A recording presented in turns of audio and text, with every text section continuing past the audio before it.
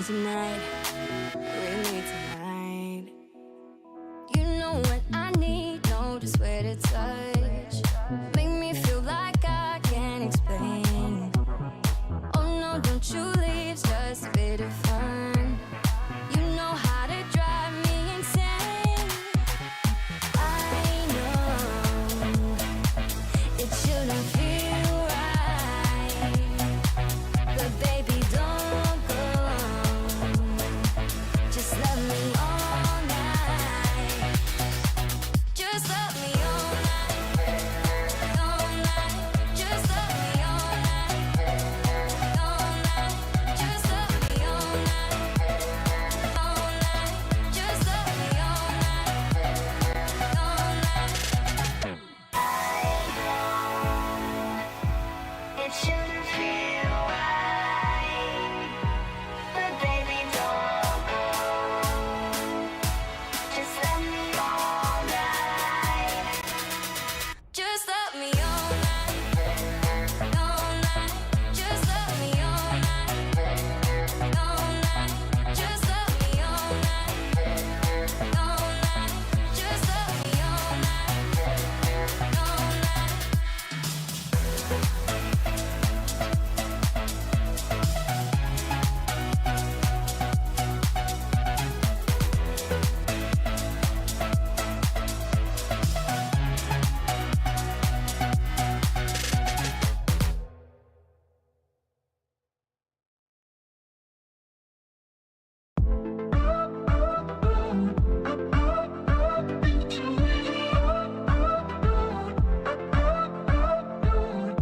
It's a summer love affair, putting flowers in your hair. Windows down in the Jeep as we pull up to the beach. Got this feeling like a crush.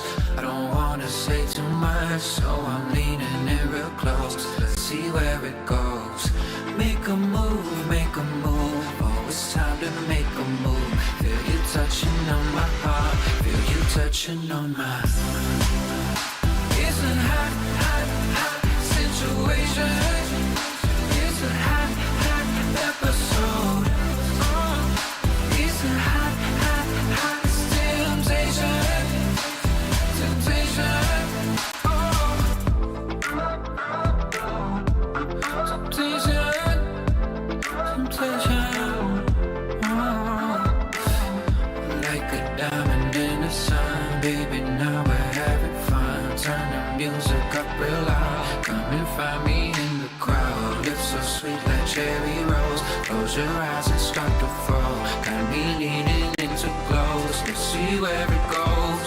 Make a move, make a move. Oh, it's time to make a move. Feel you touching on my heart, feel you touching on mine. It's a hot, hot, hot situation. It's a hot, hot episode. It's a hot, hot, hot temptation. Temptation.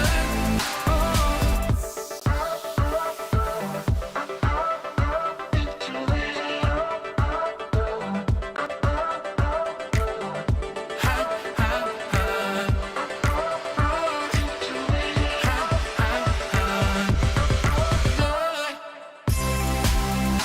It's a hot, hot, hot situation.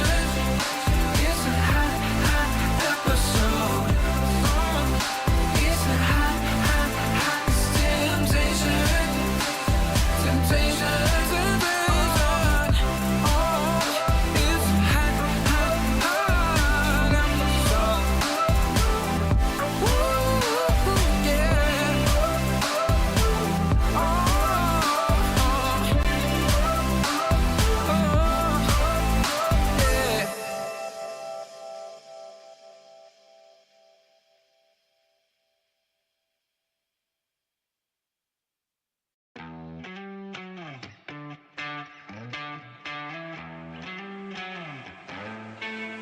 Don't need no thing. Ain't into bling. Just use enough. You fill me up. I don't care for diamond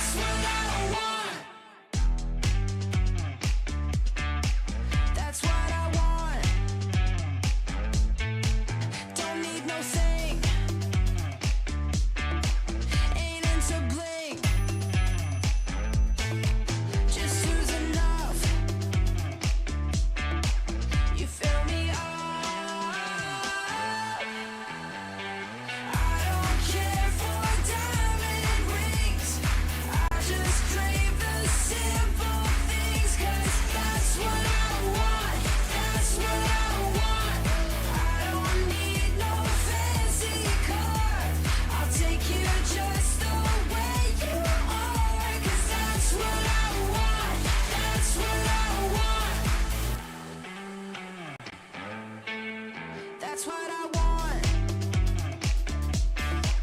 That's what I want. I don't care for diamond rings. I just crave the simple things. 'Cause that's what I want. That's what I want. I don't need no fancy car. I'll take you just the way you are. 'Cause that's what I want. That's what I want. 'Cause that's what I want. That's what I want. 'Cause that's what I want. That's what I want. 'Cause that's what I want. That's what I want. That's what I want.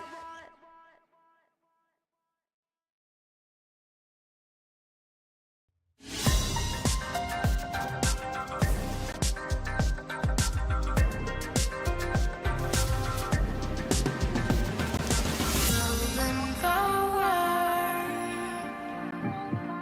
in the future. Now that we're together,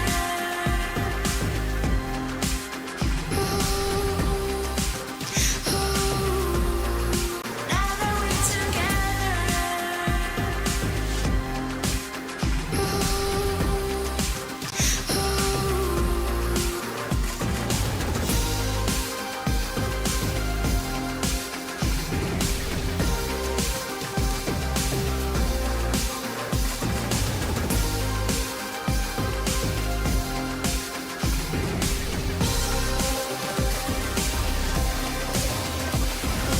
moving forward in the future. Now that we're together,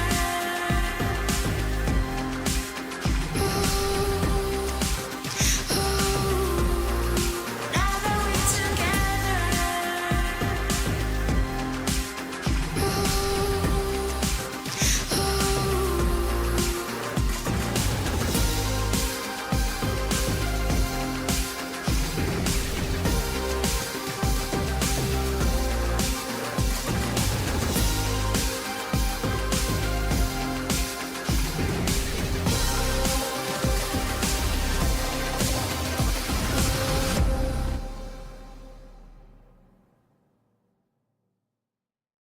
We just wanna have a good time, good time, good time, good time, good time, good time. We just wanna have a good time, good time, good time, good time, good time, good time. We just really wanna feel fun, feel fun, feel fun, feel fun, feel fun, feel fun. We just wanna have a good time, good time, good time, good time, good time, good time. I'm a jump from the ship, but I can't swim. I'm a run from the life that I'm living. Like a ghost fading into oblivion. Big win, big win. I'm a joke from a rope I'm swinging. Just a bloke made of smoke and some thick skin. Cauterized by the wound of a vision. A prison, a prison. Tell me it's all or nothing. Tell me I'll have your word. Don't wanna be good for something if my life is a blur. Tell me it's all in my head. I'm a hypochondriac. Don't wanna be left for dead when, even when I have a heart attack. We just wanna have a good time, good time, good time, good time, good time, good time. We just wanna have a good time, good time, good time, good time, good time, good time. We just really wanna feel fun, feel fun, feel fun, feel fun, feel fun, feel fun. We just wanna have a good time, good time, good time, good time, good time, good time. Idolize, idolize, that's a word game. I am sick of the grip of my thin frame. You can call me my first and my last name. When did I become such an ingrate? Toe to toe, shoe to shoe, I'm a shoelace. I'm a fraud, I'm a zoo in a dark place. Why do I even try to pretend that I can rhyme good? Oh well, I guess. Tell me it's all or nothing. Tell me I'll have your word. Don't wanna be good for something if my life is a blur. Tell me it's all in my head. I'm a hypochondriac. Don't wanna be left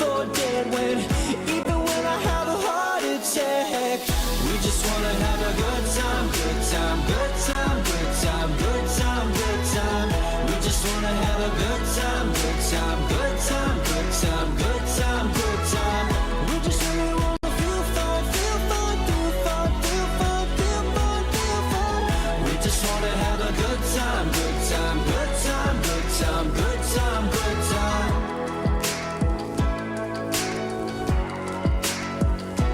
Good time.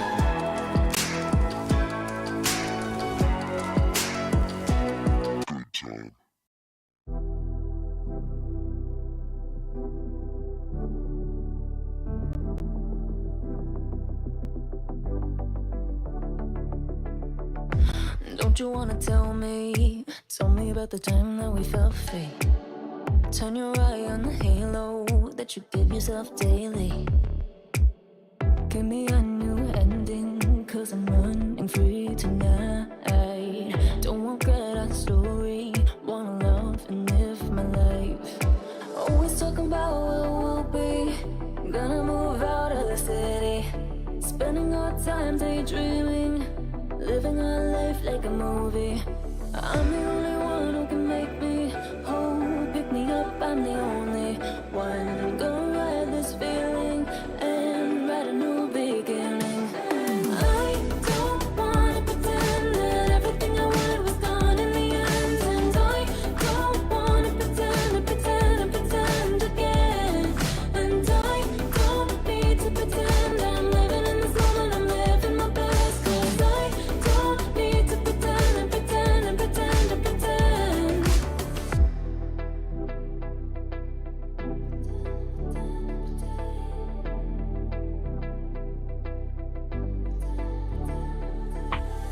Don't live life in envy, shine a bright energy. With the waves I'm making, gotta make sure I'm happy. I'm the only one who can make me whole. Pick me up, I'm the only one. I'm gonna ride this feeling and write a new beginning. And I don't wanna pretend that everything I wanted was gone in the end. And I don't wanna pretend again. And I don't need to pretend I'm living in this moment, I'm living my best. Cause I don't need to pretend. And I don't wanna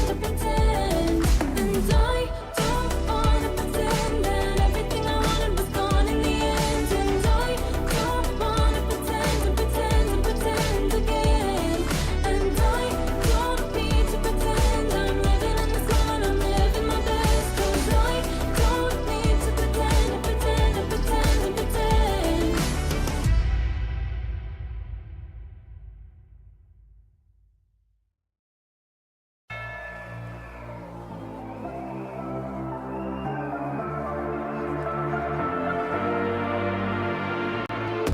Ooh, this like you, and a drama only venom when I get my dues. Respect, I'm the next tycoon. Got a pad full of greens, couple M's my soon. Unbeliever, do you see the confidence? Got some people waiting for me on the fence. I live it, but never see me on the fence. Best believe that when I win, it's common sense. I'm designed to fly, defeat all demise. The best me, no fear, no compromise. 100 degrees, I breathe more to life. You should disconnect and throw in the west. And the hand that's in this. Gotta back it up a high percentage. Got a heart in my sleeve, non-stop. Stepping up to the seat, more shots. Getting those. I'm alive, unleashed in the fire. Out in the wild. You can never stop me. Watch me dive and free, and it's my time. Up in the stars. You'll never forget me. But not holding back on the side. Only get better with time. Ready to own what is mine tonight.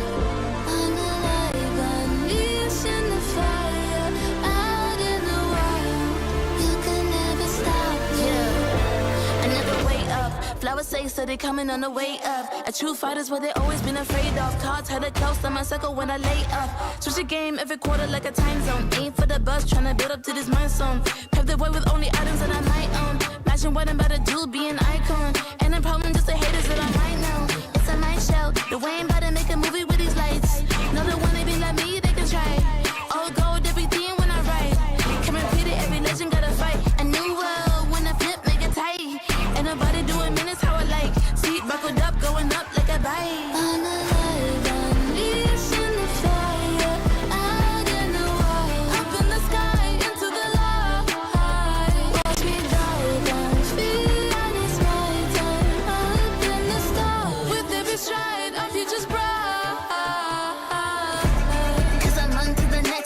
shape shifts, makes them call me a threat. Running on this path, never done, no regrets. There was nothing you can do, wanna face on the set. You're in front of the best, different league. If you wanna get to me, I can give him pedigree. Yeah, I only got a picture on the centerpiece. I'm alive, unleashing the fire out in the wild. You can never stop me. Watch me dive and feel like it's my time. Up in the stars, you'll never forget me. But not holding back on the side, only get better with time. Ready to own what is mine tonight. I'm alive, unleashing the fire out in the wild. You can never stop me.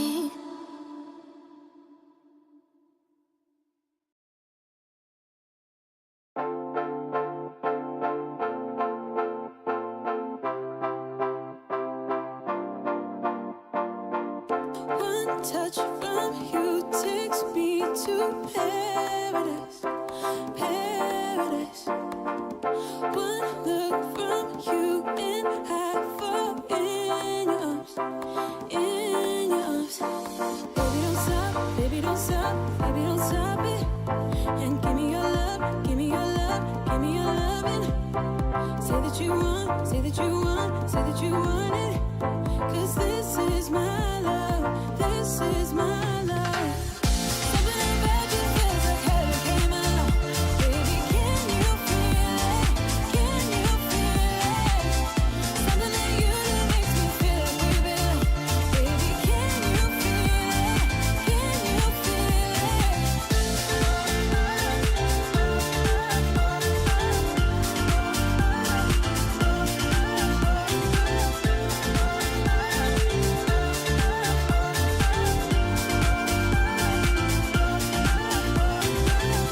One kiss from you is like a fantasy, fantasy. It's like you go beyond my wildest dream, wildest dream. Baby, don't stop, baby, don't stop, baby, don't stop it. And give me your love, give me your love, give me your loving. Say that you want, say that you want, say that you want it. 'Cause this is my love, this is my love. Something about you feels like heaven came along. Baby, can you feel it? Can you feel it? Something that you do makes me feel like we belong. Baby, can you feel it? Can you feel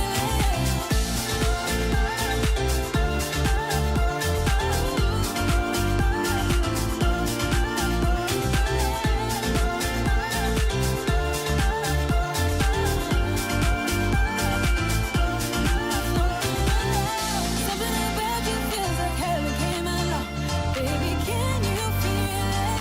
Can you feel it? Something that you do makes me feel like we belong. Baby, can you feel it? Can you feel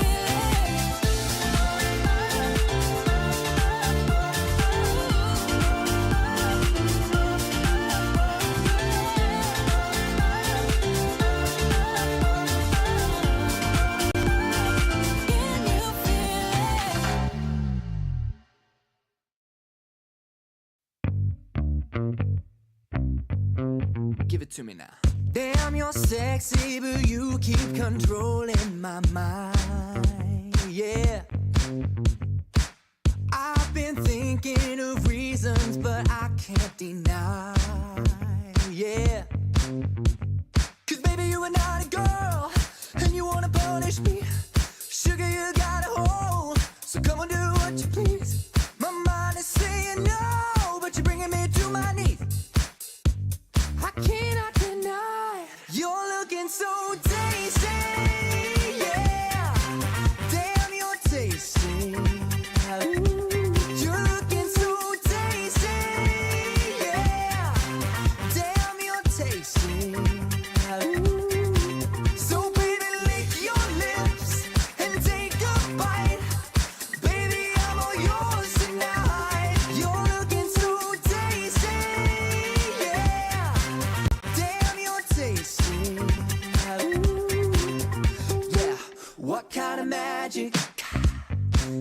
control of me. Oh, what kind of magic you got over me? Yeah, ooh, 'cause baby you're a naughty girl and you wanna punish me.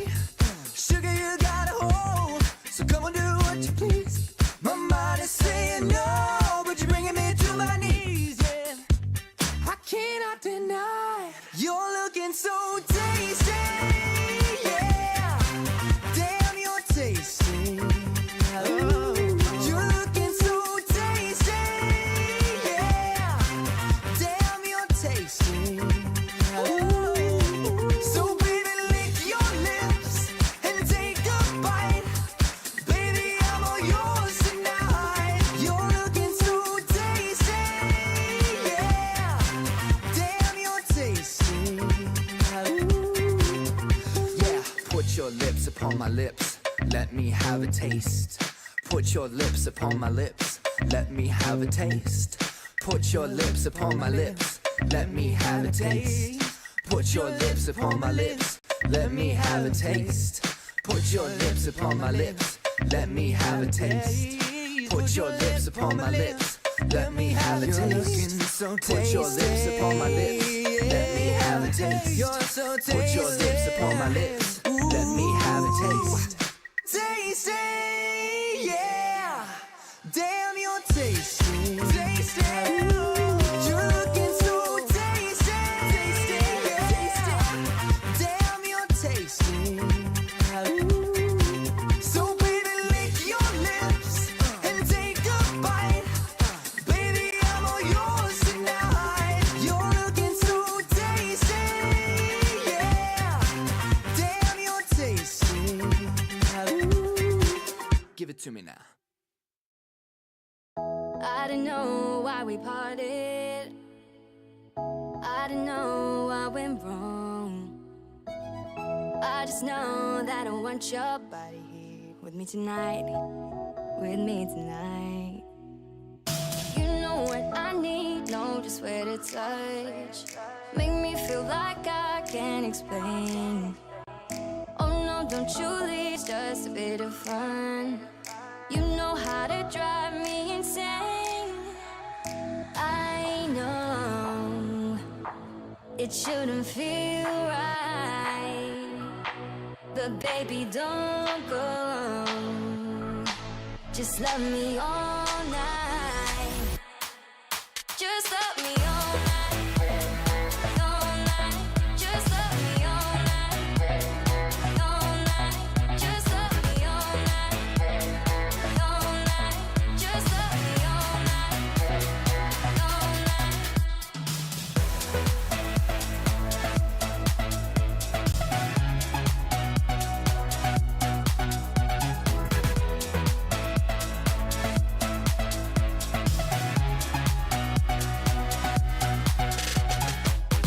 Tell me you want me, baby.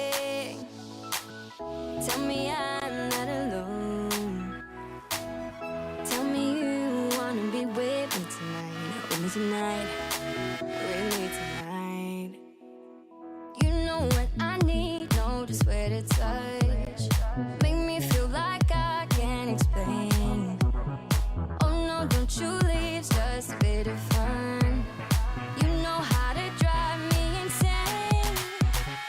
I know it shouldn't feel right, but baby, don't go. Just love me all night. Just love me all night.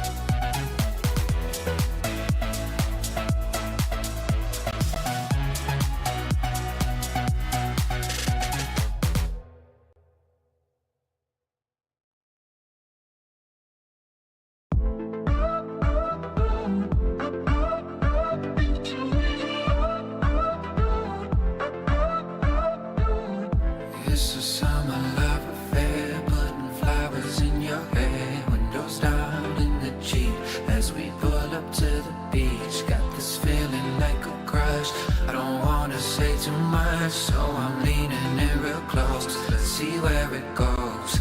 Make a move, oh, it's time to make a move. Feel you touching on my heart, feel you touching on mine.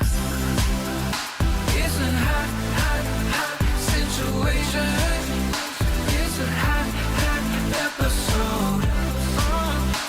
It's a hot, hot, hot temptation. Temptation.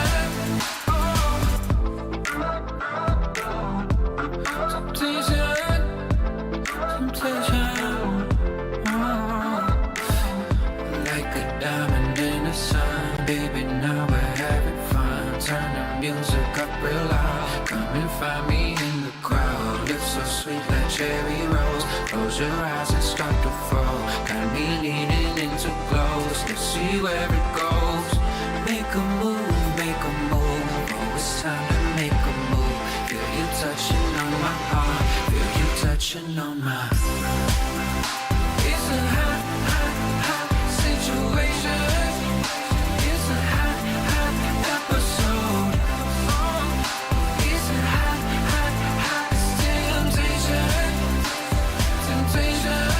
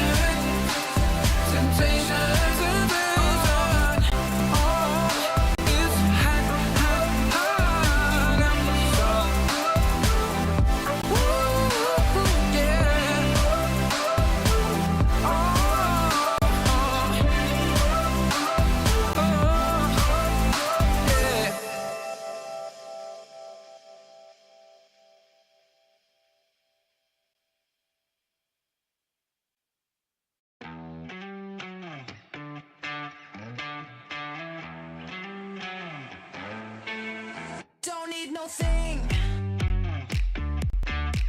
Ain't into bling. Just use enough. You fill me up. I don't care for diamond rings. I just crave the simple things, 'cause that's what I want. That's what I want. I don't need no fancy car. I'll take you just the way you are, 'cause that's what I want. That's what I want.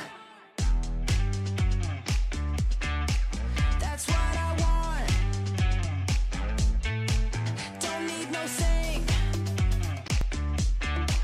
Ain't into bling. Just use enough. You fill me up.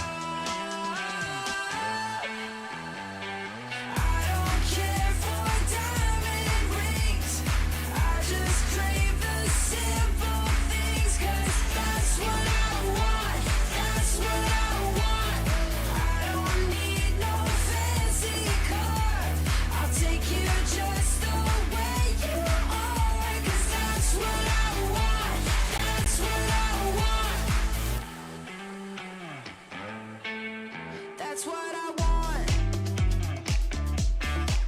That's what I want. I don't care for diamond rings. I just crave the simple things, 'cause that's what I want. That's what I want. I don't need no fancy car. I'll take you just the way you are, 'cause that's what I want. That's what I want. 'Cause that's what I want. That's what I want. That's what I want.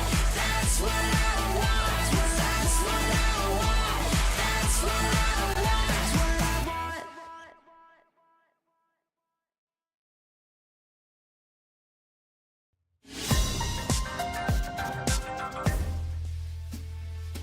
thought I was up to the job. I had the whole picture. But it's all out of focus now. Thresh and his Dream Raiders took everything. Guess I'm out of my league after all. But what about all those stolen dreams? Those people? I can't give up. Maybe I am out of my league, but there has to be something I can... Wait a minute. What's this? A piece of art? I've got to stop him.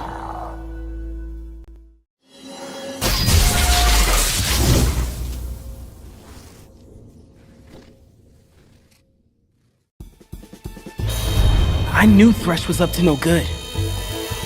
But this was bigger than anyone at the agency imagined. I tried to arrest him, but he slipped through a portal. Not before I busted his lantern, though. And that's how I saved the dreamscape. Sure, Thresh got away, but I restored the stolen dreams. Not bad for a rookie. And now for the paperwork.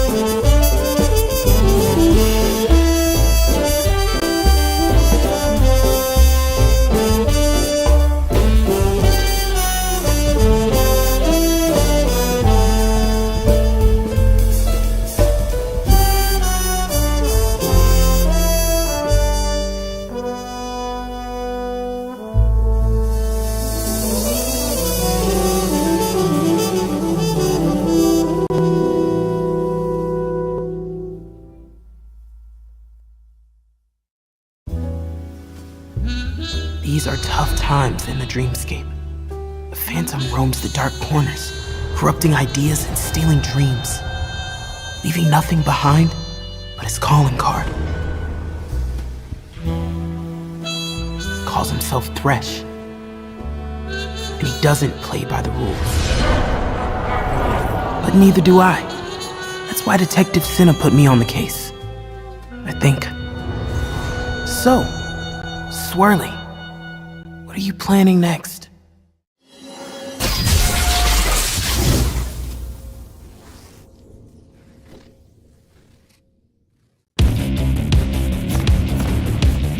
There's something about games. What you doing there gives you real chills. There is one thing that can't be stopped. Feelings. And if you can feel it, It must be real, right? and that's real magic.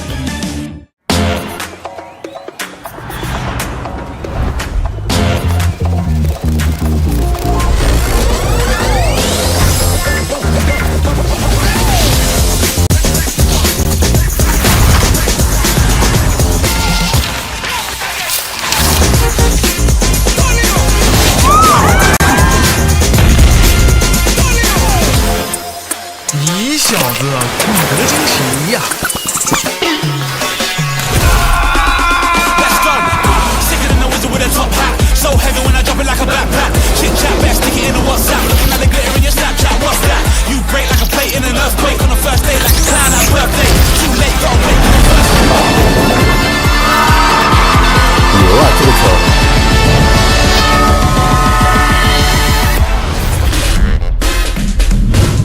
菜呢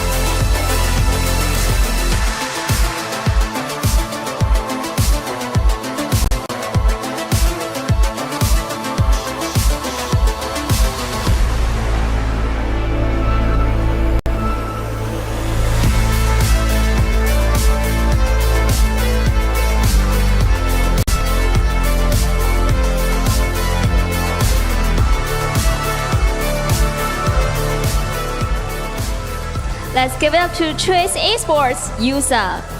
Fun Plus Phoenix, Chao. Woohoo Gaming, August. Oh my god, Ying Yan.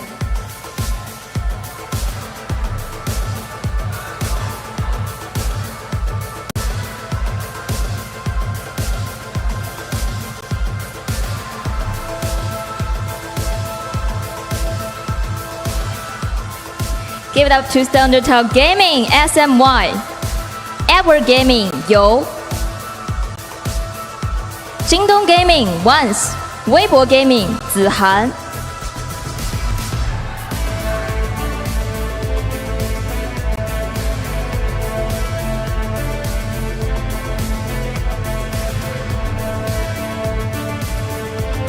Give it up to J-Team, CF17. Noah Esports, Yami.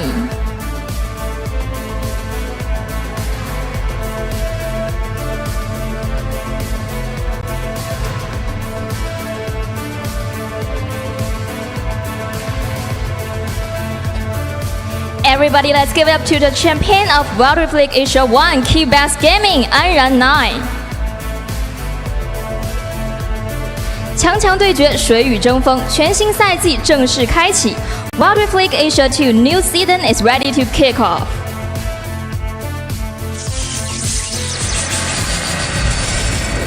Dare to go wild.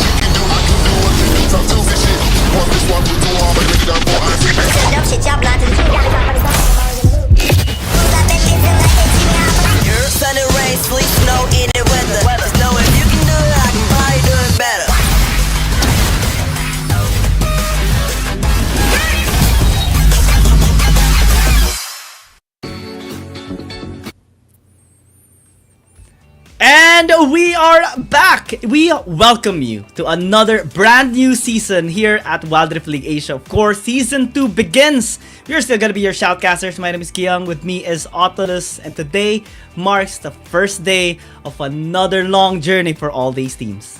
Oh, indeed. It's going to be a very long one for sure, because WRLA 1, it took 4 months for us to crown the champions, and now it will be more condensed for sure, but the journey will still be as long or will still be as intense. I have a question for you, Giyang, though. Yeah. Where did Unrun 9 go?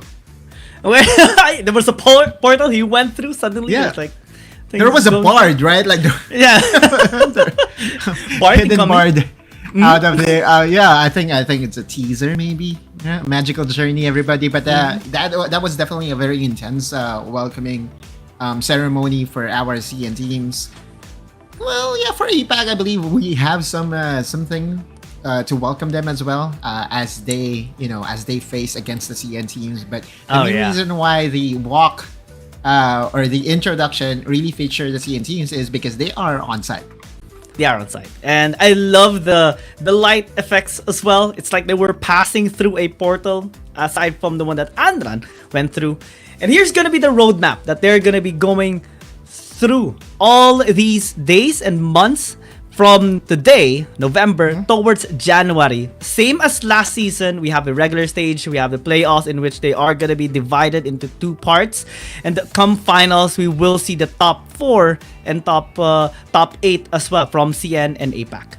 Yeah, that's a goal, right? Like in order for you to qualify yourselves to the playoffs, CN teams, they need to secure the top 8. Meanwhile, on the APAC, it will be a little bit more, how should I say this, intense in terms of competition, because you need to reach the top 4. And then come playoffs, we'll have a very unique format in where we'll find out as to who will be advancing towards the finals. And this is the explanatory graphic for the regular stages. 19 teams will be divided into 2 conferences, WRL CN and WRL APAC. APAC does have 8 teams, meanwhile CN does have 11. Yeah, and you guys might be wondering why it is just 19 teams here divided into 2 conferences, why there's only 11 CN conference teams. It's because unfortunately Rare Atom is going to be out of the tournament from day 1. So that gives a bit of a change to what's going to be going on here. And if we were to recall, Rare Atom, they were the team that kind of had the most beatdown as well. They had some journey during season 1, but fortunately they won't be joining us today. Yeah, it's a very unfortunate thing to happen to Rare Atom, but the action continues. The level of competition will not really die down. Side selection game will still be the same thing as we had before. It will still be the fight for side, the 1v1, in where we see all the mechanics being fully displayed by all the players. Well, there are some players that tend to be a little bit strategic when it comes to their approach. I remember the Gragas's, so I kind of hope to see them in action again once we have the fight for side.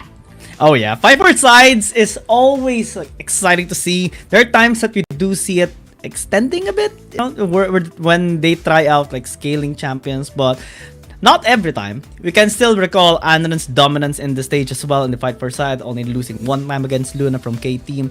And this again is going to be the prize pool or prize distribution depending on how the teams are going to place themselves as the tournament progresses. Of course, the winner or the top percent of the teams will receive the higher chunks of the prize pool, reaching towards $100,000. That's like 5-6 M here in the Philippines.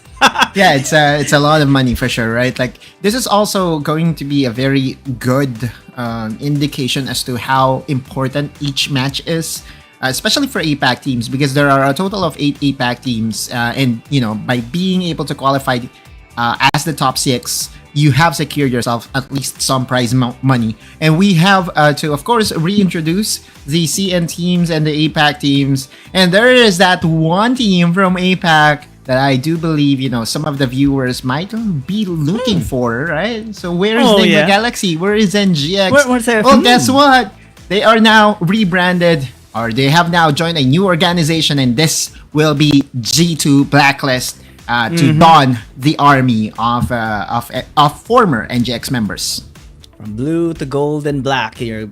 G2 Blacklist definitely is the name of the game here. Of course, we are going to be seeing more of the details later on as they match up against J-Team. But our first series is going to be up with Thunder Talk and JDG. And these two teams have had some really good history against each other during last season. So far, JDG, or Thunder Talk rather, has never won a series or a game against JDG. They almost matched during the finals part in the CN conference, but both of them actually lost against KBG. Yeah, the ultimate winner in KBG, the one that really has wrecked a lot of teams. But Thunder Talk and JDG, when they faced against each other, I kind of remember that it was during the early parts of the season, right? And with Thunder Talk, their progression was something else. By the time the second half of the season kicked in, Thunder Talk was just on a different level. And we are looking into their lineup right now. Key player for me still is going to be their newest addition in Soil. Soil, when he came in, everything changed for Thunder Talk. Absolutely. Z as well, just absolutely amazing. On Assassin Champions, I just love seeing his Akali. I love seeing all like his Zed, his Gwen, even into the mid, all those outplays, even against Andra 9 of KBG. Now, JDG having to change a couple of their members, still retaining one of their famous jungler here once that always secures MVP. We're gonna have the championship of 2023. Let's listen in to our host for Thunder the Talk introduction Gaming. of our two teams. They're gonna face against the traditional strong team Jingdong Gaming. The old rival gonna meet again. Who can take a flying start? Let's get right to it. 接下来，就让我们有请两支战队登场。Now let's give up to Thunder Talk Gaming and Jingdong Gaming.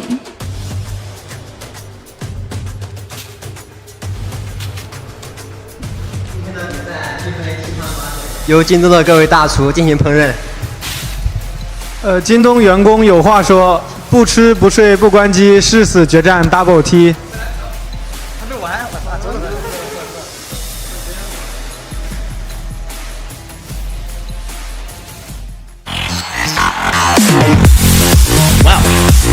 taught me was some interesting crash outs. Still like very far from me getting used to what they're saying. I do try to understand and learn like Chinese, but it's just so difficult. Are you really? Yeah, yeah. Are you studying Mandarin? It's going to I be. try. I think it's one of the hardest language to study and to learn. Yeah. Really. But yeah, that's the starting lineup. We need to discuss this. We need to talk about JDG and their In new the solo roster lane, TT, because, Xin, as we remember, Jingdong, JDG was Lemon. also one of the powerhouses that we did have high expectations, especially during finals. But it does look like that, hey, you know what? They want to change for the 接 better. 下来让我 And 们 they 有 have 请双 added 方打野选手登 veterans 场。 in their own right. In the jungle, Lemon, TT, and of 小 course, 白 their new Jingdong dragon Wise. laner, Barry from JT. Yep, I'm gonna be very excited on how they're gonna be influencing their playstyle this time around. Lemon from the Woohoo Gaming and Barry from 有 JT 请 as 双 well, 方中路 while 选手 being 登场。 supplemented In by the the mid lane, old roster here TT, like Wants, Jingdong, Feibai, and Doki Feibai. as well. Wants always secures like MVP just because he loves carry champions in the jungle. He's notorious for his Aatrox. Always goes for champions like the Yone as well, so it's going to be a 有 challenge 请双方 surely for 射手选手 Thundertalk 登 to try 场 and shut him down. In the duel I lane, want to see it. I TT, want to see Soil, carry Jingdong, junglers in Barry. action. But as we all know, it's been a couple of months since we last casted WRLA. A total of 最后 many 让我们有请 patches 双方 has 辅助 gone 选手 through. 登场。 We are And the now on support, patch TT, 4.4, and we SMY, do have a lot of Jingdong, junglers Doki. available. So yeah, Fiddle. curious to see, of course. Yeah, Fiddle's next one of them. And of course, Hecarim is also going to be a 两支战队现已集结完毕， champion, 让我们一起进入到 as 召 an 唤 option, 师峡谷 in the 之中 jungle role. All the players are getting ready. We have Let's seen step that as into well the during wild. the Ionia Cup invitationals, though that setup of tournament is very different in comparison to what we're gonna be having right now, since they were mixed with influencer teams as well. But during the qualifiers, they were actually trying out those champions as well. And now, after in a way beta testing those champions, they're gonna be trying it out in the biggest stage this time around. Thundertalk, JDG faces once again after meeting only once in season 1. It's been a long journey for sure, right? Like new roster altogether for JDG. Meanwhile, Thundertalk, this is the new improved version.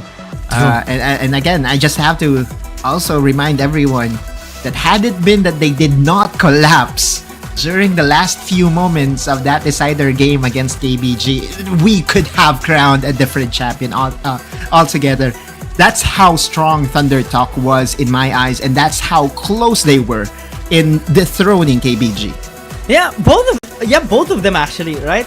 We even saw like, the Z mid-diff Andran at one point with his incredible Akali performance against Andran's notorious Zeri performance.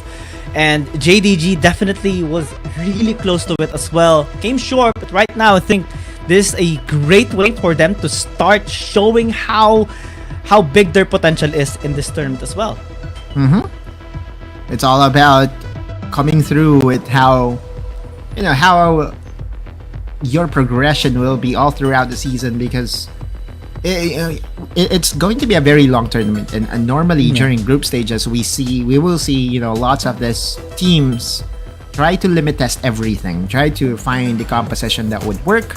And we all know that Thundertalk and JDG also has a very rich support staff, right? So their coaches and their analysts, as assistant coaches, maybe even psychologists, will be out there to help out, to try to figure out what will be the best combination of champions and playstyles that will definitely help them go over the hump.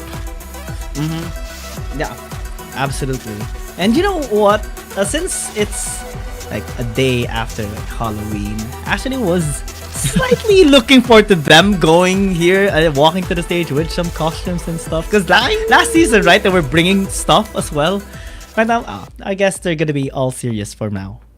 I'm not 100% sure as to if we celebrate the whole thing.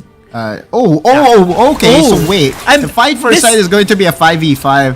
Wait, hang on. So they changed it. So it's no longer a 1v1. It's going to be a 5v5. Fiesta. Oh, you look at the amount of crowd control being thrown here by Lemon. That's the first blood secured. Yep. There's also a Pike, a Katarina by Barry. This is going to be a massacre of a lineup here by JDG. But Shin is gonna try to intercept. Barry's gonna be online, but immediately shut down as well. And this is interesting. They actually tried this out in a Yonya Cup. Yeah, I saw it. And I thought it's going to be different here, but yeah, we're just gonna be having a lot of fun here for the fight per side. It's just absolutely bloodfest, clashes over clashes every single time. It is so chaotic. I mean, so many champions in just one lane. 4 bushes as well. And, you know, this is the classic ARAM that we often queue whenever we go with Tilted. This is featuring 10 pro players, so, you know, we expect them to at least have some pop-off moments here and there for sure, right? You look at the engage coming from Lemon. It was so good, and also Lemon is on an Ornn, which also gives an advantage when it comes to itemization. Yeah, you look at him, he's building something for himself.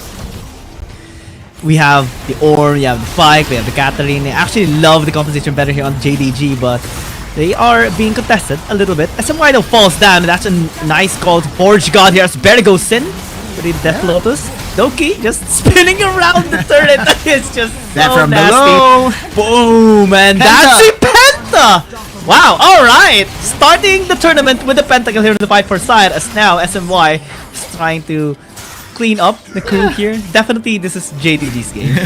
I kind of want to hype the Pentakill, but to be honest, Pike has is that one champion that you can really get a lot of pentas in ARAM, because you are about that his ultimate is all about that execution reset. And one death from below after another can really secure you a lot of kills. Another engage coming from Lemon, and SMY is there to really stand bodyguard. It took so long for Lemon just to fall down. Very slow though, and so it's just gonna be finishing him up. That shock blast is amazing. Flashes in, XBY wants to get the kill, and it's just gonna be jumping on and on here by Soil. They actually have an explosive composition here. Finally, they get their revenge, get their tower as well, and just equalizing the gold a little bit here against JDG. We already have a tower broken apart as we see Z. He's by himself on that Kassadin.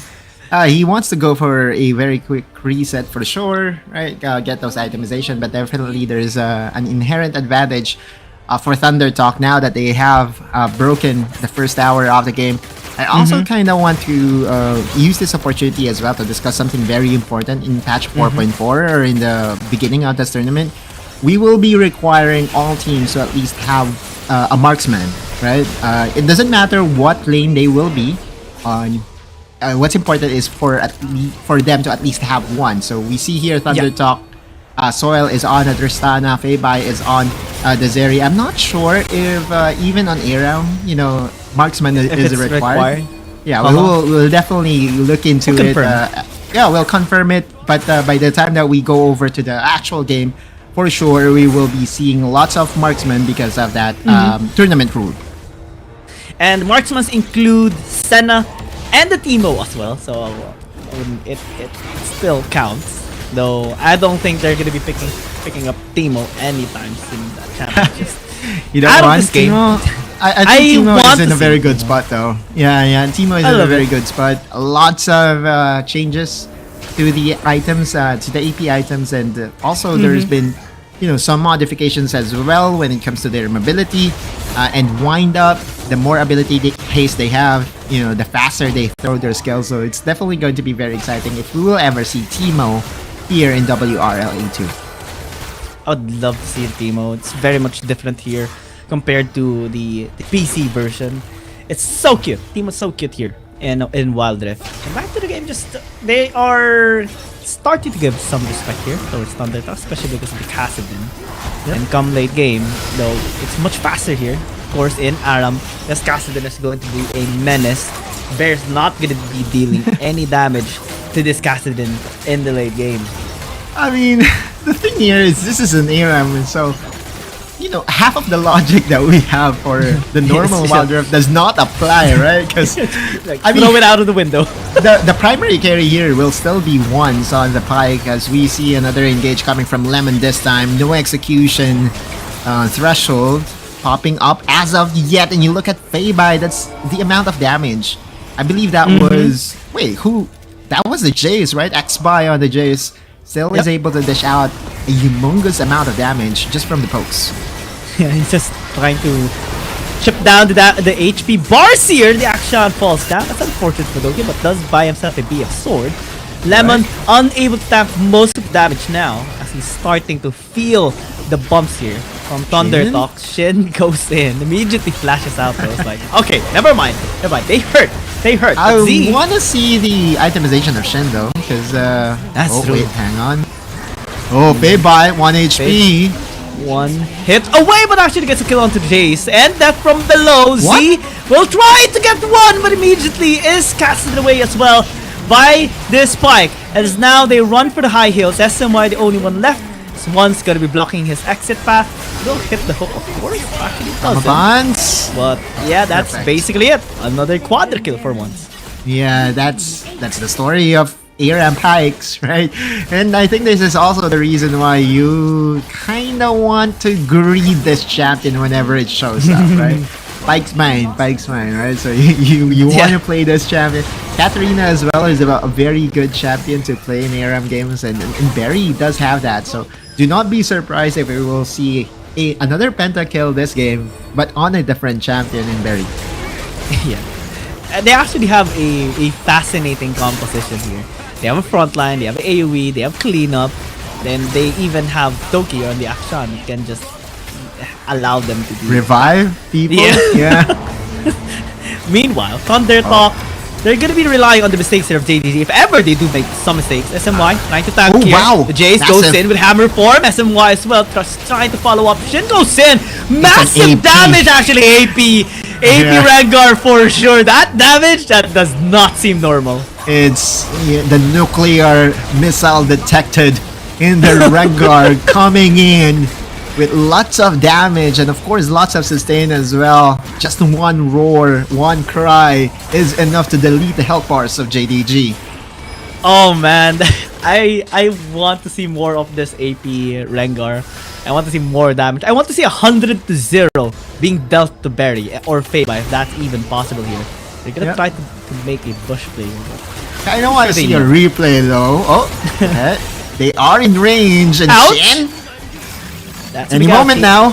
Oh, okay. Still be blocked. SMY says, I got you, man. I got you, bro. Oh, okay, so the thing about Rengar, especially the AP variant, is that you have to be mindful of your, what do you call that again, stacks? There's a specific term that we do have about that. And yeah, by the time that you hit 3 stacks off your passive, that's the time that you will be able to throw out your second skill twice in a row. And that's where the burst comes in, coming from the Rengar. Speaking of burst, looks like there's gonna be another big team fight here. Shin just tries to burst out Feibai, still survives, sticking to low HP as now the snowball play comes through. Doki gets the counter though. And it's like there's no resurrection coming in whenever Doki actually gets a kill, but Lemon goes in. Is just trying to disengage some of the members here of Thunder Talk, but actually immediately regrets it. Actually attacks so much, still stays alive as once tries to go with the cleanup. That from below gonna be dashed away by SMY. Yeah, that just happens. And again, the massive victory there is that they have the Akshan that will be able to help out with death timers for sure. We see Z, he's very close to that level 13 Kassadin power spike. Not 100% sure if this is as scary as the Wild Rift, but here comes Z. Ouch, that burst is massive. Immediately chunks out Doki's health, and that's a kill for him. Both of these teams actually extending a bit of this game.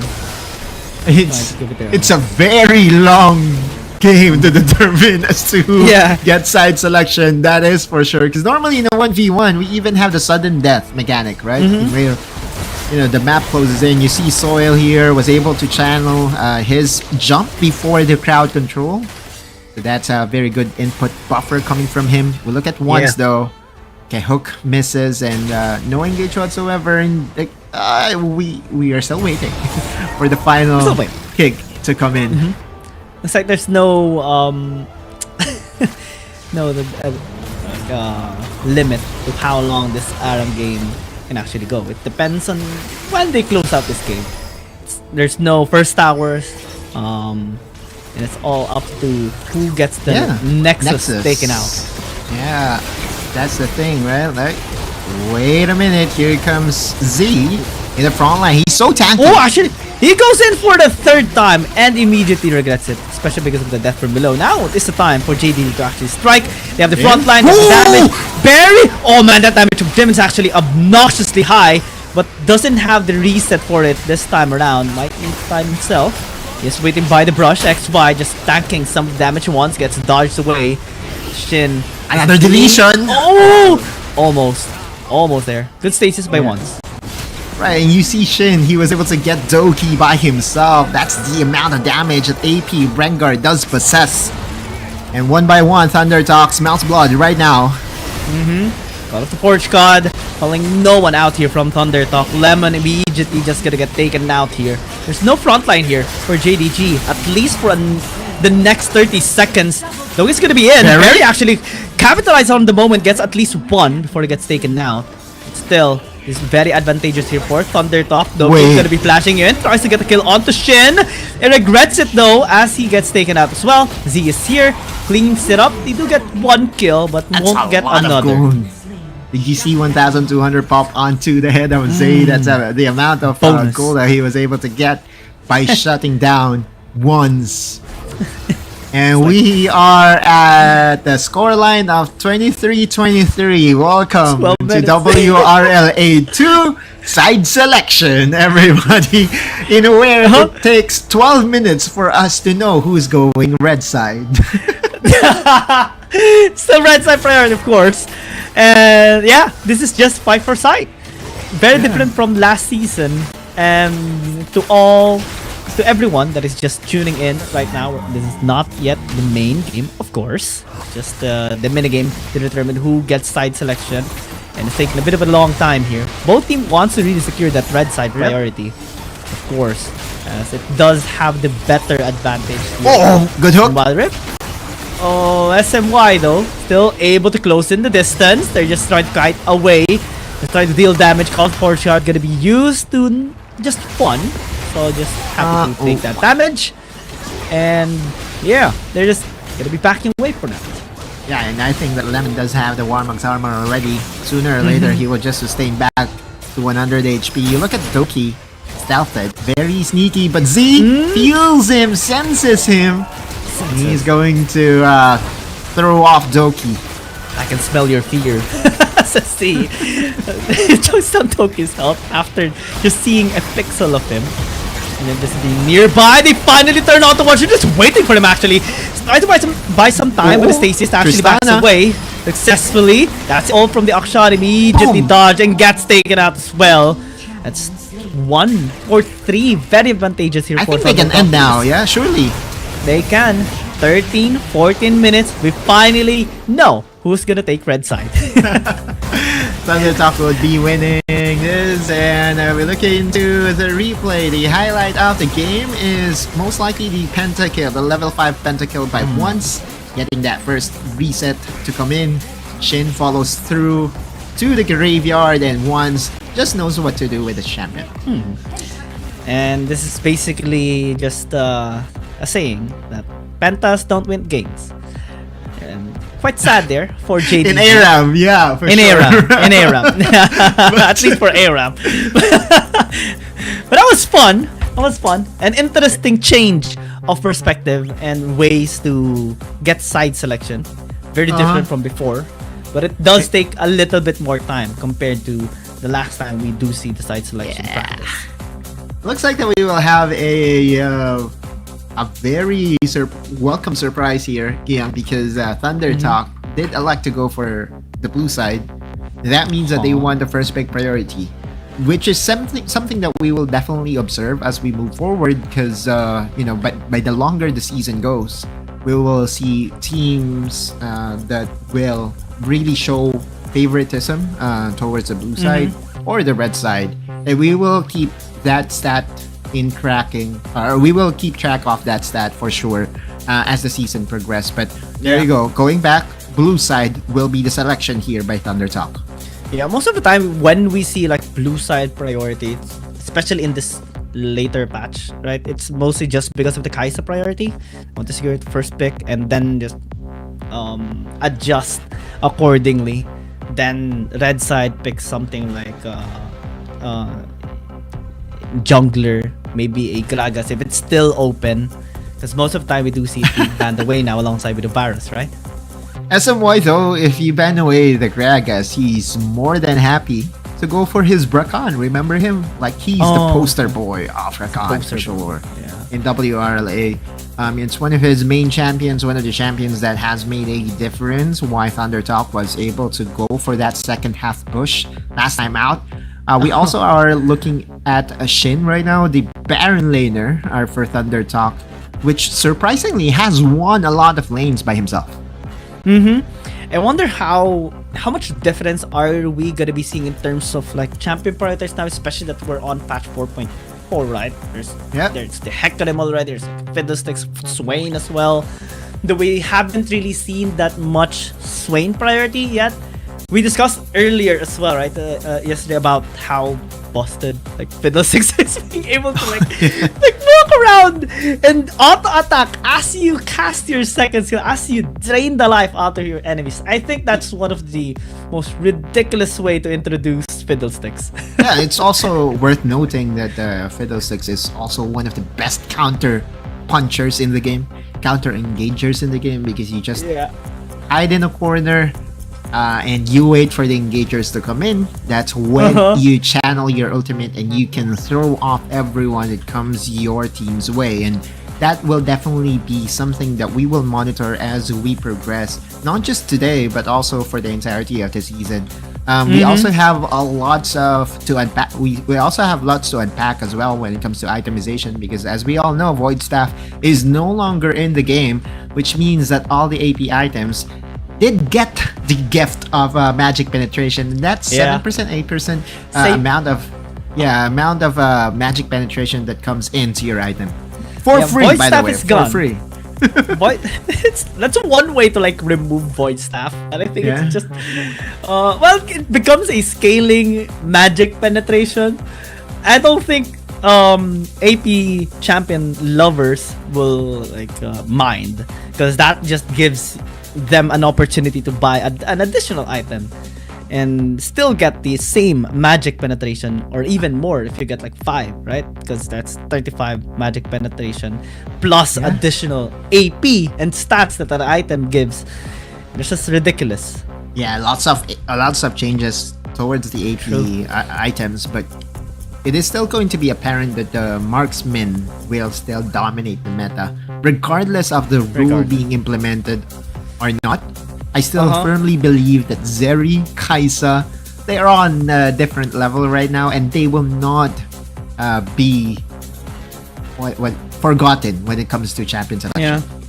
Queen of the late game, queen of all ADCs now is Kai'Sa, and forever will be until Raya changes. Like the immense buff. The passive? The passive is just busted. There's no way to counter it out as of the moment.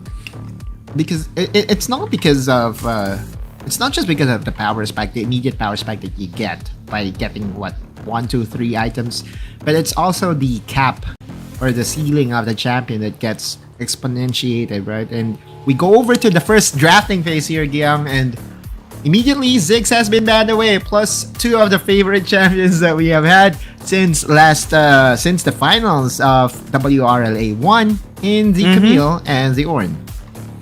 So, we're gonna be seeing lots of prios in terms of banning on Hecarim and Fiddlesticks. Oh. Surely, the Akali ban is just for Z, because he's just absolutely insane on that champion. Fast pickings as well is what we're seeing right now, as we do see SMY and Gragas, late game scaling on the Jax for Shin, and interestingly enough, we do see a Xayah here this time around. Yeah, nothing has changed except for the Xayah, right? Like normally we often see the Kai'Sa be prioritized as an answer to the Zeri, but this looks like that the ThunderTalk wants to go for the Kai'Sa. Even without the Rakan as her partner, we have to remember that Gragas is definitely one of the champions that has been so popular for the entirety of WRLA 1, and it does continue to today. Man, Aatrox, Shen, this is very, very like the favorite what? of What? yeah, this is very JDG. I'm seeing lots of JDG on this side of champions that we're seeing right now. We have the Aatrox for once. We have Lemon gonna be picking up the Shen for sure. Doki as well on this Galio. Oh man, this is amazing. Oh, 0711 special coming your way. This early we get the Evelyn. Oh, nope. Okay, so we go back to Zoe. Wait, are they going with it? Wow. Oh man. Fiddlesticks banned away. Doesn't matter. There's still the Evelyn. AP champions in the jungle is at a premium right now. We are going to see the last pick being the Koriki double AD carry for the side of JDG. And they have lots of protection for their carries. They have the Shen. They have the Galio. Wow. Looks like we're seeing a lot of adjustments here, especially by the players. They now invested in adapting towards 0711's playstyle, especially since he's the only one that actually tried out the Evelyn last season. Now we do see it being implemented by ThunderTalk. This is huge, man. This is huge, Oculus. I'm excited to what they're going to be showing here, especially from ThunderTalk. JDG as well, showing their signature composition. I love it. I love it. All about comfort for sure. Lemon has been one of the best tank Baron laners I've seen. Especially during WRLA 1, and he continues to go about it. Did he pick Shen or did he pick Aatrox? Because I for sure want him on the Shen rather than the Aatrox, if you were to ask me. Shen? He actually went for the Aatrox. No, I was talking about Lemon. Oh, Lemon. He actually picked up the Aatrox and once picked up the Shen. Okay, alright, that's good. So that means that it has a little bit of a curveball for sure, right? Because we kind of expected once to be the carry, and the carry suits the Aatrox better. It does look like that. Hey, they want the Shen more on the jungle, which gives them a lot of flexibility, lots of crowd control as well during the early parts of the game. And he also loved his Shen and picked it a lot of times during season 1 as well. Maybe he wants to start things a little bit slow, give the spotlight towards Lemon for a change, since he is the new guy here from JDG, coming from Woohoo Gaming, and it's like, all right, you want to shine? Let's give the spotlight to you. I'll be checking the stats though, because I know for a fact that Lemon is one of the veterans in the scene ever since WRL, when they were CN all by themselves. Lemon has been a very steady force in the Baron lane already, so that means that I think, if I'm not mistaken, like he's one of the players that has the most games in total. Yeah, and that shows a lot of experience, lots of keeping track of how the other players perform as well, and that influences his adjustment as the game goes by, or as the scene goes by. And right now, I think it's just gonna be a slow start for JDG. They have no reason to actually be aggressive. They have like triple scaling champions, so it's up to ThunderTalk if they want to like shake things up a bit. The laning phase will definitely be at the premium, and you look at Shin, he does run the Ignite, and he wants to go blow per blow against the Aatrox, which is definitely a very welcome sight, right? Because oftentimes we see Jax be a little bit defensive, especially in competitive. Yeah, especially if you're low mana and you get timed by the enemy jungler, it's going to be one hell of a day for you, especially for Shin right now in the top. In the bottom lane, you see Xby just saying hi to JDG, showing himself. I'm an Evelyn. I mean, yeah, he's already level 5. He's not going to get spotted off a potential dive, but burying they go in. Yep, they go in, and that should be first blood. It's taking so much time, and that's a 1-for-1. Unfortunate in terms of the timing there for ThunderTalk. And now top lane, since they saw bot lane jungler go in, get a tap in top, they disengage. Tempo advantage overall for JDG. Yeah, you gave the first blood away, but more importantly, you were able to remove the buff, and you were able to slow down the jungler. Oh, you have Stand United for the Shen. Immediately Shen jumps away and flashes even. That's also another good play, but this time by Thunder Talk, Shin was able to get the ultimate off once, and that's huge because we all know how long cooldowns are in Wild Rift. It's not as long as the PC version, but when it comes to Stand United, it's definitely one of the longer ones in the game. So taking it away from the Shen will definitely be very good information for Thunder Talk, especially the bot laners. They're gonna be safe for a bit more a while before the objectives actually spawn. They just need to be a lot more careful when that 4.5 minute mark actually comes in. Meanwhile, in the mid lane, Z is...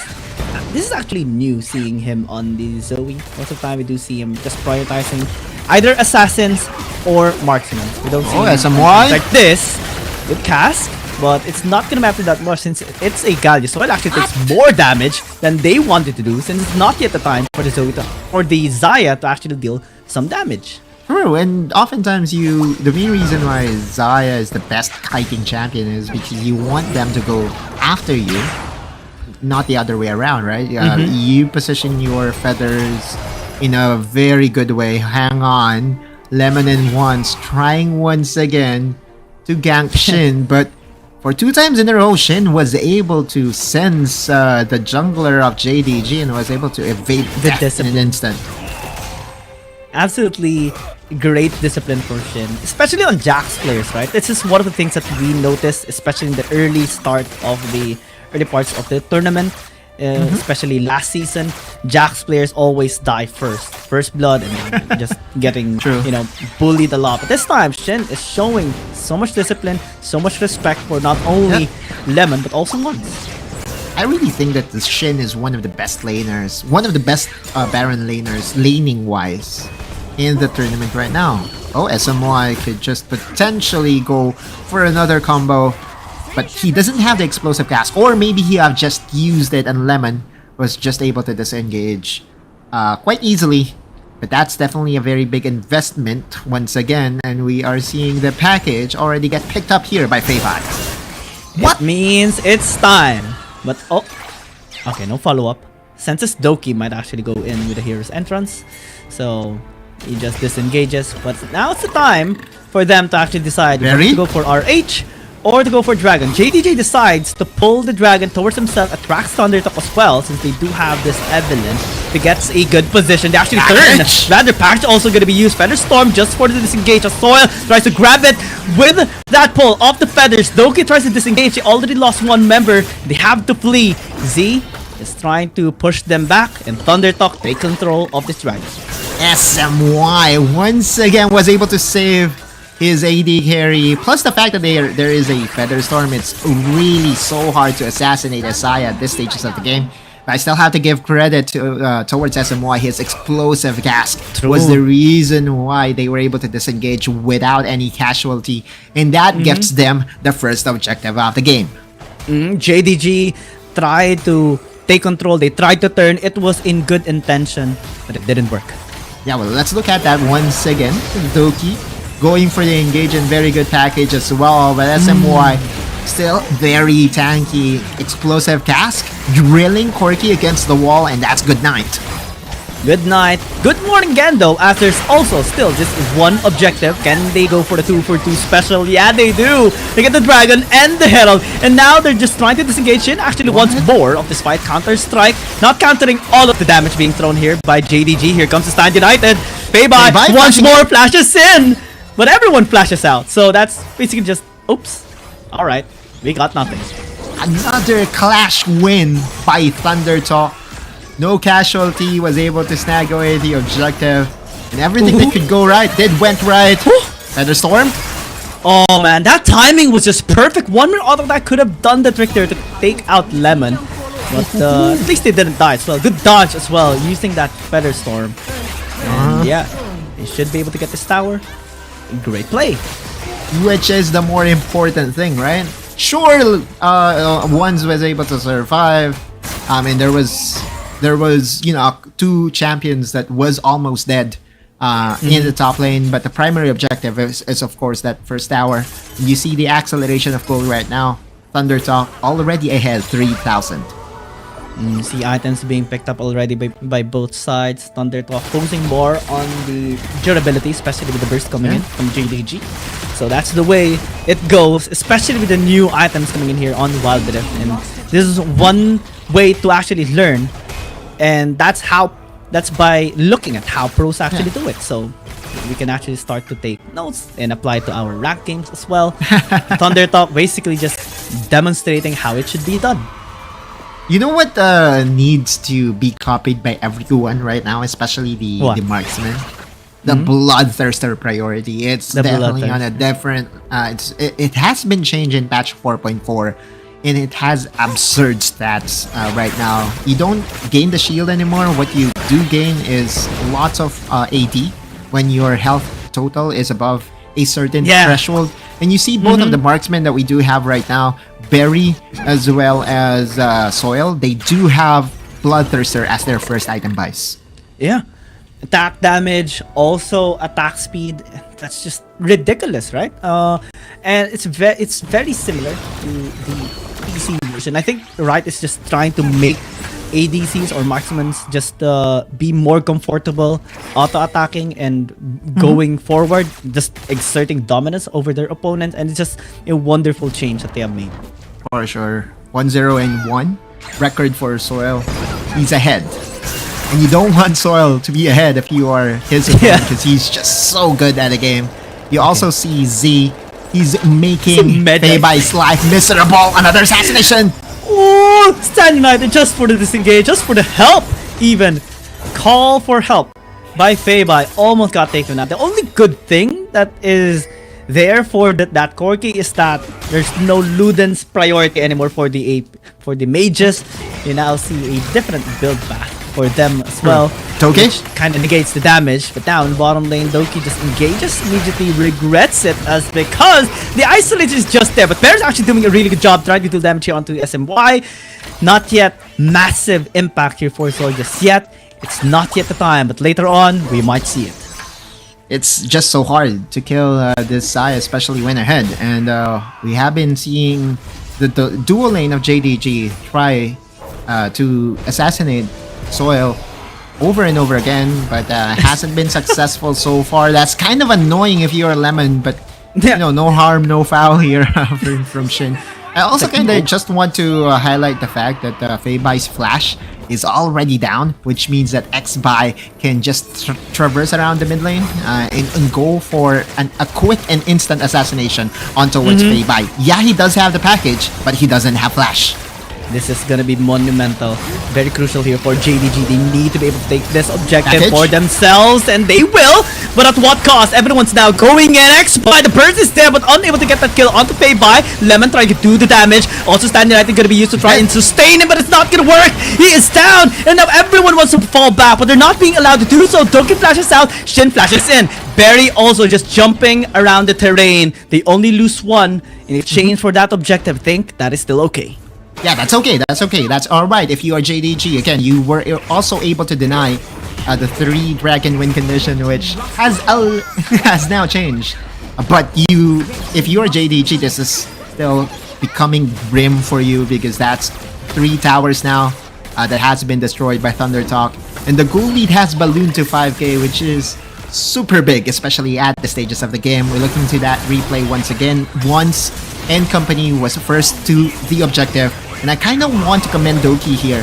His hero's entrance was definitely key as to why Feibai did not die onto the combo of the Evelyn of X-Bai. But really, the thing here by Thunder Talk is it doesn't matter if they don't win the clash or if they don't win the skirmish. What's important is that they get the necessary things to push their tempo, which are the towers. Yeah, just push the towers, try to prevent Thunder Talk from gaining more of these gold, because now they're sitting at a 5,000 gold lead. Plus still a Drake is a Drake. A stack is a stack here that can help them in the latter fights if they secure yet another one. The third one is gonna be very difficult for JDG.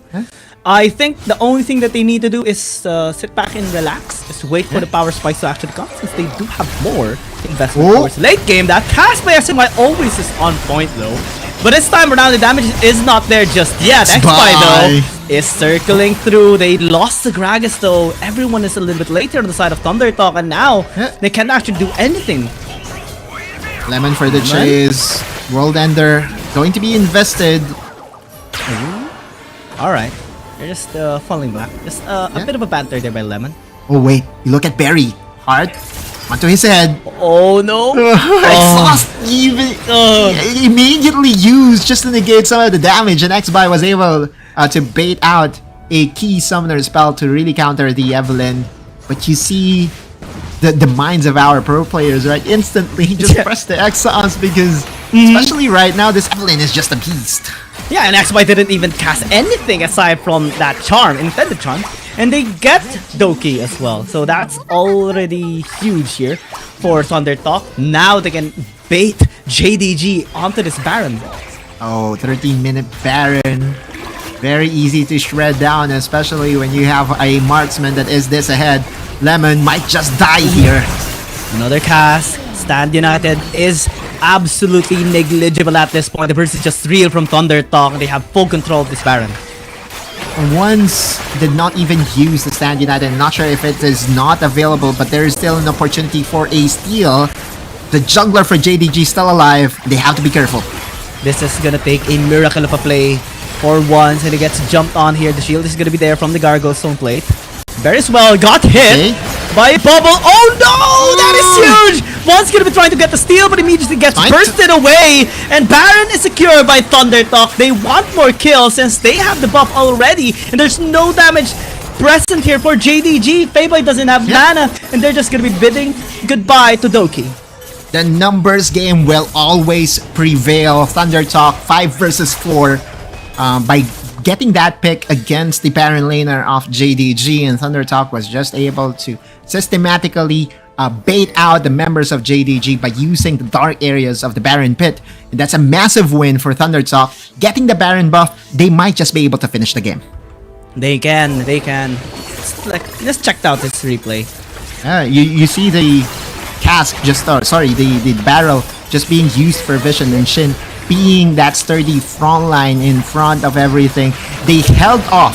They wanted to make sure that no steal will be had here once goes in, and the HP of the Baron was still at 2k. There's no way for you to secure or smite steal the Baron at 2000, and that's how systematic, how good Thunder Talk is when it comes to Baron takedowns. Yeah, it's just a clean execution here by Thunder Talk all throughout. They're countering every single attempt here by JDG. They blow out Doki immediately. There's no way for him to actually escape anymore. Now they can just easily take the towers. They can spread across the map, take the inhibitor towers, and just steamroll this game entirely. Yeah, the tower in the mid lane has just opened up. Same can be said on the top side. There is still one more Baron-powered wave. You look at Lemon, almost dead. Ooh, and he falls. That Jack at least falls. Lemon survives. As now they at least take this tower again. This is Tower of Zeal. Just styling there inside the base here of JDG. He's reminding everyone who was the original prodigy in the mid lane. And you look at SMY, still standing guard here on towards the entrance to the dragon. 2 inhibitor towers already destroyed, and does look like that we're just waiting for formalities here. Giyang Thunder Talk is still continuing where they have left off from Season 1. 2 members from Thunder Talk still unscratched, no death at all yet. This is just clean movement entirely from Thunder Talk right now. The cast is going to be used, but onto the wall there.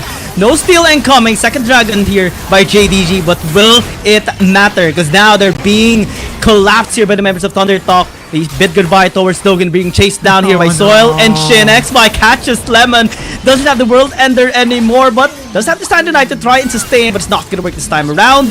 Barely almost blows apart, and he did just because of Z. That damage is insane from this Zoe, and they're just gonna run it down mid. This is the steamroll that we kind of expected from Thunder Talk in mid-season. But at the start of the season, it does look like that they are already in peak form, taking game number 1 against JDG. Absolutely clean performance coming in from Thunder Talk, and this is something that we kind of expected going towards this start of this tournament as well. Thunder Talk having to place first as well in the Aeonian Cup, now just demonstrating how their form, as they retain their previous roster, still influences in this initial parts of this tournament. Yeah, very explosive way to start the tournament for Thunder Talk, and not so good start for JDG, but for sure adjustments will be made. And we see the AD carry meta be in full display, right? Kaisa is not going to be even needed here, as Saya was the priority of Thunder Talk and was still as effective. Yeah, that was actually quite surprising being shown here by Thunder Talk. They picked up the Evelyn as well, that showed really great potential, and the result as well, as he made really good impact, especially in like shutting down Feibai, shutting down Berry, putting them in constant fear of being ganked, and I think that influenced the movements of JDG as well. Evelyn, day number 1, not on the whatchamacallit again, the list that we kind of expected to happen, but I kind of want to give credit to 0711 of opening the eyes of everyone that Evelyn can still get picked, or is still a very influential pick in competitive. And that's a very good start overall. Even Z had his flashes, right? His laning phase against Feibai. Feibai could not do a thing. Sleepy Trouble Bubble, and some pokes here and there was just able to win the lane for Mr. Z. I am just excited to what can be shown more here by Thunder Talk, but also how JDG can react towards it. What can they adapt? What can they change here, especially in preparation for game number 2, so that they can push this to game 3? Because still a long journey, yeah, and it's just like testing the water here for both of these teams. JDG, they fell a little bit short. So one of the factors were the multiple scaling champions that they actually had, that kind of gave opportunity for Thunder Talk to steamroll in the early game and be unstoppable come mid game. That's the concern that we will always have when it comes to double marksman composition. But truth be told, Giyang, I think that the composition was not to blame in the game 1 collapse, because they still have the Aatrox, they still have the Shen, which is very decent when it comes in the very early stages of the game, right? Their ultimates are very good, they're very sturdy stats wise. So I think it's all onto how they execute their plays better, because at the very beginning they tried twice to gank Shin. Shin was able to sense it and was able to remove the tempo altogether from once. They tried, I think, at least 3 times to shut him down, but every single attempt was unsuccessful just because of his with his awareness in the map. Also the vision placed there by not only Shin but also Xby. And Xby, his influence in mid lane and in bottom lane prevented everyone from actually stepping forward in their lanes.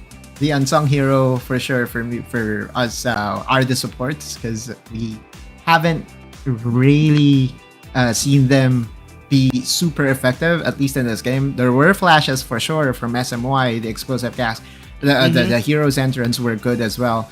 But there is still this thing that we are looking for from our Chinese supports, or from our CN supports, right? They're just on a different level when it comes to rotations, and oftentimes, the better support wins the game for their team. Yeah, and we saw more of great plays, great casts coming in from SMY than the saving presence there by Doki. Most of the time, he was just there to tank, right?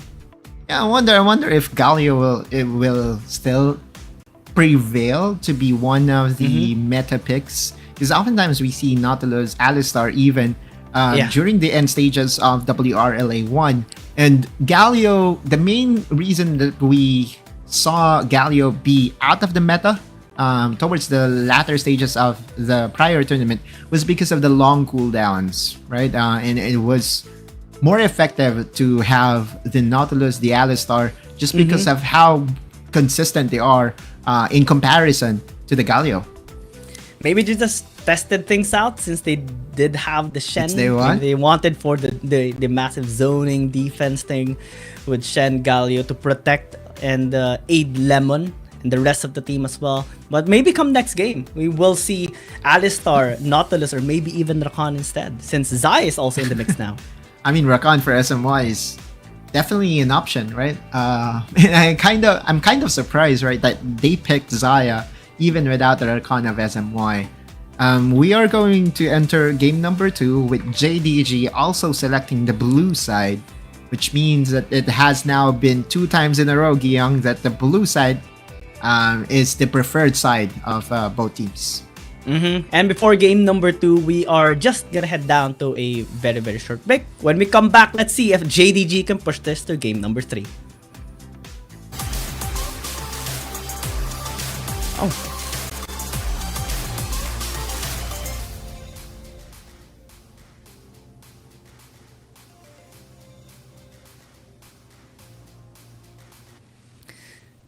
It's not a break. It's not a break. It's not We a just break. wanted to It's not a break. We just showed the MVP for a bit. X-Buy. It was X-Buy. 30% damage, sir, by the way. Alright, Giyang. Yeah. And after showing the MVP, we're just going to step out This for a bit. time, We'll be it's back. real. For It's real. real. For real this time. We'll be back after a short break. I thought I was up to the job. I had the whole picture. But it's all out of focus now. Thresh and his Dream Raiders took everything. Guess I'm out of my league after all. But what about all those stolen dreams? Those people. I can't give up. Maybe I am out of my league, but there has to be something I can... Wait a minute. What's this? A piece of art? I've got to stop him.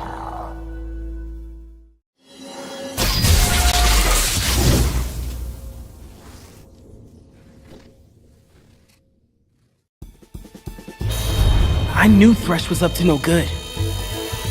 But this was bigger than anyone at the agency imagined. I tried to arrest him, but he slipped through a portal. Not before I busted his lantern, though. And that's how I saved the dreamscape.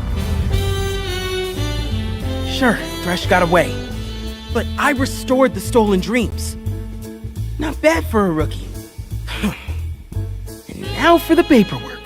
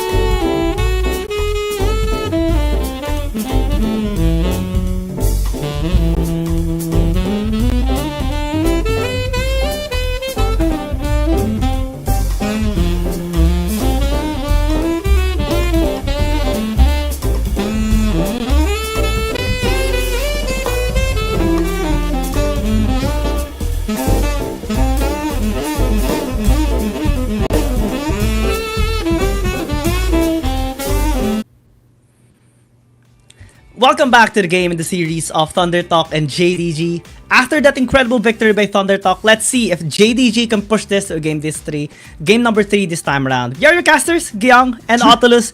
We're going straight to the pick and bans. Yeah, quickly. straight to pick and bans, and I love this space, right? Like, we have teams really rearing to go at it against each other. And the blue side will now be selected by JDG. One of the bigger developments is now they have a substitute in the jungle, and they're bringing in Xiaoji in replacement to the carry jungler in one. So I'm curious to see as to how Xiaoji will be performing against the newly crowned MVP of Game 1 in XBuy. Yeah, Xiaoji being replacing once this time around. What is going to be his influence? How is he going to be able to help out the rest of JDG? And also to counter out XBuy, in which his influence in game number 1 was actually massive with that Evelyn. Mr. Ornn has been unlocked. Immediately gets picked here by JDG. And the best thing about picking up Ornn is that you don't know where it goes. It can be picked as a support, can also be picked as a Baron lane. So curious to see as to how this will turn out for JDG. And Thunder Talk this time will be the one to take away the Zeri, and will most likely have Soil play that, unless Z wants to play it himself.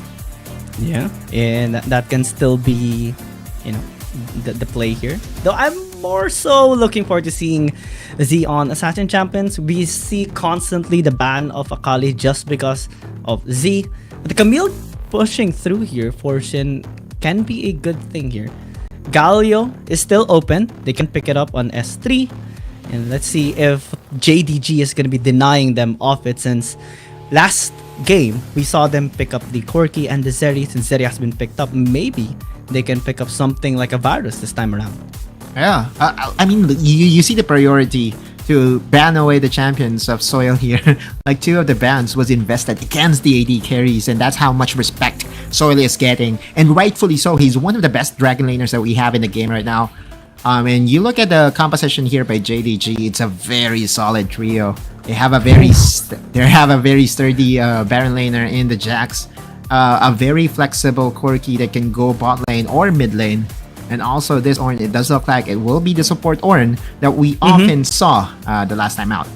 XBuy as well, picking up the Shen basically is a calling towards Once and Xiaoji this time around on how Shen should be utilized in the jungle. It is going to be very helpful for the Zeri and for the Camille as well, because that protection from the shield is just massive for team fights.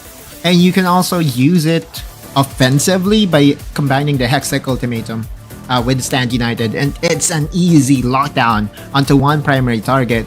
Yeah, for sure, you still have the Ornn that can call the Forge God to disengage or to counter-engage the engages coming from the Camille. But when it comes to the easiness of execution, right, it's a lot easier to execute this Camille plus Shen combo. And it's a lot easier to go through towards this game if you take away the Gragas of SMY. His performance a while ago, his influence is just monumental. This time, so Galio instead of it really Alistar? is meta, huh? Especially with Shen, right? Oh, Vlad. Ooh. Debut. Okay. At least here in WRLA2, it will be the first time that the Vladimir will get picked. It was picked during the Ionia Cup, but at least now we get to see it in action here in WRLA2. It's a very exciting time to be a fan of Wild Rift. And since we're going to be seeing an Aatrox as well, I was more so excited seeing this Aatrox on Once. But Xiaoji is going to be the one to pick this up for himself this time around. And we see one more Zoe for Z. I think this is more of a preference now. Like, Thunder Talk just knows that if they have the Zoe, they can control choke points very easily. Now, and we saw how hard it was for Feibai to win against the Zoe using his Corki. And so their answer was to also get an AP champion. Most of the counters to the Vladimir is not yet in the game, right? The heavy crowd control, the assassins, like the LeBlanc, like also the Anivia. But to me, Zoe is actually a good matchup, right? Against the Vladimir. If you are able to hit your pokes from far away, you can dish out a good amount of damage to chunk down this Vladimir. But yeah, truth be told, it's for me it's a lot easier to lane with the Vladimir than the game 1 of Corki versus Zoe. And it's also the same format here for JDG, right? Multiple late game scaling champions, and as long as they don't give too much of momentum here towards Thundertalk, they should be fine come mid game. The Jax, the Aatrox, the Vladimir, the Corki, they're gonna pop off come like 10-15 minutes off the game. Thundertalk, they might need to be more aggressive in the early game. They have Camille, they have Shen, they have the Zoe as well to make the plays and be supplemented by SMY's Galio. It's still possible, but now they need to step on the gas pedal even more. Very, very possible. Ease of execution is how we call it, right? Like one Hextech ultimatum, one lockdown onto one primary target. And I think that's where Vlad really is a very good pick. Just because you have the Yipu to save yourself a couple of seconds, it's one of the free stasis in the game, which gives you a little bit of a counterplay moment against this all-ins coming from Shen, the Shen, and the Galio. Yeah, I love the combination. I love seeing before like Camille, Galio, and even a Ziggs before, right? And this is the trinity of wombo combos. We see a lot of alterations towards it as well, as we see more champions being integrated. Maybe in the near future we would see Fiddlesticks being comboed with a Galio as well. But it's still like prio banned right now, especially how OP it is. Perma banned up until the last game of today, I feel. You know, Fiddlesticks is just on a different league right now because it has the fastest clear, and that's one way to maximize the advantages in the early game. And speaking of advantages, we see here a very interesting stat. Z was able to dish out 30% of the damage with a Zoe, and it's now trying to get neutralized here by Feibai on the Vladimir. Not the highs that we have seen compared to Season 1, right? But still massively done by Z, especially on this champion, which is pretty new on his side. We don't really see Zoe being picked up by Z, especially last season. And right now, as he gets more comfortable with more champions, it's going to be much more difficult to actually completely ban him out and negate him, especially with his influence, with his performance on this Zoe, as he spams it more and more. Yeah. Teams are going to be looking forward to banning it out in the near future, which will open up his other champions like the Cassidy and the Holly. And it's a lot easier and safer to have, you know, poke champions such as Zoe for Z. And him expanding his champion pool is definitely a positive for Thundertalk.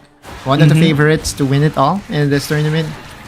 We have to remember that they were once they were the team that scared the most of KBG, and they were so close in winning it all.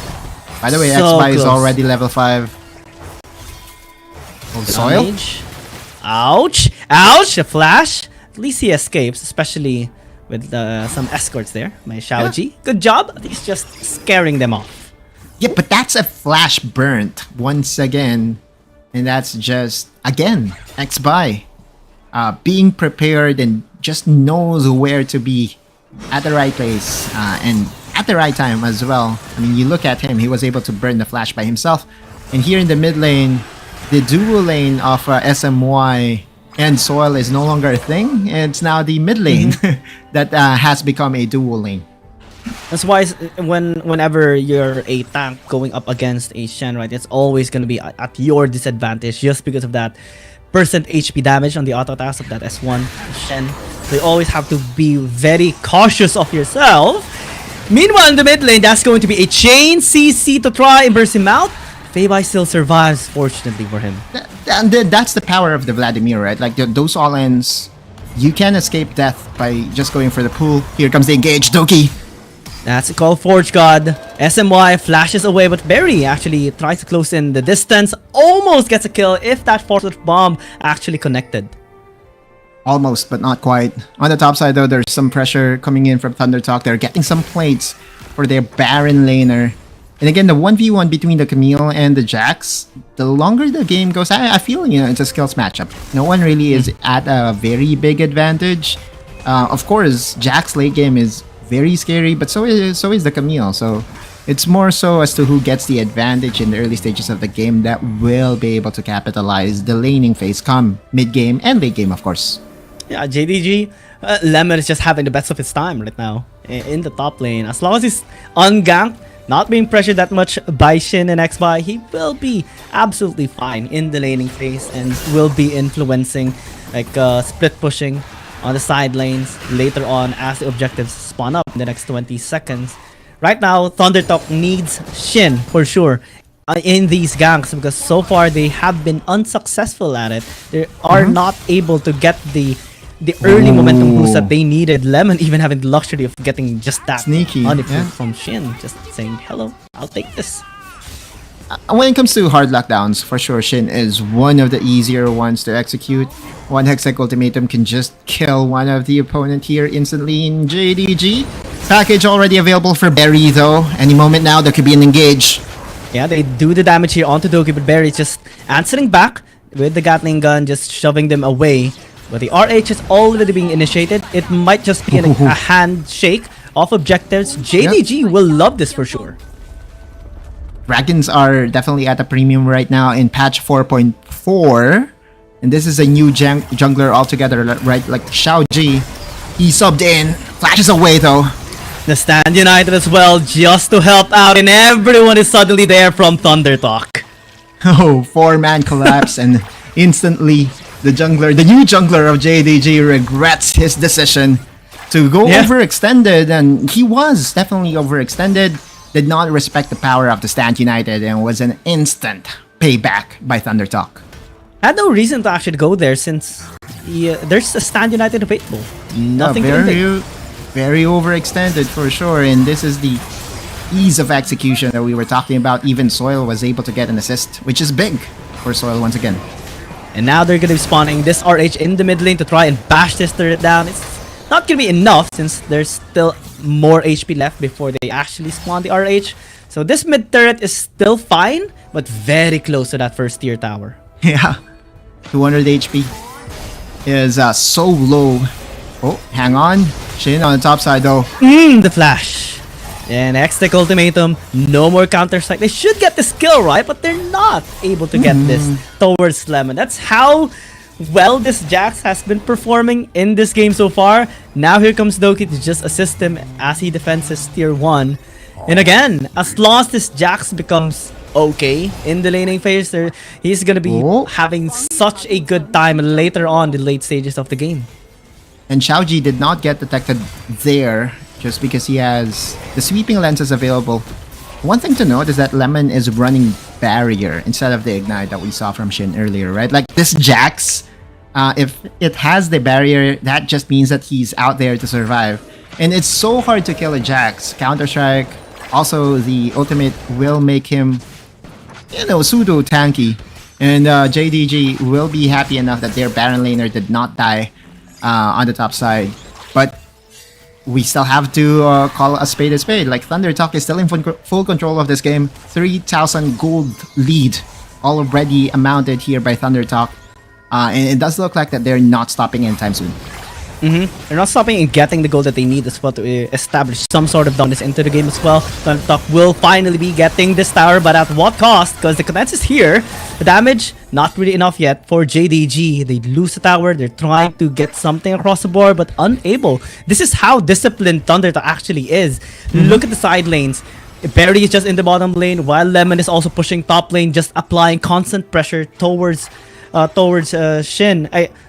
Shin trying to establish pressure constantly towards Lemon, and it's slowly becoming a pincer here for JDG. 4,000 despite just 1 kill and 1 tower. That's massive actually here for ThunderTalk. They're controlling almost every facet of the game right now. And it does look like that Feibai and Doki is going to get dove. They get the kill as well. Possibly even the tower, since Feibai will be struggling in defending this. One more auto attack, and that's it. ThunderTalk slowly but surely getting everything that they need. Very well coordinated dive again in the bot lane. They call that from 1 minute ago, right? Like, you also see on the top lane, there was another tower be destroyed here by ThunderTalk. And again, this is the clean dive by ThunderTalk, amounting to 1 kill plus 2 more towers. And we are now witnessing a stomp coming from Thunder Talk. Yeah, this is one of the changes actually that we have seen on Thunder Talk. We knew them in Season 1 being very, very aggressive, explosive as well, but now they're being more calculated in a sense, not giving up, not giving opportunities for their opponents to actually punish them, and that creates more of a security as they get little of a lead, but also constantly. That's why right now we see 6,000 in 9.5 minutes with only the towers and just one takedown or two.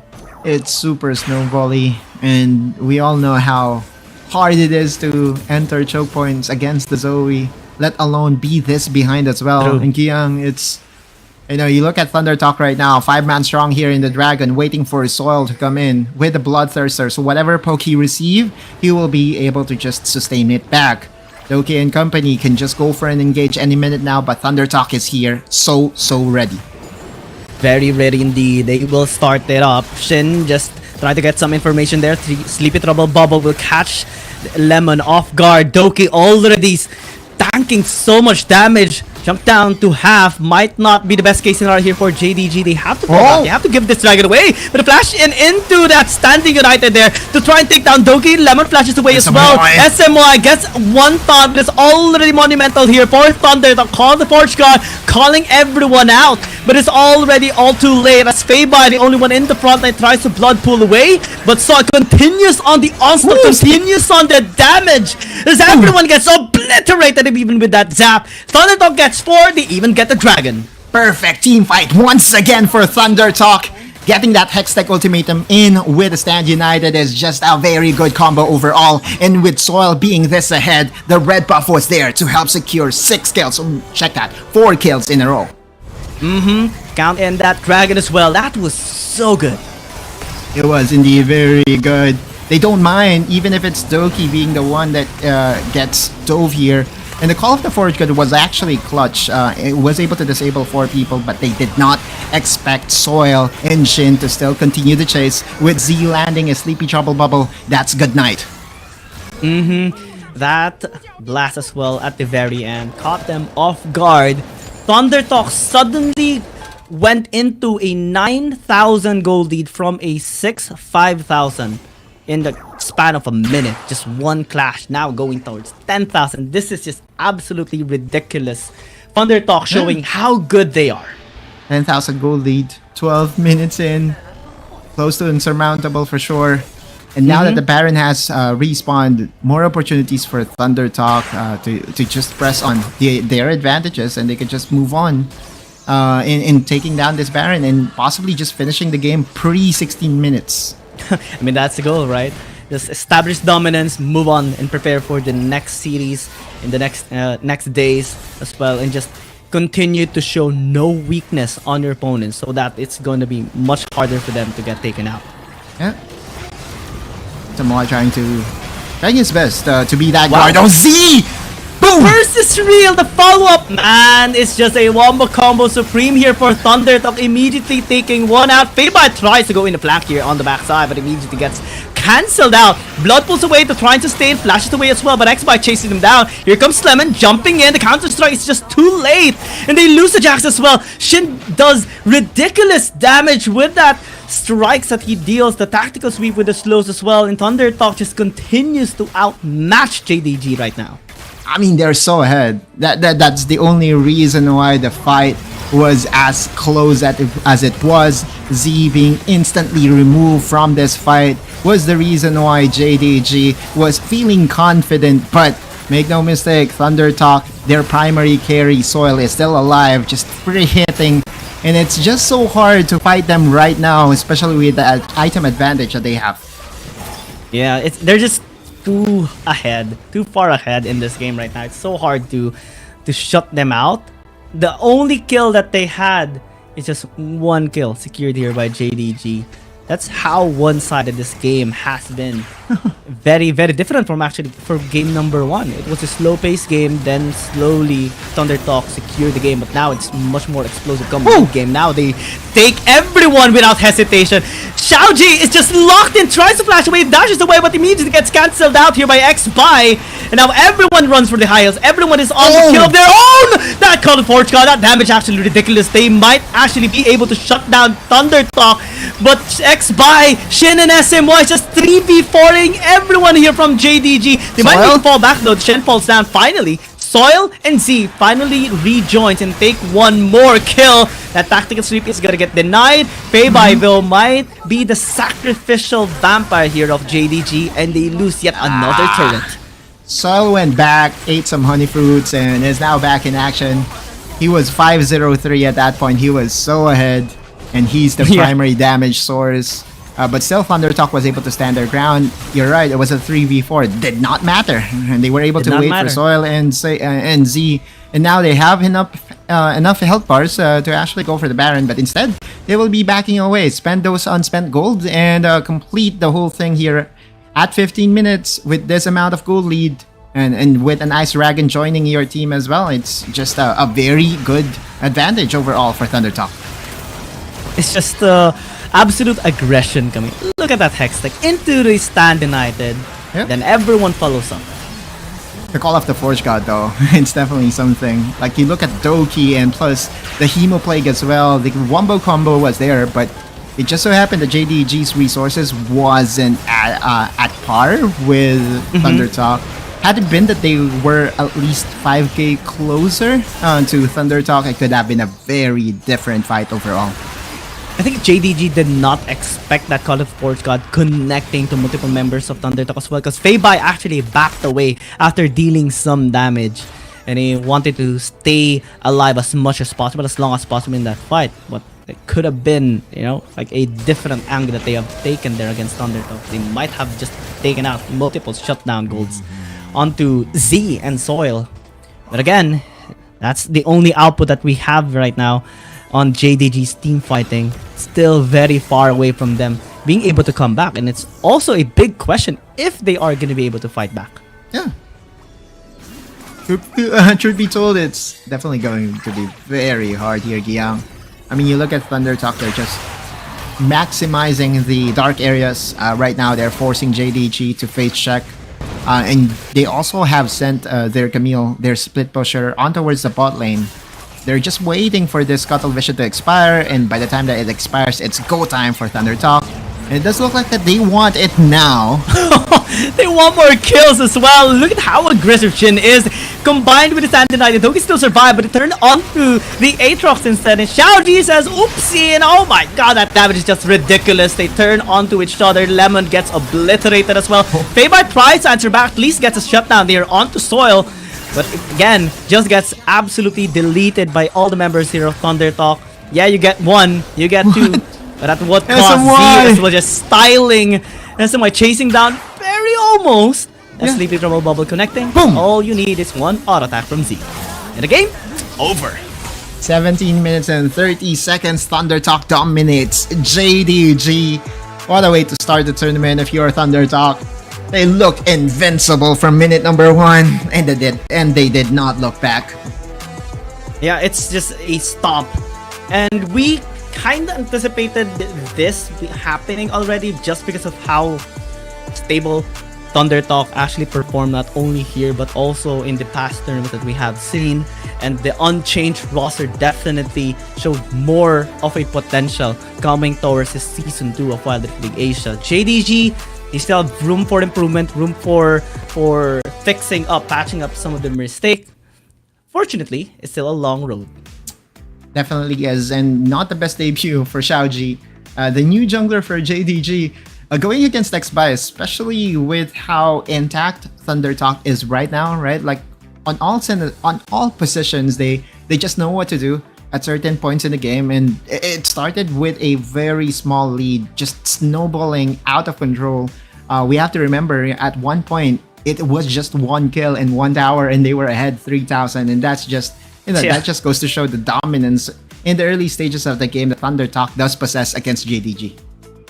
Yeah, it's the discipline. I think that improved significantly on Thunder Talk. They're not the old, reckless, explosive team that usually just either dominates or gets wrecked. Right now, they're picking their moments. They're picking their time when they actually strike. And when they do, it's actually always a good thing. And now it becomes very difficult to counter them out. JDG, notorious for dominating some of their games last season, right now is being stomped here by Thunder Talk. Yeah. It will be painful gains for sure for JDG. It's not the end of the road for sure. It's game number 1, right? Like, that's the best thing to think about if you're a fan of JDG. It's going to be a long season. Much improvement is going to be seen from this team. You know, it applies to everyone, right? Like, since this is a very long season, definitely there will be growing pains out there, and it's all about scaling. It's all about improving every game, one after another. Yeah, and that's something that we have seen in multiple teams, right? Some teams started off slow, some teams started out fast, some teams fell down, some teams fell short, but all teams actually rose back up. And that's something that we love to see here in this tournament. So it's a start. But again, it's also a start of improvement here for all the teams. JDG just needs to pick up the slack, improve on their form, and then later on, we might see them actually flourish. Now, we are waiting for the MVP to get crowned. But Giang, who's your choice here for your MVP? I think it was a clear distinction between how Shin just performed here and this Camille. His impact is massive. But also, I want to commend Z on this Zoe. I think this new performance that he made on a different champion is just a constant proof that he is one of the best mid laner. And I want to crown him an MVP for this. Yeah, I feel like Soil will get the MVP though, just from numbers alone. I think he ended the game with 7 kills and 3 assists. And again, one of the game-breaking clashes that we have was on the bot side. And sure, it was Shin starting it all together with the Hextech ultimatum, but there for the cleanup was, of course, the Zeri of Soil. And the coordination, the synergy of Thunder Talk is way different this time around. It's so improved, and I can't help but look forward to the next games that we are going to be seeing them. And I think the next game is going to be in 2 days, and it's also going to be against FPX as well, so that's interesting. Waiting, and how's game number 1 for you, or how's series number 1 for you, Giang? Actually, I kind of is it within your expectations?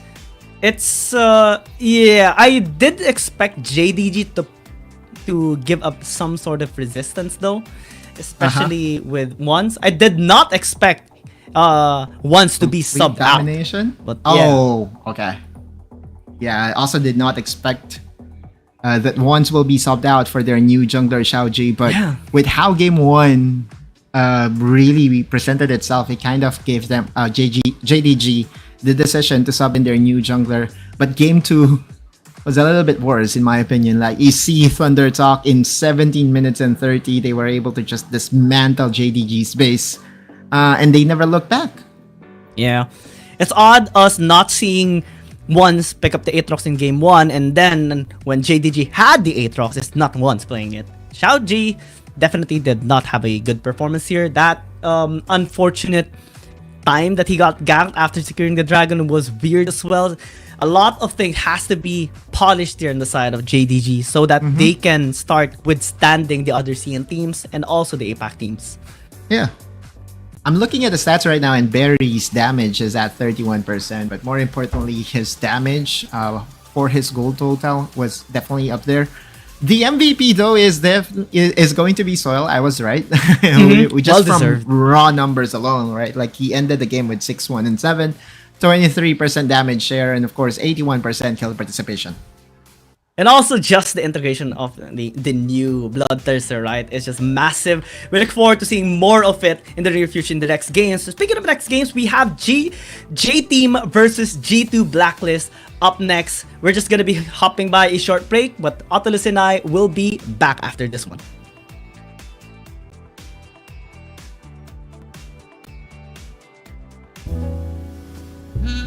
These are tough times in the dreamscape. A phantom roams the dark corners, corrupting ideas and stealing dreams, leaving nothing behind but his calling card. Calls himself Thresh, and he doesn't play by the rules. But neither do I. That's why Detective Cinna put me on the case, I think. So, Swirly, what are you planning next?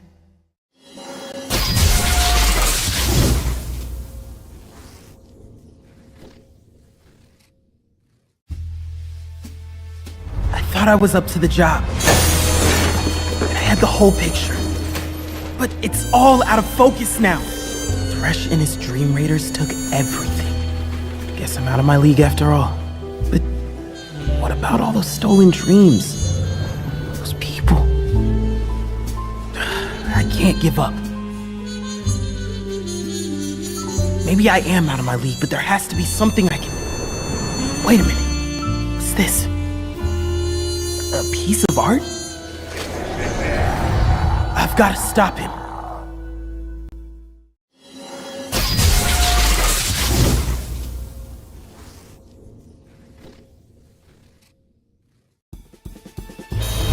I knew Thresh was up to no good. But this was bigger than anyone at the agency imagined. I tried to arrest him, but he slipped through a portal. Not before I busted his lantern, though. And that's how I saved the dreamscape. Sure, Thresh got away, but I restored the stolen dreams. Not bad for a rookie.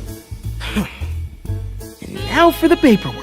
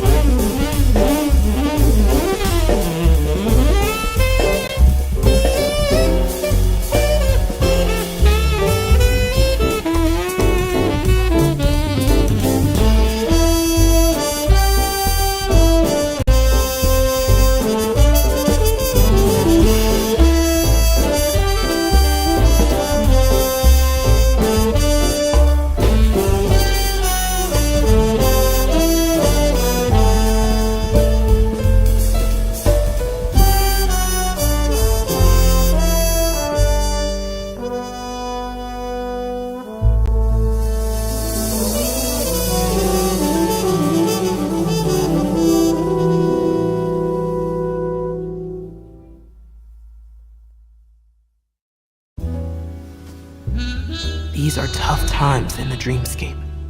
A phantom roams the dark corners, corrupting ideas and stealing dreams, leaving nothing behind but his calling card. Calls himself Thresh, and he doesn't play by the rules.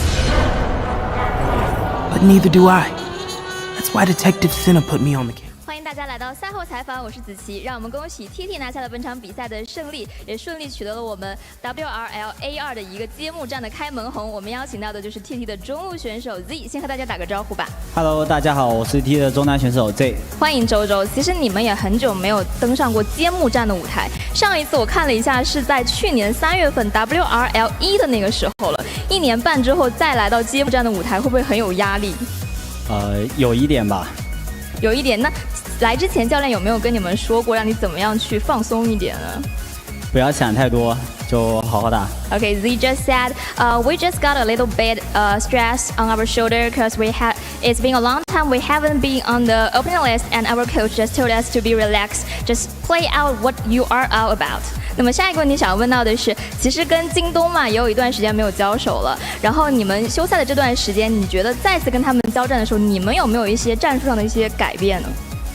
或者什么地方有一些调整吗？就是把我们平时训练赛研究的一些战术，然后就运用上，然后就是比赛的时候沟通好一点，不要像是之前我们沟通很杂乱，然后现在的话沟通会比之前好很多。Z just said we make progress on our communication and the synergy during the game because we think in the last season we didn't do very well in the communication, but at this time when we face against the Jingdong Gaming, I think we did better in the synergy so that we can just show out what we are the whole strengths. 那么最后一个问题想要问到的是，对于揭幕战的表现，给自己和整个队伍会大概打几分？就是满分是10分的话，打8分吧。那觉得有什么可能还要提高一下的吗？就是沟通上面还是有一点瑕疵，然后就是目标有点不明确，然后就会有一些稀奇古怪的其他想法出现。Okay, Z just said I'm gonna give like the 8分，对吗？对，8 out of the 10 for our opening list performance, because we think we still need to like back in the form about our communication and the synergy, because sometimes we're gonna be in a mess about our opinions so that we couldn't get on a same page. So I think we need to make a progress on our communication and the synergy. 那么以上就是我们赛后采访的全部内容了，也要再次感谢周周接受我的采访。接下来呢，让我们把画面交给我们的互动主持千寻。好的，再一次感谢子琪，欢迎来到我们今天的。These are tough times in the dreamscape. A phantom roams the dark corners, corrupting ideas and stealing dreams, leaving nothing behind but his calling card.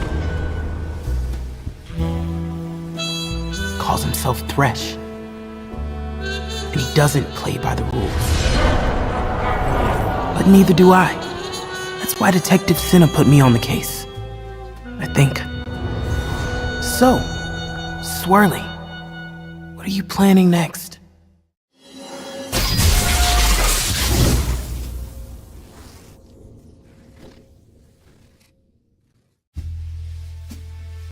I thought I was up to the job. And I had the whole picture. But it's all out of focus now. Thresh and his Dream Raiders took everything. Guess I'm out of my league after all.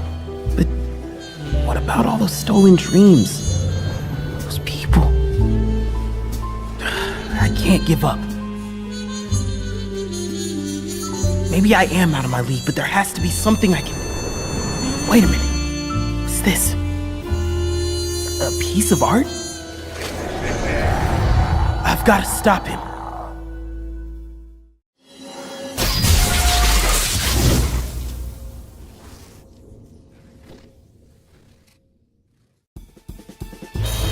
I knew Thresh was up to no good.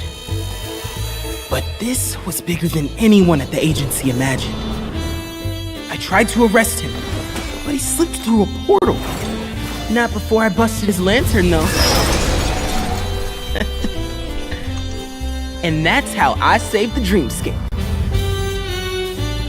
Sure, Thresh got away, but I restored the stolen dreams. Not bad for a rookie. And Now for the paperwork.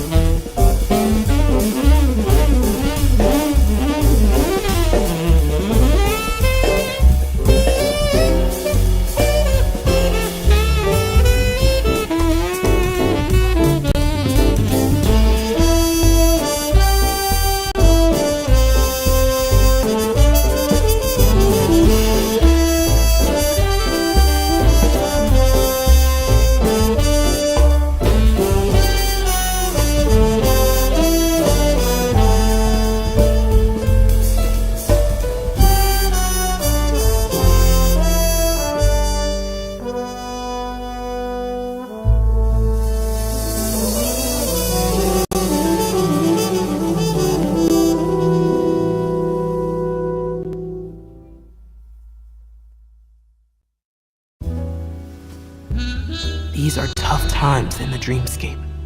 A phantom roams the dark corners, corrupting ideas and stealing dreams, leaving nothing behind but his calling card. Calls himself Thresh, and he doesn't play by the rules. But neither do I. That's why Detective Cinna put me on the case, I think. So, Swirly, what are you planning next?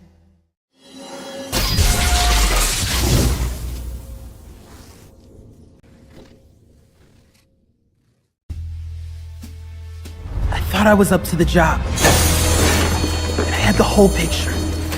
But it's all out of focus now. Thresh and his Dream Raiders took everything. Guess I'm out of my league after all. But what about all those stolen dreams? Those people? I can't give up. Maybe I am out of my league, but there has to be something I can... Wait a minute. What's this? A piece of art? I've got to stop him.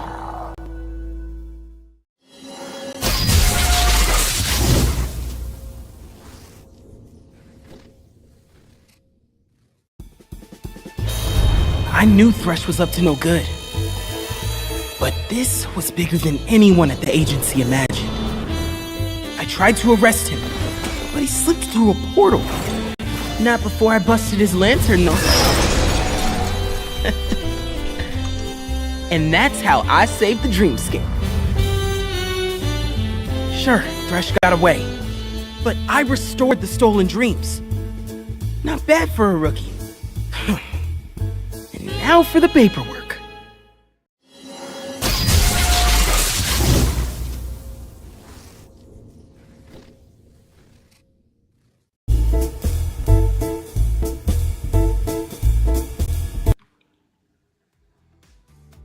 Alright, welcome back to Season 2 of Wild Rift League Asia. It's game number 2 time between G2, Blacklist, and J-Team. The rematch! So early, Giang, and we are presented of the rematch between J-Team and, of course, the original members of NGX now joining and now donning the flag of G2 Army with Blacklist International as well. And it's definitely going to be a very exciting game for all the fans here in APAC.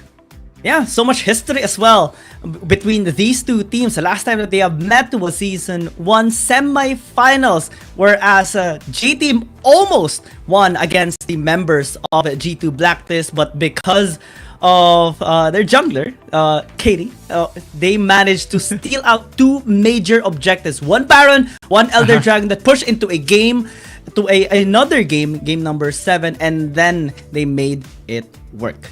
Yeah. I can still remember Just Cheese plays as if it was yesterday. His heroics was mainly the reason why they were able to at least snag the 2nd place of WRLA1. But then again, this is a very different J-Team, and later on we will be showing their roster. Yes. For G2 Blacklist, though, it will still be the same 5. Oh, okay. We already have the roster of J-Team available here. Yep. And again, only DY. It's only DY that we are so familiar with, and it has been or was retained from their old roster. This is a massive change by J-Team. Hopefully it's for the better. I mean, we do see better results with this new roster that they have, with only DY remaining, especially that right now it's going to be another grudge battle between them and G2 Blacklist. But so far, changes did not really result so well for one team in particular a while ago, for JDG. But for J-Team, hopefully it does become much better for them, because it's only DY here. And it's kind of sad for him being the only one left here for the team, being very loyal though. But here for G2 Blacklist, it's the same team, same players, same coach as well, TG, supporting these members. A little bit of a change on their names, of course, but still the same players. Yeah, same starting 5 for sure, right? Ime, formerly known as Hyde, KD, formerly known as Just G, and Golden Kite, formerly known as Demon Kite, are the 3 members that did change their IGNs. Aaron and Draw still the same, and again, it's the same team that we fell in love with in last season's tournament for sure. Shout out to Aaron as well. Same name, same player, but different hair this time around. Really making that hairstyle work, and it's cool as well. G2 Blacklist also notorious for their ADC comp, wherein Golden Kite or Demon Kite picks out something like a Vayne. They pick out a Gragas for top lane as well as a tank when it was not yet the ADC meta. They experiment a lot of things, makes it work, and they are also our 2nd place for last season's Wild Rift League Asia. They are big players. Yeah, expectations is definitely going to be very high of the number 1 team coming from APAC. And Golden Kite, you said it best, right? This is his meta. He's one of the best dragon laners that we do have in the game right now.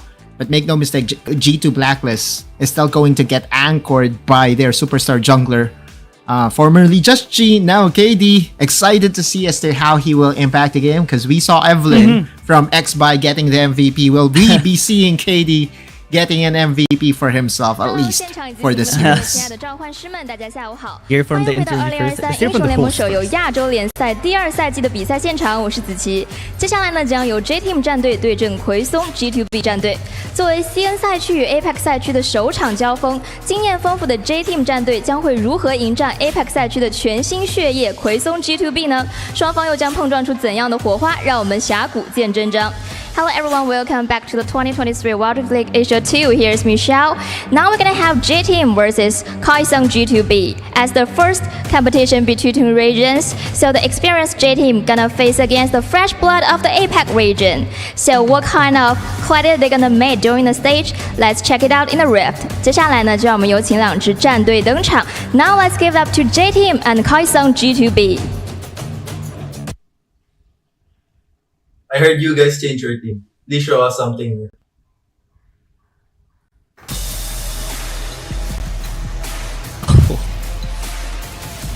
世界亚军大于亚洲冠军。 What? I mean, I don't know what X1 said. It might be just an answer to that. Surely. Nah, he was full of energy. He was full of passion.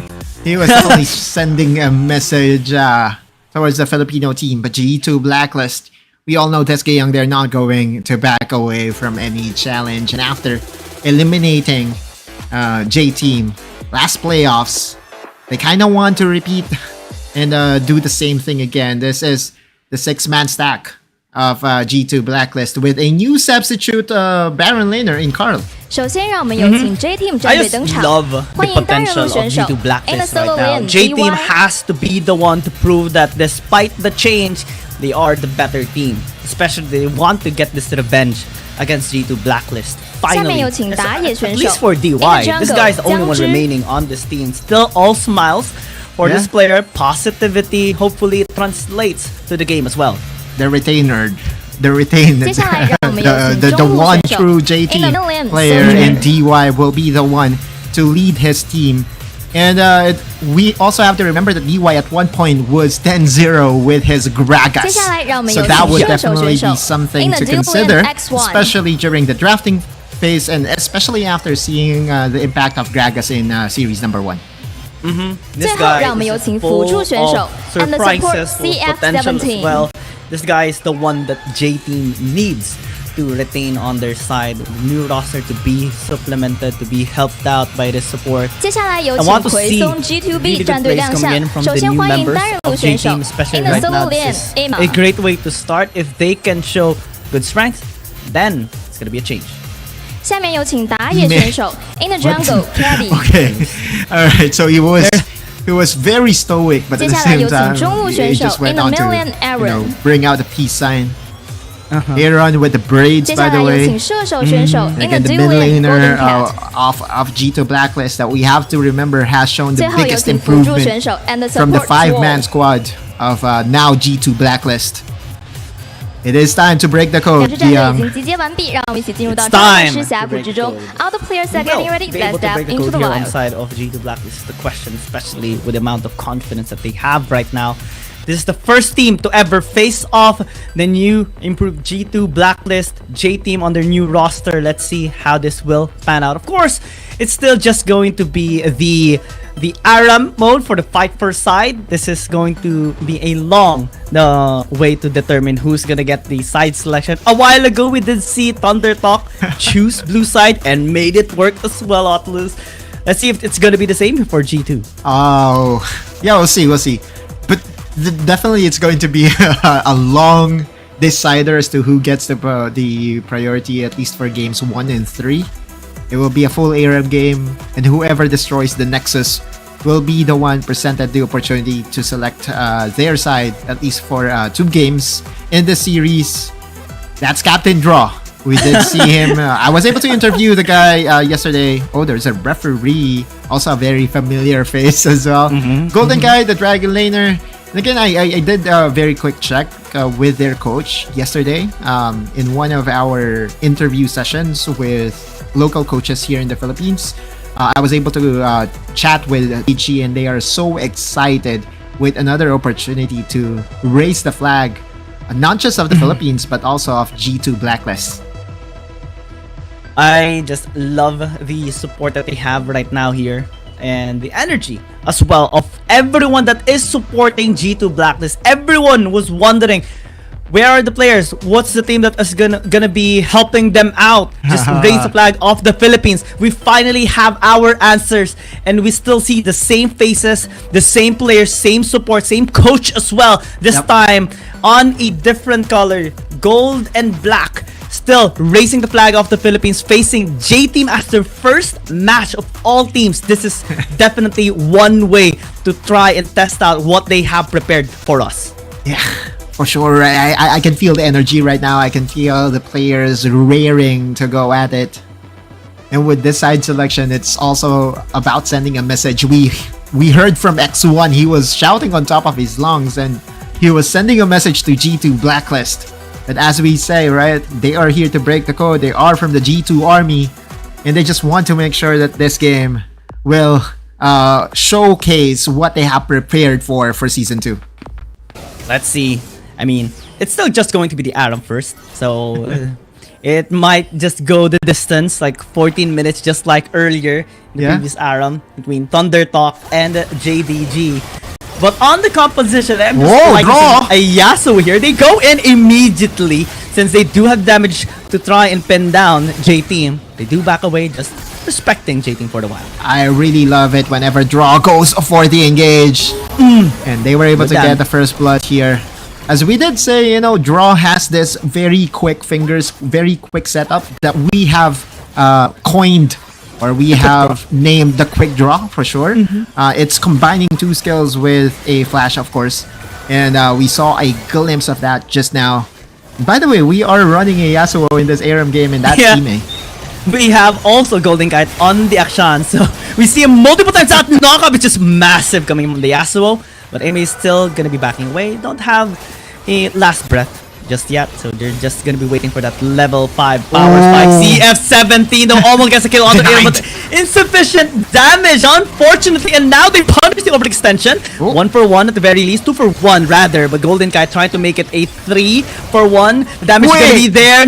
Oh, that's weird portal jump coming in from Soldier. Yeah, and that's also a flash in coming from Golden Kite. Securing another kill, and we saw an action during the first ARAM of the day. It's really helpful, especially when it comes to reviving your dead comrades. Another engage coming from G2B. The tidal wave tries to get dodged. The last breath towards the backline, doesn't have the wind ball anymore, but he bought enough time for G2 Blacklist to deal damage onto this Garen. So it's not yet enough. They need more of that synergy that we normally see from G2 Blacklist. Right now, they're just gonna be trying to clear the wave, especially that they do have the action, but they're in a point where they can actually be dived. Draw just deals the damage and the crowd control. 1 for 1 trade at the very least. Golden Kai secures the kill, rather. It's Ime that secures the kill. This might be massive for them. It is all planned though, Gian, because again, the revive coming from Golden Kite. And here comes Draw once again, full health, full mana. That's the power of action in ARAM games. Everyone backs away the moment they saw the Galio and the Yasuo go in. That's how much fear they instill. Golden Kite gets that kill before it falls down. Cash in for the items. KT though gets killed, but here comes the other members of G2 Blacklist just getting the trades that they want. Ime, I think, has already 4 kills under his name. The sword gets dropped here by CF17. Still, just amazing plays here so far. Yeah, 99 scoreboard. We're looking at the items. BT start for sure. For our marksman, it's really just 4-4-4. It's really just the best item right now for marksman. I wonder if, you know, the other bruisers will also go for the Bloodthirster, but I feel, you know, Bloodthirster by itself is definitely a very good buy for all our marksmen right now. Action continues with J Team still very formidable. They don't want to give this free ARAM win to G2B. Oh yeah, I mean, they have the pokes, they have the range, they have the damage as well to pincer out the HP parts here of G2 Blacklist. They take 2, surprising G2 Blacklist there in their position. They thought they could actually fight back, but yeah, the burst is just real from JT. Soldier is so deadly right now. His pokes can really shred down the health parts of G2B. Here comes G2B. Oh, last breath on the Yasuo instead. They might just get another tower here since they have so much siege. Here comes Tibbers and also the burst. They do get a 1 for 1. Aaron falls down, but Tibbers actually helping out at least on that death. Golden Kite pops in the ult. Jiangji might actually be in trouble. Yeah. He'll actually block it. He's gonna be fine. KD needs to be extra careful. He's just one hit away from dying. Jiangji will shock blast him away. Yep. Just able to fall back. It's so fun whenever we see all these champions go at it in an Aaron game. But it does look like that the J team does possess the early game advantage. The amount of pokes coming in from the Jace and the Zoe is just so hard to challenge with if you are G2B. I mean, the best thing that G2B can do here is a wombo combo starting with a T-burst. Yeah, for sure. Absolutely. Follow up by draw, and the rest just also follows up. Aaron just fully utilizing that Hex Flash. Again, just trying to catch J team off guard here. Just waiting for that perfect opportunity. Tidal Wave gonna be used, cutting down the members of J team in half. But will it actually work? Because the damage is still real from J team. Here comes answer here, especially with the sword drop. Last breath won't be fully utilized this time around by G2 Blacks. They're getting wrecked here by J team. It might lose another turret. And again, the primary target is to really kill down the Akshan, because by killing him, no revives will be available for G2 Blacklist. Oh, very good! Denial of gold coming from the Jace. Jiangji was able to at least remove that. Hang on, DY still going in, and that tower is already destroyed. J team 2 towers to none of G2B, and 6 kills ahead of G2 Blacklist as well. Looks like G2 Blacklist is having a bit of a hard time. Finally, they catch the Zoe off guard, but needs to get more here. Can they actually do? It's a little bit low. Here comes CS17. The damage is real. Sword is gonna be dropped. He always gets a kill with that ult. And again, the influence of this composition is massive. Look at that, flashing into the hammer form. J team just extended the bait there on G2 Blacklist and then goes for the punish again.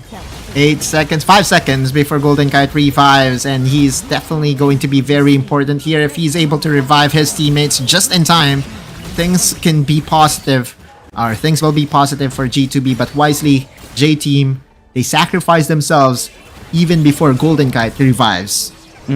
We see a Rabadon's death cap secured by Aaron.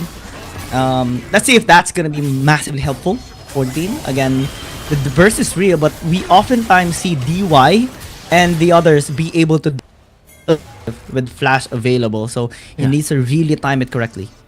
There was even an exhaust used to cancel out the damage coming from Aaron. But again, the potential of the wombo combo will definitely be there. We're looking at the gold total. Aaron is definitely far behind from his teammates right now. And Golden Kite has to be careful because he's definitely going to be the target here by J team. Yeah, if he dies, there's no revival anymore here for G2 Black. His Featherstorm can be used to just buy some time here and survive, but it's not gonna be enough.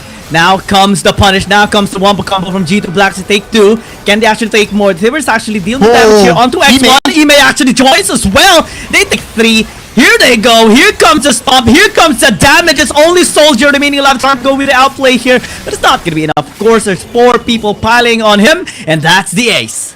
Finally, G2 Blacklist shows some signs of life. They can elect to have the tower collect their bounties here. KD does have the same idea, but Golden Kite, I don't think he will be lucky enough. Okay, he is, and so 5 people also dead for now for G2 Blacklist. But it's all about resetting to buy some items. Let's see if this is gonna be the turnaround this time around, since they haven't secured any towers just yet. It's a long way to go, and this is actually a massive dominance that J team instilled onto them in 8 minutes. They are just one push away from securing the Nexus. True. Are we really doing this, Giang? Are we really hyping an era match? Just because it has the fight for side.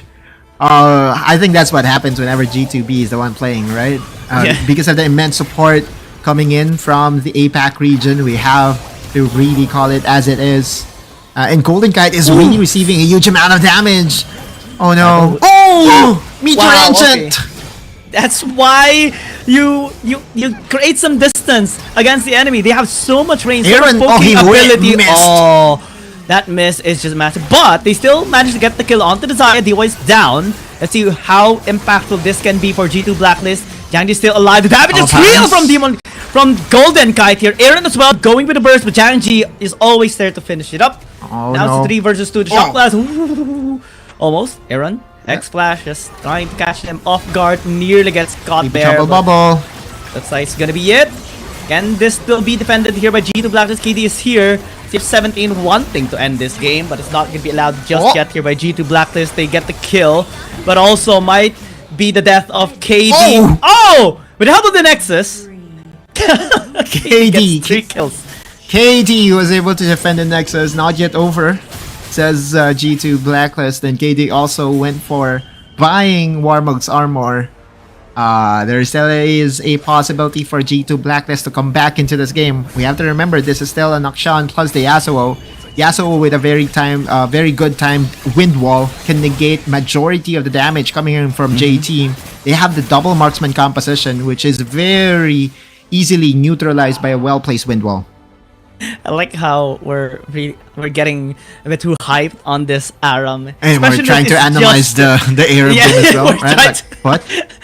I mean, it's G2 Blacklist and J Team. There's so much substance and history on this matchup already. That's why we're like trying to take everything in consideration. Even the side selection is important, especially with these two teams. True, and it's also a very good warm-up for what is to come. Oh my god! Aaron! 2 skills! Gets bursted away! And they lost 2 already. G2 Blacklist, this might just be it. J-Team is running it down mid. DY is very excited, casting the Feather Storm as well. He may just wanted to block some of that with the wind wall, but CF16 is also there to block damage from Golden Kite.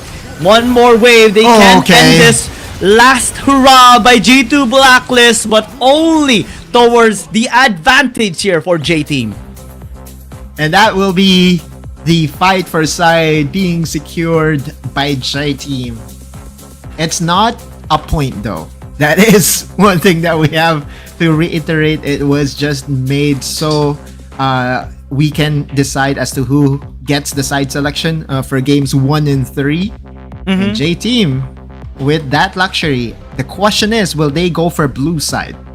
Yeah, because Thunder Talk went for blue side a while ago, right? After winning that side selection. Because let's see if they will prioritize picking a big champion or go for the 2 champion priority or waiting for whatever G2 Blacklist is going to be picking up as well. I think we can see them going for blue. I think it's still better and more efficient to go towards red. I think we have the news already as to what J-Team has chosen. They will be choosing blue side. And again, it's all about prioritizing the primary picks that we have in the game right now. Ornn being one of them, Fiddlesticks as well. So it all boils down as to how Gragas by DY also one of the primary options. It all comes down as to how prepared Coach TG is in the upcoming draft. If anything, we all know that Coach TG is also very good in the drafting phase. And so it will be a battle between the coaches, at least for the drafting phase. And then by the time that we enter the Rift, and that's the time that we'll go and monitor, of course, all our players right now. 4 new players for J-Team. Meanwhile, the same stack, or same team, same starting 5 for G2 Blacklist. Because right now, G2 Blacklist is going to be focusing more on what's their strength, right? What have they practiced? What have they prepared for this game? Since they're going to be seeing new faces as well from J-Team. They're going to be taking notes though on what new information they're going to be getting here from J-Team. Especially that they picked blue side for this game number 1 after winning the side selection. I mean, we have known G2 Blacklist, the players from G2 Blacklist, the coaching staff as well from G2 Blacklist for many years now, and they have shown so much resilience towards surprises as well. They even pop out surprise from time to time, especially in last season. True. And then speaking of pop off, their best pop off moment was against J-Team. 0711, their jungler was out jungled heavily by Just G. Again, the smite diff, we have to remember that over and over again. Now, Zhangji, the new jungler for J-Team, curious to see as to how he's going to fare against KD in this game. Hecarim being banned away, plus the Fiora. Fiora is definitely a menace in the Baron lane of a matchup nightmare for sure to almost all Baron laners that we have in the meta right now. There's going to be a huge, change as well coming in from J Team, because right now it's actually going to be CF17 going as the support here. As we're seeing right now here, DY actually going for Baron laner. We came into the series thinking that it might actually be DY as support still, since last season he was actually the support and made tremendous amount of impact. Right now, it's a big change for J Team. So it's basically an overhaul for J Team, right? Like all roles have different players now, because DY has just transferred from support to the Baron lane, and immediately they prioritize the Jax for DY. Oh, this is just insane coming in here for J Team. This is the biggest of change, actually. Like every single player has now a new role, new player. It's an entire new composition here, or roster for J Team, at least on the specific roles. So it's either the new reigning on the old, or the old still putting out the gold. And Giang, this is the best first pick imaginable for G2 Blacklist. We all know that Ime has improved, especially during the playoffs time, and is now can be considered as one of the carries for G2 Blacklist. Him getting the Camille will pay dividends for the squad. But one of the things that really has scared us in the past, in all of the Wild Rift games that we have casted, is the Gragas from the CN conference. This time it's not going to be DY, but it still is a CN support nonetheless. I'm just gonna be flipped out. If ever J Team picks out a Zoe and an Evelyn as well, because this will be exactly the same draft composition of Thundertalk in game 1 a while ago. Right now it's very different for G2 Blacklist. They pick up the Ziggs, especially with the first strike right now here integrated on Wild Rift. This might be very helpful in getting the goal that they need. And that's also the best defense champion that we have in the game, right? Like the amount of wave clear that the Ziggs has, and also global presence as well. Mega Inferno Bomb can be casted from miles away and is going to be helpful towards the sideline. We have to remember they have the Camille already, so that's 2 out of the 3 original wombo combo that we know. A Galio that will be selected here by G2 Blacklist will complete the trifecta. Oh yeah, I would love to see the Galio be picked up here, but for sure it's gonna be respected here by J Team. It's like a done deal already. Though they're gonna start with a Braum and just go with some mind games here against G2 Blacklist. I don't think they will be respecting it. Or just maybe I'm crossing my fingers right now, Giang. I'm being very hopeful. hoping. Right, because open it up. Never mind. Yeah, we'll be respected and we'll be banned away. 2 supports being taken away out of the picture. But you know what? Rakan is also a very good option, right? Like Rakan plus the Camille is definitely a very good lockdown combination. Add to the fact that they were able to snack away the Shen. Oh, this is massive for G2 Blacklist. Yeah, we saw this from Thundertalk a while ago. The performance of Shin and X-Buy was just really good. And now, G2 Blacklist is going to be trying it out as well for the Baron lane and the jungle. So we can see a lot of rotations, a lot of ganks coming in here from both the jungler and the Baron laner here of G2 Blacklist. Let's see if it's going to be very impactful here against J Team, as they pick up, very big champions as well. Vladimir. And possibly, it's not going to be the Phil 6, of course. Banned away. It might just be the Aatrox. Yeah. This is a combination of the draft of JDG and and Thunder Talk, right? Like, and this is also a very good response towards the Camille pickup. Again, Pool is a very good defensive spell to negate any potential pickoffs. They are going to go for the Alistar, and I really love this. We all know how aggressive Draw is at all stages of the game. His Alistar has won games already for their roster in the past.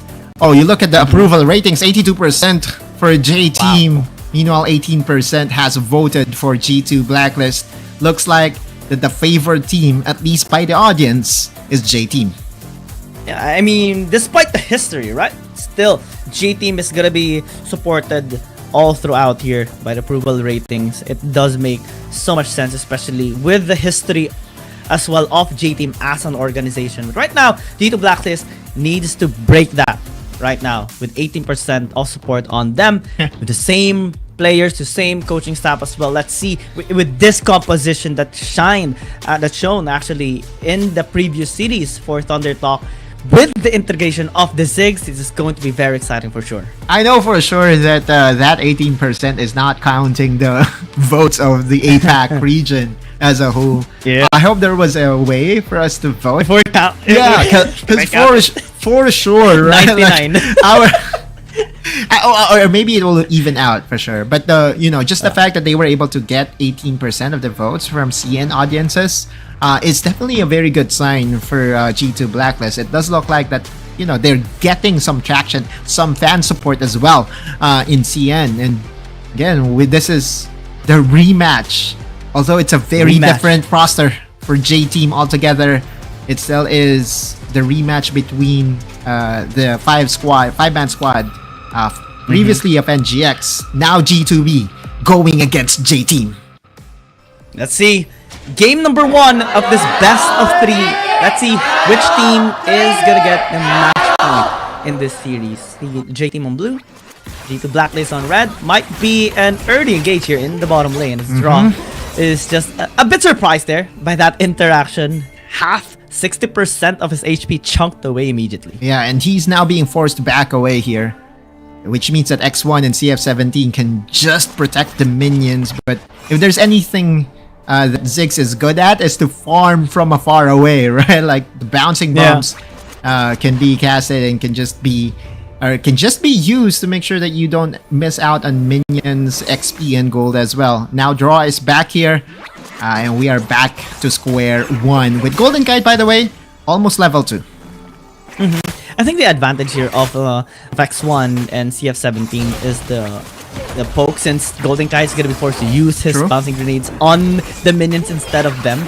Draw as well, not going to be able to influence the lane just yet prior to level 3. So right now it's the time for J-Team to actually flourish here in the bottom lane. Just clear out the way, poke them out, try to chunk them into half health, and just prevent them from making some impact here. Yeah, Aaron getting ganked here by J-Team. Quick to his feet though, no successful gank whatsoever. And you see the confidence coming from Aaron. You love to see this from the mid laner of G2 Blacklist. Now on the bot lane, since the priority is definitely on the side of J-Team, there is a potential dive. Oh, G2B needs to be careful. Yeah, here comes Zhang Ji. He wants some blood. He wants to take them down, but good clear actually coming in from Golden Kite. So they completely negated, especially after chunking down the HP of CS17. Now it's an opportunity to strike on the other side of the map. Yep, but there is a flash that was invested here by Draw just to survive the all-in engage. CF17 did not even need to use his flash, but his recall is going to get stopped here by Golden Kite, which is massive, just to negate some tempo advantage by J-Team altogether. Now it's a story of two sides of the map. G2 Blacklist prioritizing on the top side, and they just are very confident that Ime can carry this game for G2B.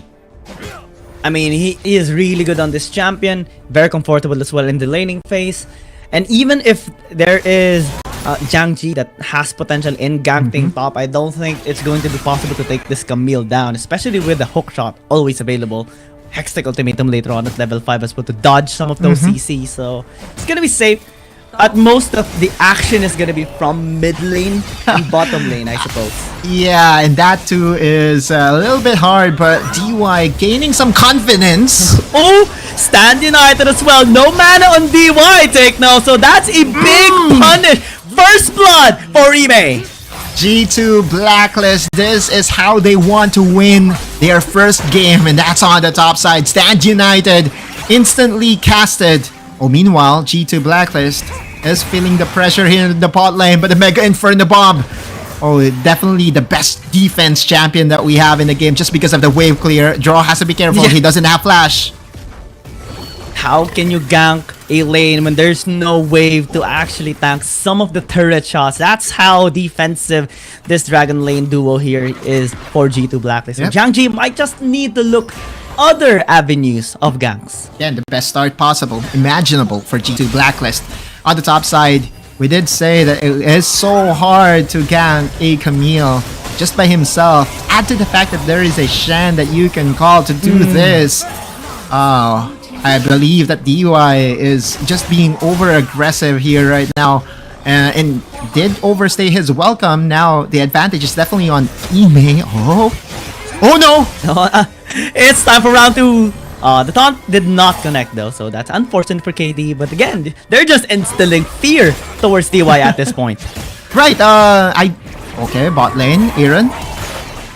That is good. The timing is actually perfect here to try and take down Aaron. The Feather Storm is going to be used, and they take out the Zeri. Draw a little bit late. He will just try to survive. Does have the Unbreakable Will. But again, great gank here for Jiangji. Finally, they get it. Yep. On the top side, Stand United. Round number 2. Make it round number 3 rather, as they get another kill handed over to Ime. Yep, it's all about winning top side. Meanwhile, the priority of J Team is to win bot lane. I won't be surprised if G2 Blacklist will prioritize this Rift Herald, because that's basically the rule of the game, right? If you are winning on one side, start the objective on that side alone. Never mind to challenge, your losing lane. And again, it's all about neutralizing everything. It does look like that the Ziggs has already been sent on towards the mid lane. First objective timing at 5 minutes. Here comes a potential fight. Especially for this dragon, right? We're seeing G2 Blacklist starting this RH already. They can just go towards the bottom side river later on, but looks like J-Team actually wants to contest. Stop out KD, stop out Ime as well, but this is going to be very difficult. They are very mobile. Right now, they shoved them away. Oh, good taunt! The taunt is not going to connect. Mega Inferno Bomb deals the damage though. They have to fall back. Janky flashes out, but good flank coming from Soldier. They might actually be able to deal the damage that they need to do. DY falls back with the jump. Counter-strike has been used. Here comes the cast here to try and take out Ime. It's all for nothing for now. G2 Blacklist still secures the RH. The discipline of G2 Blacklist to just back away from harm's way did secure them a Rift Herald. And so now they have to reset fast. Because it does look like that J-Team will have their sights over towards the Dragon. Ime needs to go back. There's a Stand United is available, so it does look like it's going to be a very quick trade. Summon the Rift Herald on the top side in exchange for the Dragon here. Any contest, here comes the engage. Soldiers actually shoving away some of the members here of G2 Blacklist. Drospel just buying some time for the rest of them to follow up. Here they go, Hextech Ultimatum towards Jiangji. They want to take the jungler, but they have to take into consideration the Jax as well. Just doing the damage here. DY from support to Baron Lane. The influence is still very much massive. Now it's time for J-Team to go with the onslaught. G2 Blacklist nearly gets aced. But that still is the pace that G2 Blacklist wants to play this game. Yeah, for sure, you give away the Dragon, you give away some kills, but G2 Blacklist, again, was able to take down the tower on the top side. Goal lead still is on G2B's favor. You're right, though, DY's impact was very much evident. His Jax was zoning 2-3 people coming from G2B. They're not yet done, though. You look at Draw, he wants to engage. Oh, the pullback is going to connect. And immediately just prevented any sort of flank coming in. Oh, Raw actually wants to go in there towards X1. The only positive thing that we have seen here from G2 Black is that there's no turret taken out here by J-Team in the bottom lane. Let's check that replay out now. Yeah, it was a Stand United that supplemented Draw, but Draw did not have the the Unbreakable Will, which means that he's very squishy at this stages of the game. And that's because with the earlier team fight, Ultimates has already been invested. 3-man zoning capabilities coming from DY was able to shred down Aaron in the process. And it's just so hard to challenge a Jax as a marksman. Yeah, that flank, that engage, that flash into the counters right by DY, that was picture perfect. That surprised G2 Blacklist so hard that they had to disengage all towards their very own ways to try and survive. Okay, and J-Team fully took over that objective as well. Now KD, yeah, like what you said, it's just going to be trying to gank in the bottom lane. It's going to be very difficult though, since yeah, there is the cast available for CF17. But you love to see this. Again, G2B enjoys and thrives in bloody team fights altogether, right? The amount of kills that they get at the early stages of the game really will help them stabilize and will help them be equal to their foes. Jiangji, though, he could go for a dive against G2B members here in the bot lane, but immediately the wave clear coming from the Zeri will thwart off that dive attempt coming from Dungji. It's still very difficult. There's also the influence of Golden Kite, right? In just moving a little bit closer towards the bottom lane, just throwing a Mega Inferno Bomb. J-Team always needs to pay respect. Right, and also Stand United will definitely be there. So global skills-wise, it is at the advantage of G2 Blacklist. It all comes down to the 5v5 still as to how they will, how effective they will be. We look at the scoreboard right now. X1 is already scaling very well in this game. 1-0-4 on Desaya. And also, their new jungler, Zhang Ji, is also very good in terms of standings. 2-0-2, Servant's Fang already built here, which definitely negates a lot of the impact of the Shen and Camille combo. You know what? This kind of surprised me as well, Autolus. It's the meta being first like prioritized here on Wild. It's very different from like KBG, right? But now we see it work so hard as the engage coming in from G-Team.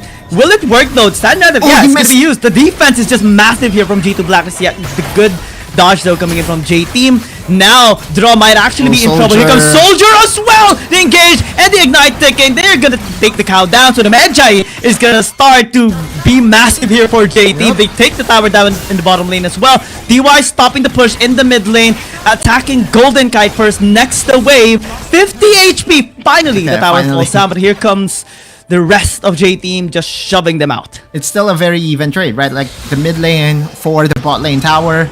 We have been saying this numerous times, Giyang, that the mid lane tower is definitely more important rotation-wise.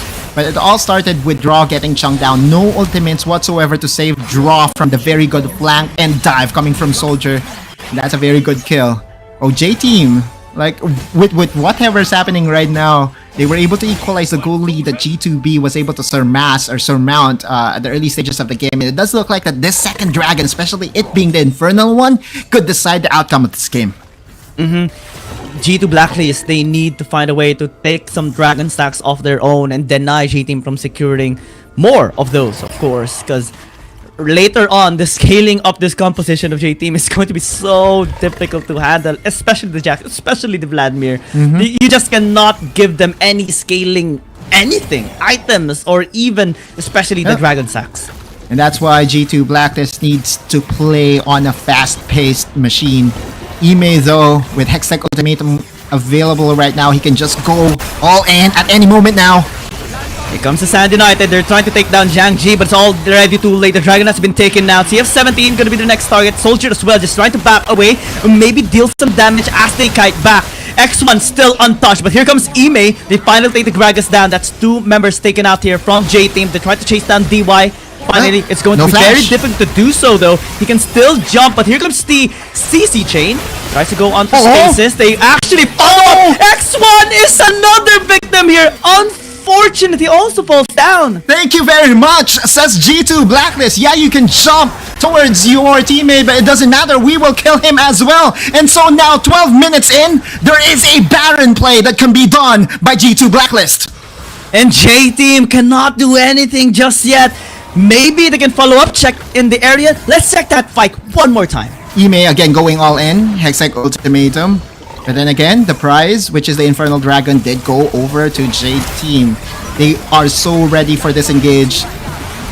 For the entirety of that time, like Ime was under a ward, and so it all comes down as to how clean G2B's cleanup will be. And you saw it here live, that Draw with his initiation was able to get one, make that 2 with DY, make that 3 actually with DY sacrificing his teammate as well.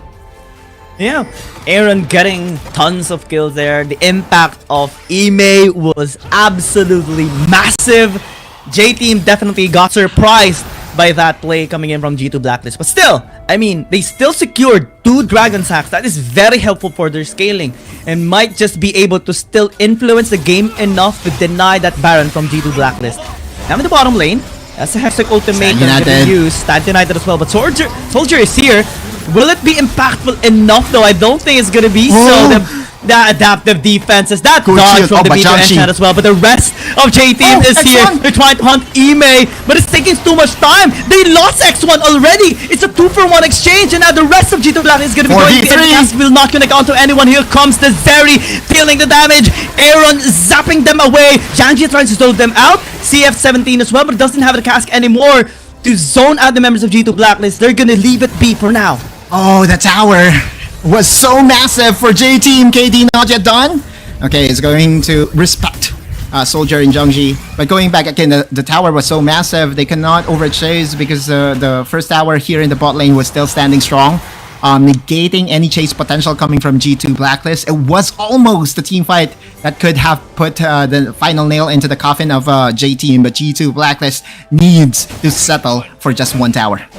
Absolutely. I mean, they cannot over-risk themselves because J-Team can still turn the tides around. It is going to be very upsetting here for G2 Blacklist if ever that happens. So they're, despite the lead that they're slowly getting, they're still respecting any sort of resistance that J-Team can actually make. 6 assists, by the way, for Golden Kite. And again, the rule of thumb, if you are running a Ziggs composition, is that your first tower here in the mid lane should be standing strong at 15 minutes. And it does look like that it's mission accomplished for them. If they are able to extend it to 18 minutes, then that's even better. Now KD and company, they're looking for a pick here. DY.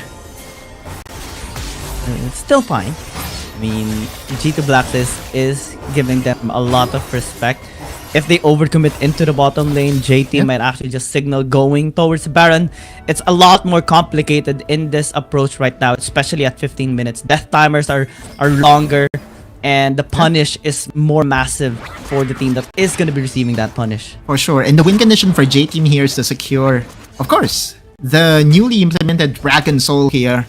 But this is as close as you can hope for if you're an APAC fan. G2 Blacklist, they are well in the lead gold-wise, which easily translate into item advantages for their squad. Ocean. It is indeed an Ocean Soul. So G2 Blacklist, their goal here is to deny the Ocean Soul from J-Team, because if they are able to snag that away, oh no, that could be disaster overall for G2 Blacklist. They're equalizing the lane equilibrium here in the bot lane while waiting for their other members to join the party. You look at KD, he's on the top side. He's ready to use his Stand United at any time. Hopefully does be able to use it just in time, because if J-Team secures, snags this Ocean Drake, and so it's going to be very difficult for them to go on to extended team fights just because of the sustain that it can provide. And right now it's creating a lot of pressure here for G2 Blacklist. J-Team starting the Dragon up. They're zoning the other members of G2 Blacklist as we see they actually going towards top lane. Finally the Stand United becomes fused. They want to contest, they want to go to seal. Will it be able to be stolen here by G2 Blacklist? The answer is gonna be yes! Yes! They denied the soul, but what is gonna be next? X1 is still dealing the damage onto the back line. Ime just trying to zone everybody away with the tactical sweep, but DY's influence is massive. They still think of 1-for-1 in G2 Blacklist. Despite them being able to steal the Dragon, J-Team is still very scary. That's okay, mission accomplished. G2 Blacklist's goal there was to deny the Ocean Soul. And although they sacrificed one of their members, that's fine. Just as long as this Baron won't be taken for free. The Ziggs is still alive. And also their jungler is still alive, and KD knows how to steal objectives from J-Team. We all know that. Let's see if it's gonna happen one more time. G2 Blacklist needs everything right now. KD is being denied entry towards this Baron. Can he actually still go in? The answer is gonna be no. Tries to circle towards the pit, but gets obliterated instead. Megan Perlabon nearly gets it though for G2 Blacklist, but everything goes to failure. J-Team has secured the purple worm, and they can start pushing all three lanes. Soldier has been so massive in this game. The ensuing fight and also this Baron fight, it's all on Soldier being that wall. They cannot enter. And KD, good try, nice try overall coming from G2 Blacklist, but their goal now is to stop this Elder Dragon, which is so hard to do if you don't have a jungler. Yeah, this is just 2-for-2 special here right now for J-Team. They get the Baron, they get the Elder Dragon as well. Yeah, you have taken the soul away from us, denied the ocean soul away from J-Team, but what can you do when a double buff gets secured here by J-Team? Absolutely nothing. Now they're gonna be able to crack in the towers here of G2 Blacklist without any fear. And this soldier, this Vladimir is just going to be so scary come late game. It's already late game actually. The damage is just massive coming in from this Vlad. No one can match him up. Aaron is definitely so far behind, and Elder Dragon plus this Baron buff. The push is so much from J-Team. Look at the mid lane tower, already half health here, Kiyang. One team fight away can decide the result here right now, and so far leaning towards J-Team. G2 Blacklist gets set up, and immediately they get KD of all people. Aaron as well is going to be almost obliterated by that Vladimir soldier. It's just scaring them up as the damage is just so massive coming in here from J-Team. They want to secure this game already. They have the waves to actually do so, and the Elder Dragon as well. Hexic Ultimate gonna get denied with that pull from Soldier. It's just gonna be a massacre, and J-Team will secure game 1.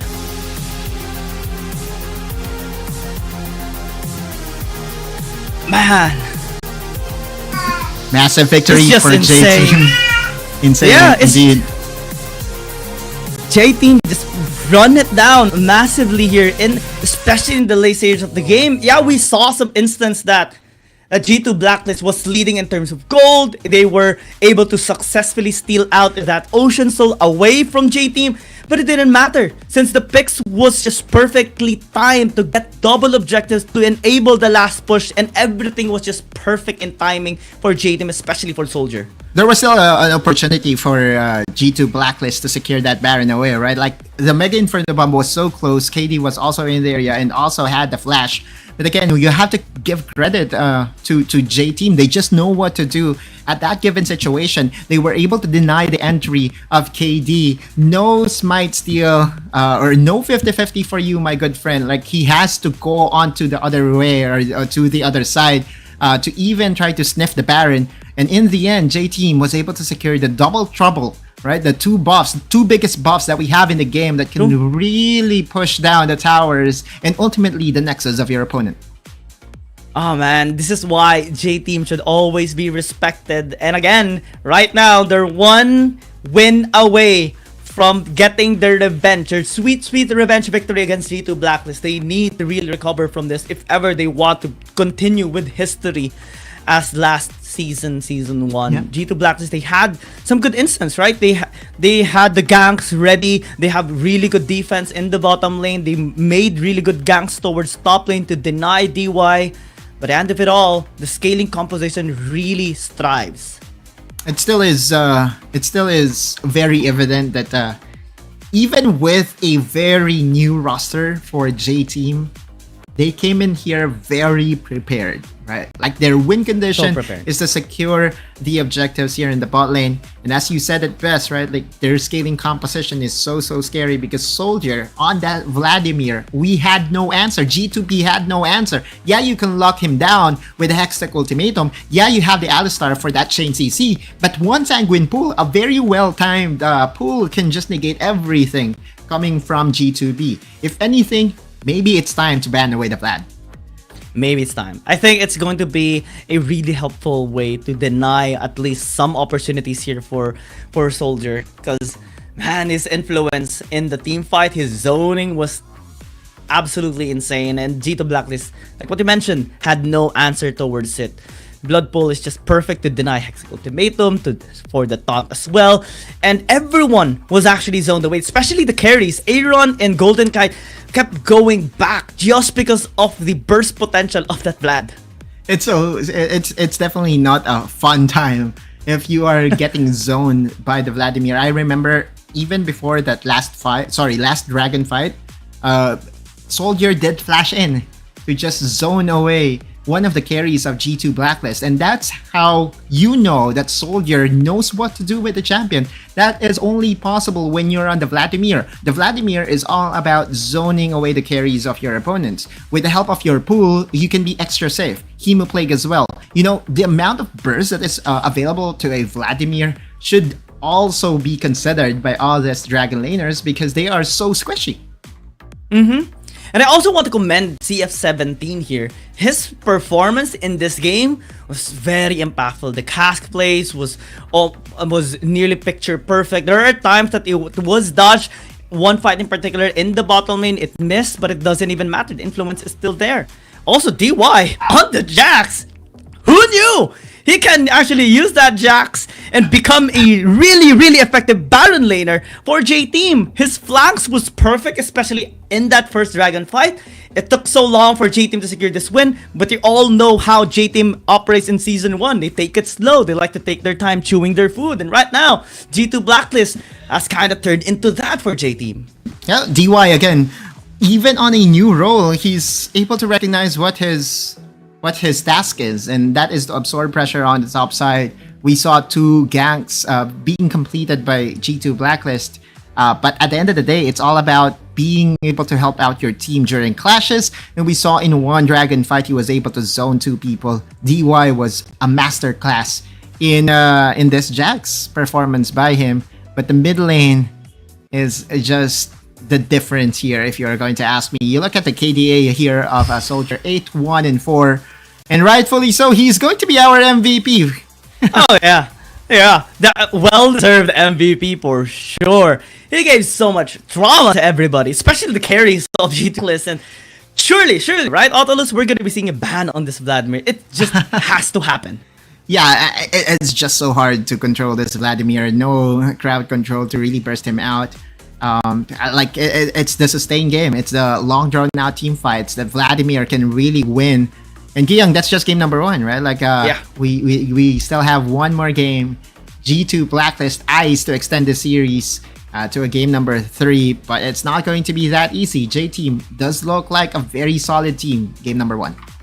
Let's see if we're gonna go towards a game number 3, or will it be 2-0? But before that, of course, we'll just hop by a short break. We'll see you in just a bit. I thought I was up to the job. I had the whole picture. But it's all out of focus now. Thresh and his Dream Raiders took everything. Guess I'm out of my league after all. But what about all those stolen dreams? Those people. I can't give up. Maybe I am out of my league, but there has to be something I can... Wait a minute. What's this? A piece of art? I've got to stop him.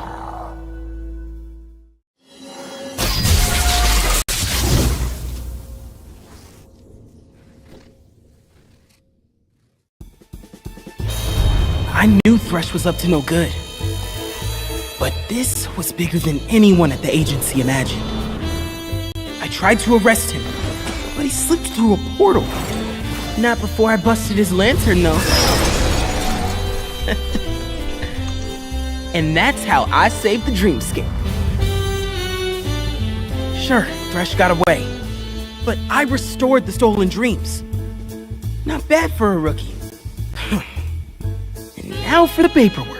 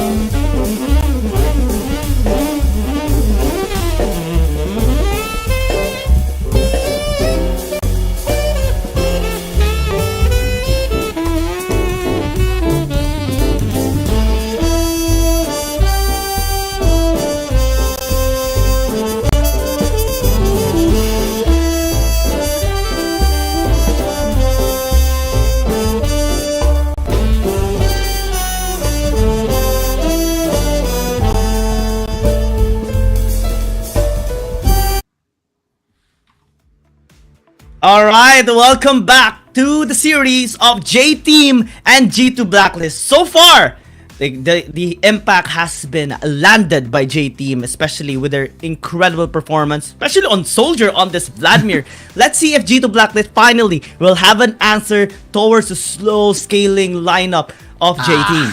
What a day! What a debut for Soldier here in the mid lane. Like his Vladimir was just so good. In negating all of the carries by G2 Blacklist. They have the Zeri, they have the Zeri and they also have the Ziggs, but they cannot do a thing. Like, they cannot even enter the fight just because of the pressure coming in from Soldier. And so now G2 Blacklist is going to change their side and does select the blue side. It does look like, that almost all pro teams, I mean, so far, all the pro teams has preferred the blue side whenever they get the chance to select, and they're going to ban away some AP champions here and there, Akali, Gwen, and of course the Fiora, which is a menace here in the top lane. Let's see if Vladimir this time is going to be picked up here by G2 Blacklist, because it can be used for two reasons. One, well, Aaron can actually fully utilize this champion. It's actually one of the players in the mid lane that has one of the vastest amount of champion pool from season 1.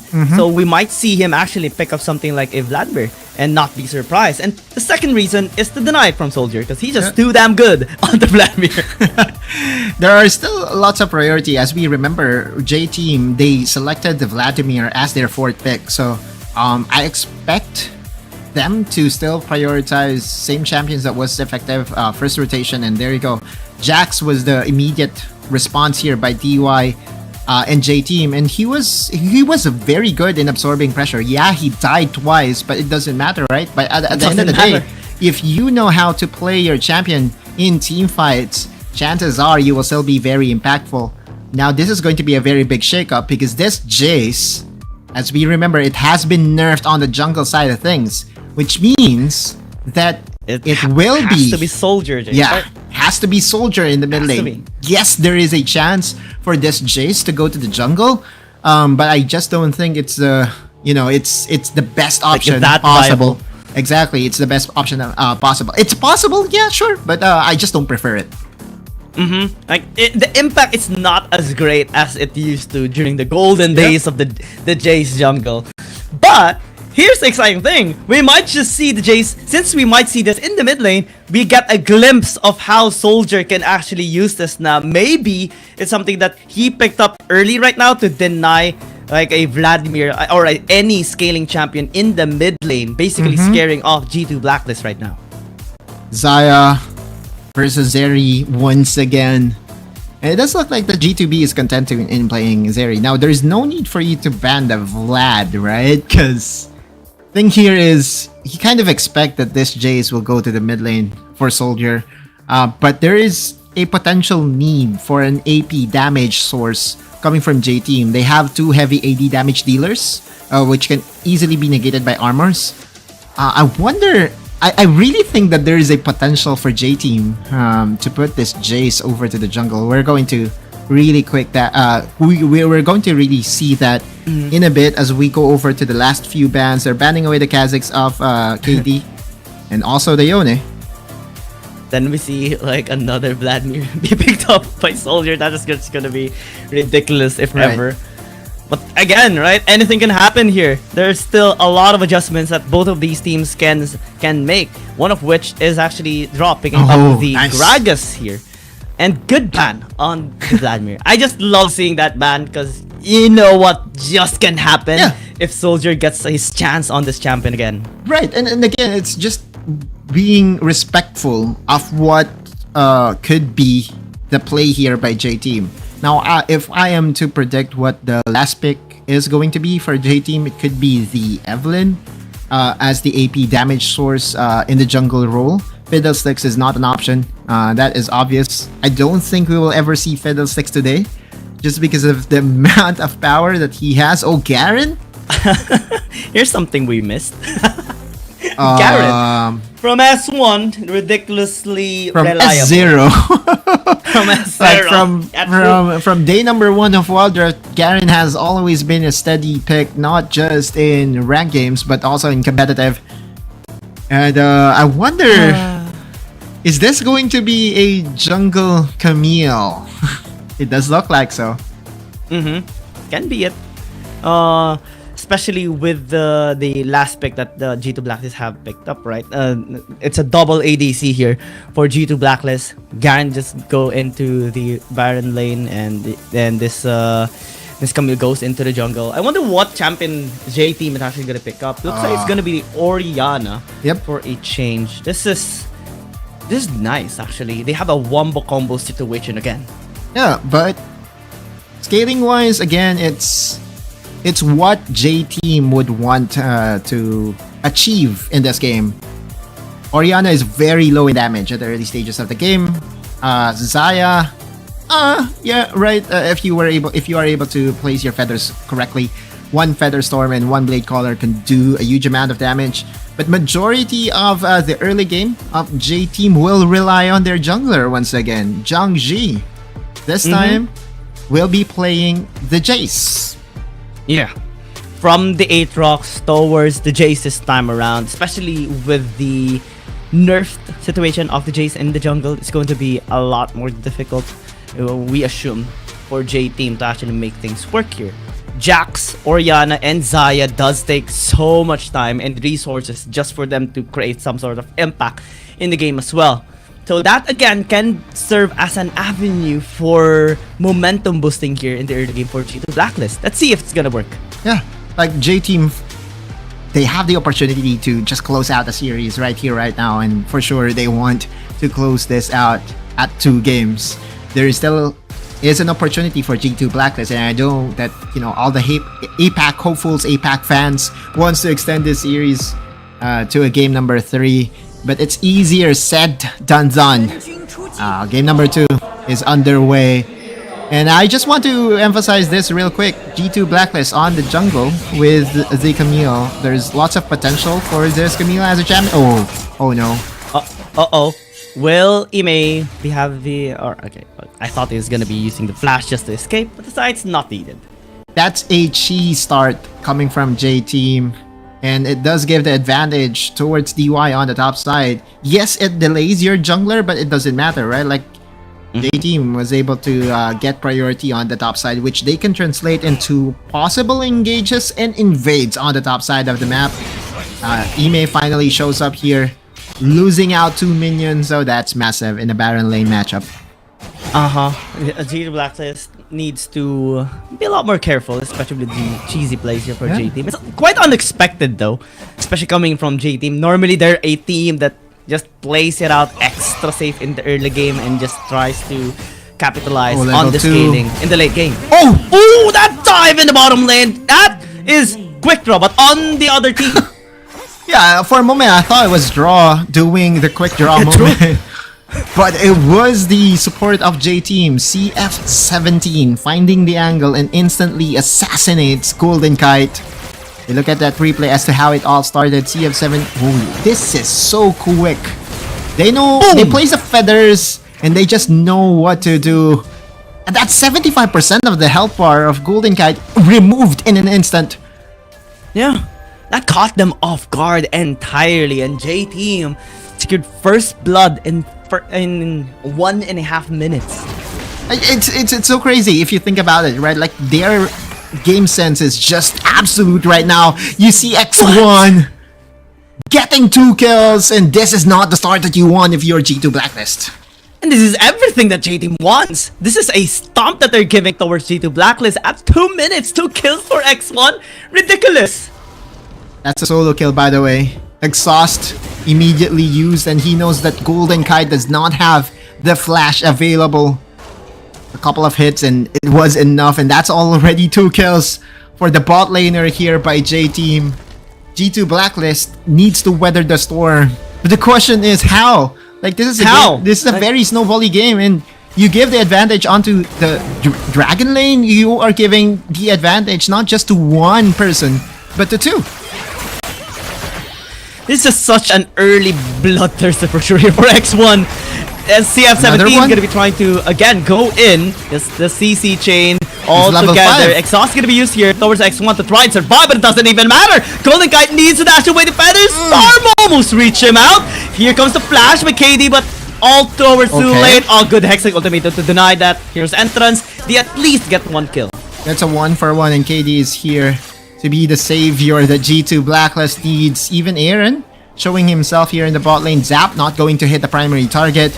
It's a 1-for-1, and it's a trade that you would take every day if you're a G2 Blacklist. Oh man, let's check that replay one more time because that was such a scary moment for G2 Blacklist. Yeah, it's about recognizing your power spike, and JT knows that once they get the level advantage, he's already level 5, right? The Feather Storm could just be the advantage that they need to win another skirmish here in the bot lane. Exhaust immediately used, flash coming from draw, and Jiang Ji there to clean everything up. Feather Storm not reaching the primary target in Golden Kite was a little bit lucky if we are to be honest, but G2 Blacklist was still able to at least get a trade. Overall though, that still is a positive for J Team. They were able to deny some minions and XP as well by still being safe. And X1, step by step, minute by minute, is getting closer towards that Bloodthirster after securing a lifesteal boots as well. This is scary for G2 Blacklist. They don't hesitate going in at all anymore. Look at the damage being drawn here towards draw. The dodge as well towards the cast. Beautiful, but let's see if still they can deal the damage here to at least secure a 1-for-1 by Aaron. No is the answer. Double kill for X1. It's Jover, even the exhaust used at the perfect time. Golden Kaito. Can they at least secure a 1 No kill? way! No! 3 kills gifted to X1. It's a disaster for G2 Blacklist. It's a GG go next angle. J Team winning the game off of their bot lane duo. It's done. Look at it's over. Let's look at that replay once again, right? Like that very well timed Featherstorm able to dodge away the explosive cast. But what is more impressive for me is that CF17 held back. And the exhaust was used at the perfect timing. Even Golden Kite using his ultimate to really try to win, avenge his teammates. It's going to be easily denied by X1. CF17 and X1, it does look like that they are the bot lane that J Team needed last season. They need everything right now here for G2 Blacklist because it's a disaster for them right now in this game. J Team is just getting everything for themselves. The kills, the objectives. And it's just a massacre of a situation here for G2 Blacklist. 1-6, 3,000 at 6 minutes. Man, how do you even get back from this? It's so hard, right? Like you also have to hope for a miracle. Oh, good play. This might be it. They take away the Jax, but can they secure more? It's kind of difficult to take down this Gali, especially that he can be helped out by Soldier right here. So 1 kill, they're gonna be happy backing away for now. And Soldier isn't even needed so far in this game, right? Like his Orianna for sure is just scaling up. Was created enough space to farm up and be that threat come late game. Aaron needed to flash away, because if not, that would have been another kill for J Team. Everything that could go right is going right for J Team. And everything going wrong here for G2 Blacklist as well. Let's see if they can still recover, because this is a big blunder that is happening to them right now. X1 is just a monster. 5-0-1. This is insane on a Zaya of all champions. It all started with CF17. The flash play to get that first kill. The snowball here in the bot lane was just too much. But G2B is setting their sights over to the Dragon, and it is possible for them to get this. Let's see if they're gonna be able to get this. CF17 is eyeing on trying to interfere. Jiangji though is too far away. So G2 Blacklist at least getting something for the team. A scaling objective, a dragon for themselves. You need to be very careful because Jiangji is eyeing on maybe going into a flank. CF17 is there. They spawned the RH, but immediate answer. Oh, that cast is actually amazing. But no follow-up just yet. The RH is charging onto the tower. 163 HP. Oh, Soldier though. And here comes Soldier. Has the shockwave ready and available. But Raw is just trying to buy some time here for the team. They disengage for now. He knew that Golden Kite will be there to at least follow up his teammates, and J Team will be content in taking down the first tower of the game. J Team is just well in control in every facet of the game. The only reason why G2 Blacklist was able to get the Ice Dragon was because they left DY on the top side to get the tower, to chunk down the tower, and that's a lot of plates being gifted over to the Jacks as well. And you look at the gold lead right now, that's 5k in total. 5,000 gold. I'm not even gonna be surprised if majority of that gold lead is focused more towards X1, because he's just ridiculously fed at this point. At 8 minutes, he is just so ahead against his counter ADCs like Corki and the Zeri. No one can kill him 1v1, and this, even if G2 Blacklist invest like a couple of champions to try and engage onto him and deal some CC, it's so hard to do that just because of the Feather Storm. And the onslaught continues, right? Like X1 does have all the arsenal needed to just push forward. Like, you look at the amount of space that was created by just securing the towers alone. They're now living in the jungle of G2 Blacklist. This is how you play Wild Rift, right? Like, you take down the towers and then you plant the wards on towards your opponent jungle, just to squeeze them out, just to suffocate them and not give them any resources at all. Yeah, there's absolutely minimal resources that G2 Blacklist can take right now. They have to like wander on the shadows, squeeze towards some lanes, some areas here around the map just to be safe from ganks as well here from J Team. Ime has been trying to sustain himself in the top lane, but again, against the Jack, it's going to be really, really difficult, especially when the Jack gets his items. Yeah. So right now, it's limited chances of comeback here for G2 Blacklist. It's close to 0 for sure, right? Like, you see J Team, they're diving underneath the tower. CS17 will be safe for sure here. He tanks so much damage on the tower though. Nearly gets blown up. 1 HP, man. G2 Blacklist, they were hopeful for that kill. Yeah, and plus he has Warmog's armor available, and sooner or later he will be back to 100% health. Like, surprise! And then number 2, right? Exactly. And that's the thing, right? Like, you see, for the entire duration of that screen time, J-Team as a squad was manning and was camping in the blue quadrant of G2 Blacklist, which means that if ever the blue buff spawns up, it doesn't matter. J-Team will take it for themselves, negating any comeback potential from G2 Blacklist. This is the power of J-Team. They're very methodic last season, and now with their new roster, still is the same. I mean, as if we're seeing still the same J Team. And the one I'm more so surprised is DY as a Baron laner having such great impact despite the big change on him from support to Baron laner. And this guy has been making it work. X1 as well is making so many outplays against G2 Blacklist. This Zaya is just absolutely fed and unstoppable right now in the state of the game. He was very energetic and was very vocal during the trash talking stage. And if you are this good, sure, why not? Yeah, be as loud as you can be. Yeah, G2 back up your Blacklist. words. Exactly. Oh, engage. Alright.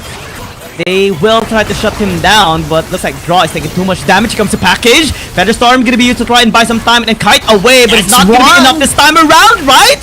No, it's the answer. Aaron unsuccessfully getting the kill. Golden Kite will though secure this double kill and get the shutdown as well. KD is trying to get the hell out of here, away from JT, because DY is still Soldier as well chasing them out. It looks like G2 Blacklist will be fine getting those shutdown gold. Yep. For sure, it's the best possible outcome for G2 Blacklist. It also helps out Golden Kite at least catch up gold-wise. They were able to get the shutdown gold, but still, with the Dragon being alive right now, Zhang Ji is already securing it without any contest whatsoever from G2 Blacklist. I don't think they should even attempt to get this, because, well, they're just too far ahead right now here. And I think it's already good that Golden Kite actually secured the shutdown there onto X1. That's a massive gold lead, or at least gold back towards them.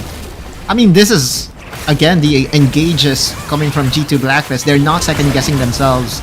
Even with the amount of lead that J-Team was able to surmount for the entirety of this fight, or for the entirety of this game, they will still pull the trigger. The package was needed though, to at least get that kill, and Aaron also dying in the process. Not an even trade, but you would accept it if you're G2 Blacklist. Yeah, any shutdown goal is gonna be so good here for G2 Blacklist. They just want to slow down the pace here from J-Team, because everything is just becoming so difficult to handle here for G2 Blacklist. So Jax is well fed and well established in the split pushing department. Soldier is now starting to be online with the damage on this Orianna. And still same situation here for X1. Still the same buffed up Xayah that is like late game already from early game. Very accelerated for sure, very quick in terms of tempo. Soldier. Yeah, they turn on to him. Can they secure the kill though? It's taking too much time, but they do finally get him taken out. Now though, J-Team fall back. They are happy with, they're just okay with what's happening right now, since the pressure is still on, coming from the split push, and their engage is still pure. J2 Blacklist still get 1 kill for them. You know what? KD is refusing to surrender. He's still making plays for G2 Blacklist, similar to what he did during the first part of this game, or during the earliest part of game number 2. He was able to secure a return kill, and so now what they want is to just get some trades here and there. Ime going to secure a tower here in the bot lane. However, J-Team, they just want his head. Well, that is a dodge. That's so much utility invested so already by tanky. J-Team just to take him down. And here he's comes still the spinning to winning. Here they go. No flash, no counter strike, and even Ime secures the kill. Man! Okay, so just to be serious for a moment, G2 Blacklist needs that, right? Like they need errors, mistakes coming from J-Team.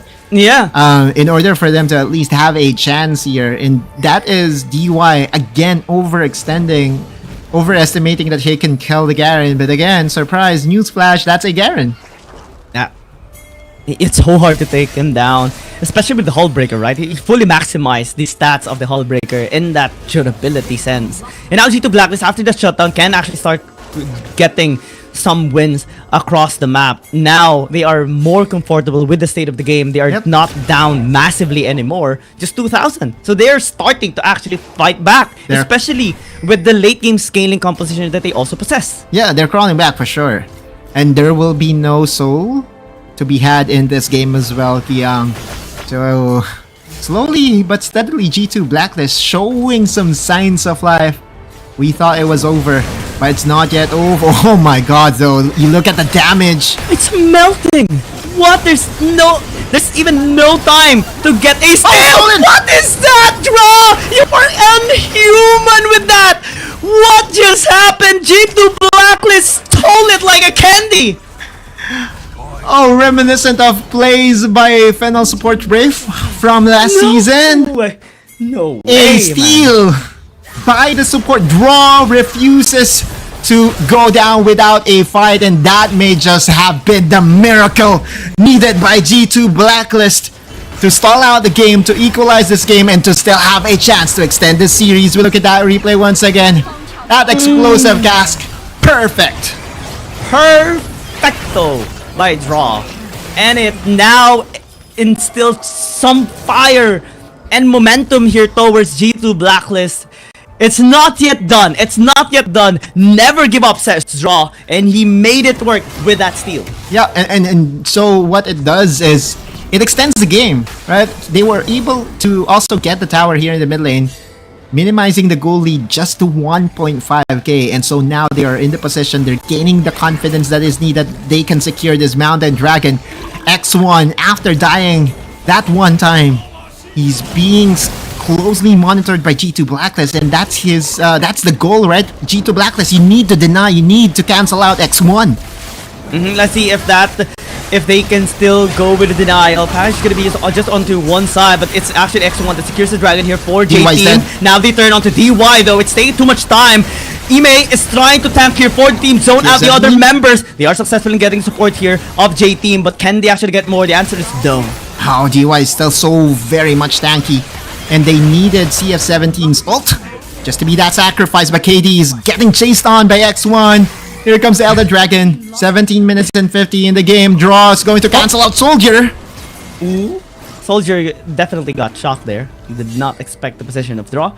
But it's still gonna be fine. Resets come through from both sides. It's time for possibly the last fight. There's no package available for Aaron, right? Like, he needed to use it just now, in the prior team fight. This is still anyone's game.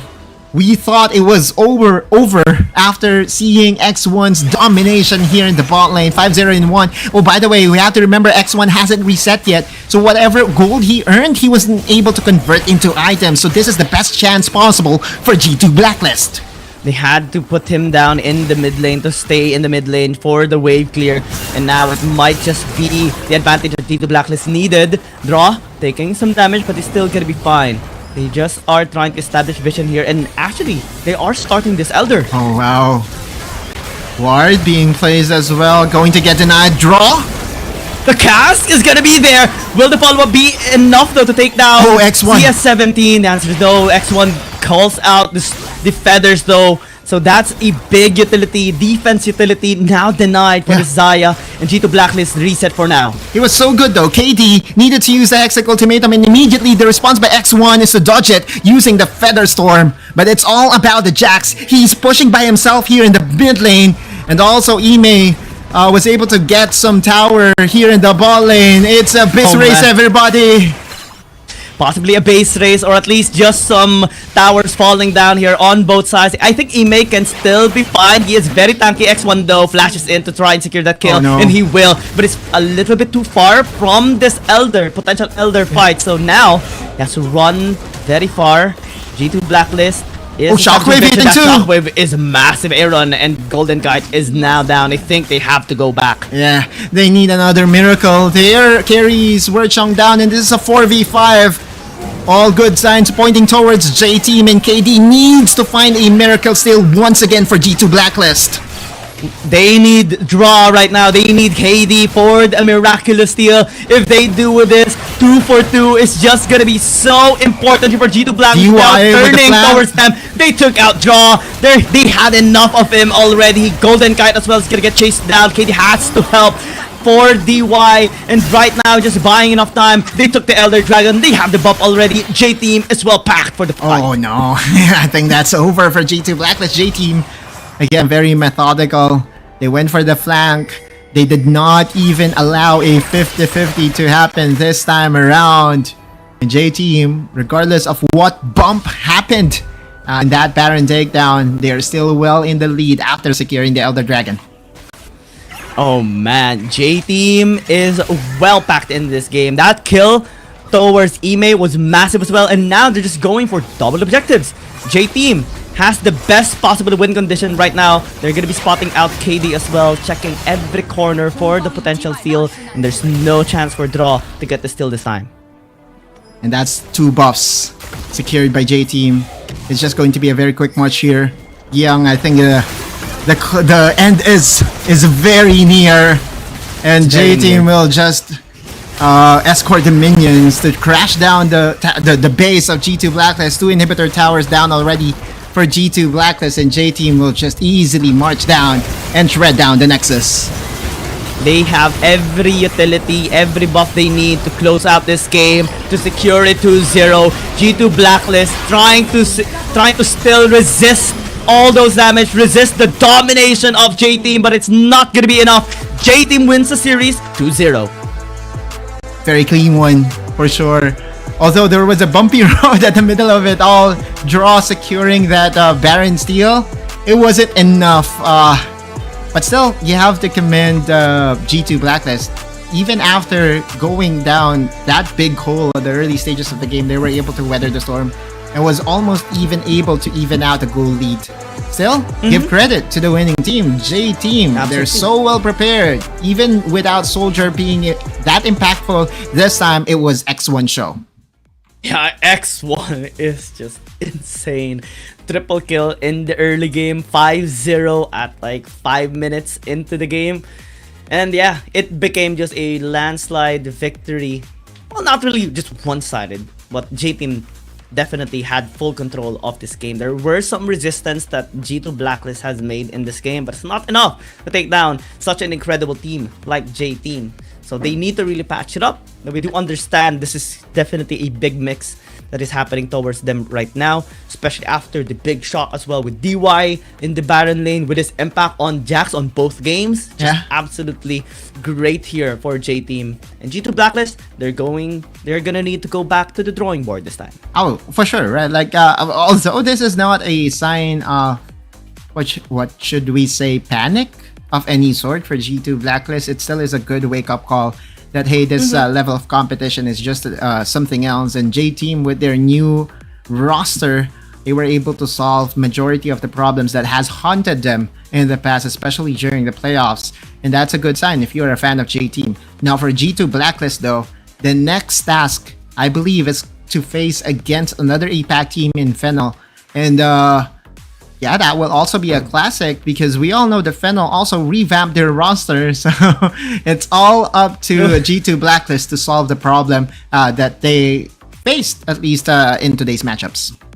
It's gonna be a civil war come Saturday for sure. Let's see, it's who is gonna be getting the victory this time around. Will be G2 Blacklist or Fennel on Saturday. For J Team, their next match is gonna be on Friday. Actually on Saturday as well, but this time it's gonna be against Weibo Gaming, one of the teams that tried to really contest against them last season. And I think with this new roster, with their performance, with this new roster, I think they're just gonna be okay with it. Indeed.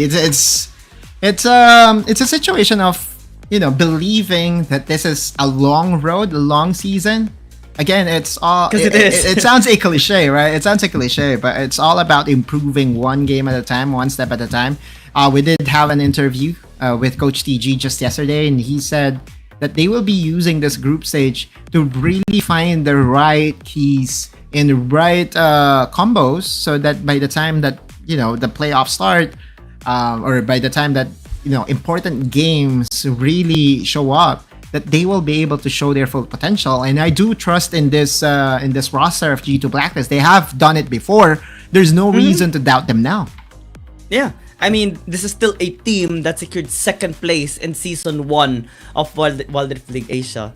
And it's just the start. Anything can happen. It's basically just testing the water for all the teams right now, because you have so many chances to have your spot in the final stage, and also into the grand finals in which G2 Blacklist under all their team has secured prior in Season 1. So it's just no pressure.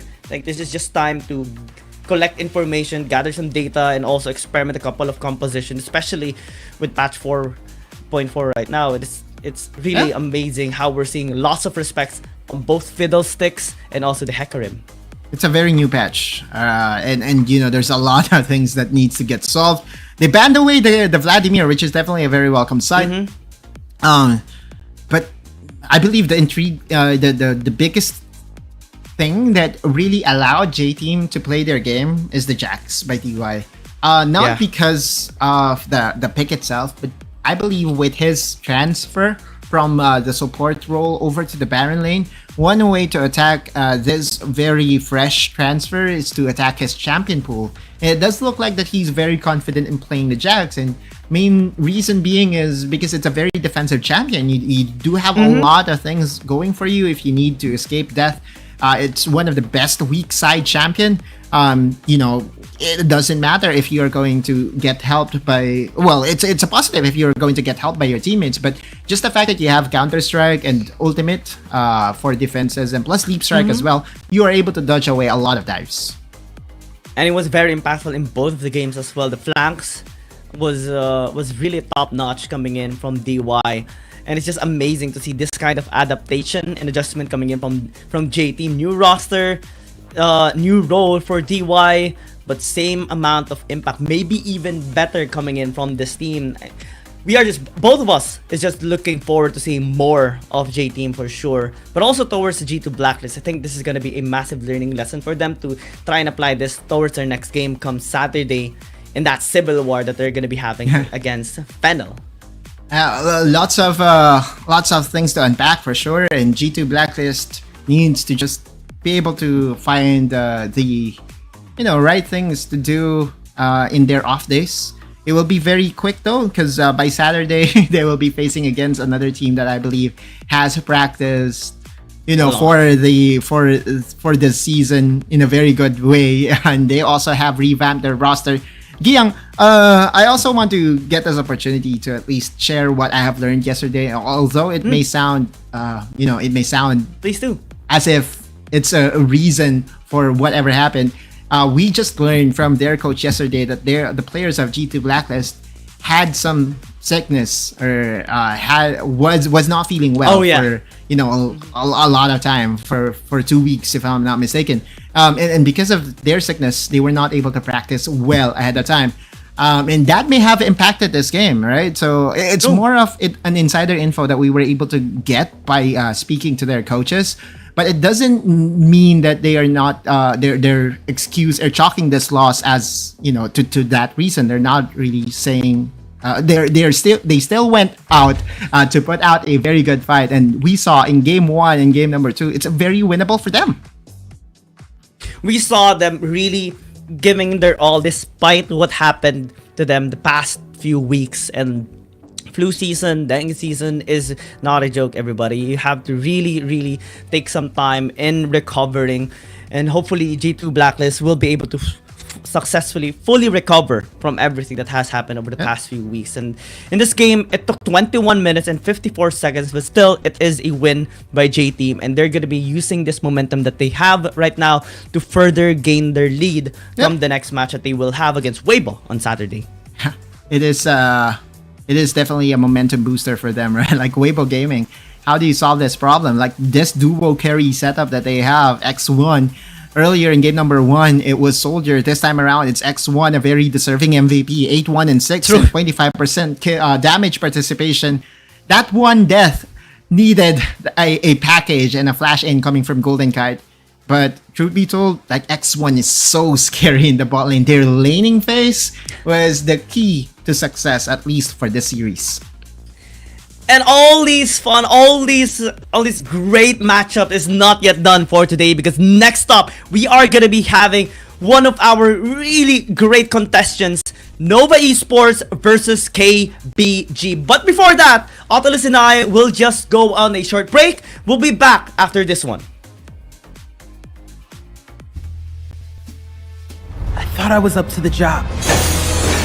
I had the whole picture. But it's all out of focus now. Thresh and his Dream Raiders took everything. Guess I'm out of my league after all. But what about all those stolen dreams? Those people. I can't give up. Maybe I am out of my league, but there has to be something I can... Wait a minute. What's this? A piece of art? I've got to stop him.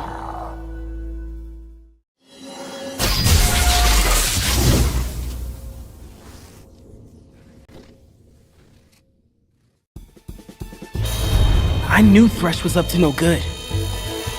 But this was bigger than anyone at the agency imagined. I tried to arrest him, but he slipped through a portal. Not before I busted his lantern, though. And that's how I saved the dreamscape. Sure, Thresh got away, but I restored the stolen dreams. Not bad for a rookie. And now for the paperwork.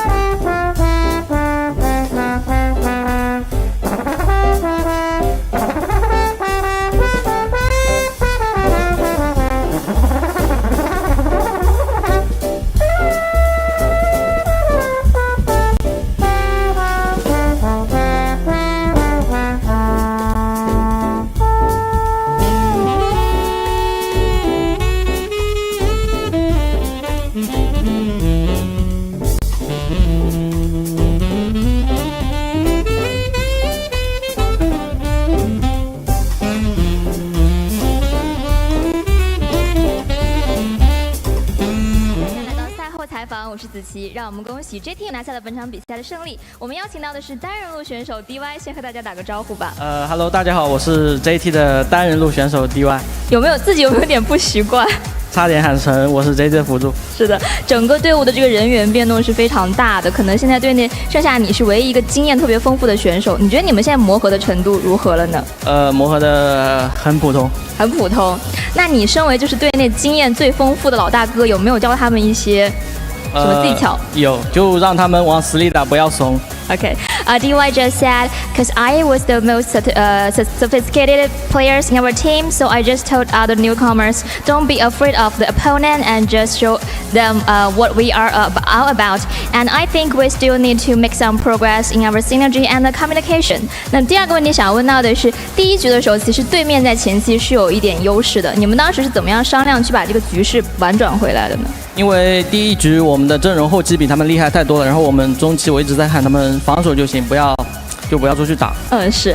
DY just said, because in the game one, although in the early game the opponent got a little bit lead in the early game, but we know we got Vladimir in our composition is kind of a late game damage, so that we don't need to be worried about the game. Just wait and don't be in a rush in early and wait the late game, so that we can bounce back. 那么第三个问题也是最后一个问题想要问到的是，其实今天对面这支队伍名字虽然更换了，但是你应该不陌生吧？里面有4个对手都是你在 A1 决的时候有交过手的嘛？怎么评价一下他们现在的这个表现？你觉得跟之前比难度怎么样？我感觉他们没有上赛季那么厉害。DY just feel like because we have played with the opponent like the G2B in the finals of the Asia 1, but I think they got much weaker than the finals in the Asia 1. I think maybe it's due to their roster change. 那以上就是我们赛后采访的全部内容了，也再次感谢 DY 接受我的采访。接下来呢，我们为大家准备了一些赛场的即时花絮，一起来看一下吧。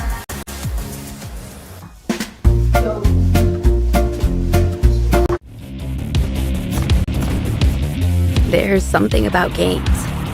What you doing there gives you real chills. There is one thing that can't be stopped. Feelings. And if you can feel it, It must be real, right? and that's real magic. I thought I was up to the job. I had the whole picture. But it's all out of focus now. Thresh and his Dream Raiders took everything. Guess I'm out of my league after all. But what about all those stolen dreams? Those people. I can't give up. Maybe I am out of my league, but there has to be something I can... Wait a minute. What's this? A piece of art? I've got to stop him.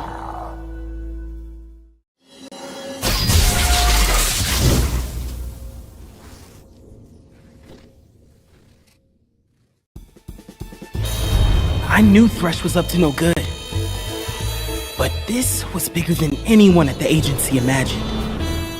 I tried to arrest him, but he slipped through a portal. Not before I busted his lantern, though. And that's how I saved the dreamscape. Sure, Thresh got away, but I restored the stolen dreams. Not bad for a rookie. And now for the paperwork.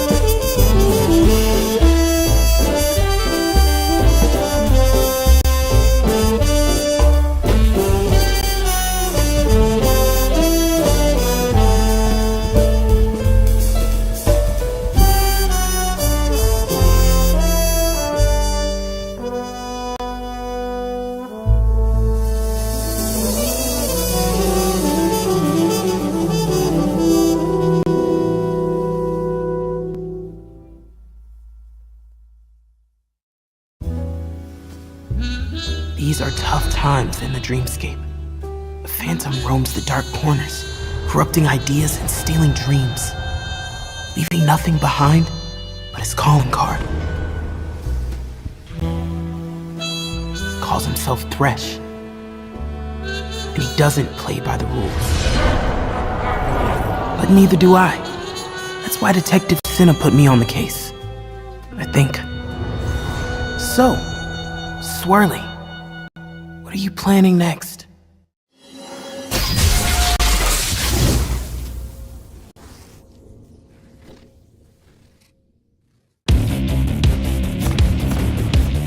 There's something about games. What you doing there gives you real chills. There is one thing that can't be stopped. Feelings. And if you can feel it, it must be real, right? And that's real magic. I thought I was up to the job. I had the whole picture. But it's all out of focus now. Thresh and his Dream Raiders took everything. Guess I'm out of my league after all. But what about all those stolen dreams? Those people? I can't give up. Maybe I am out of my league, but there has to be something I can... Wait a minute. What's this? A piece of art? I've got to stop him.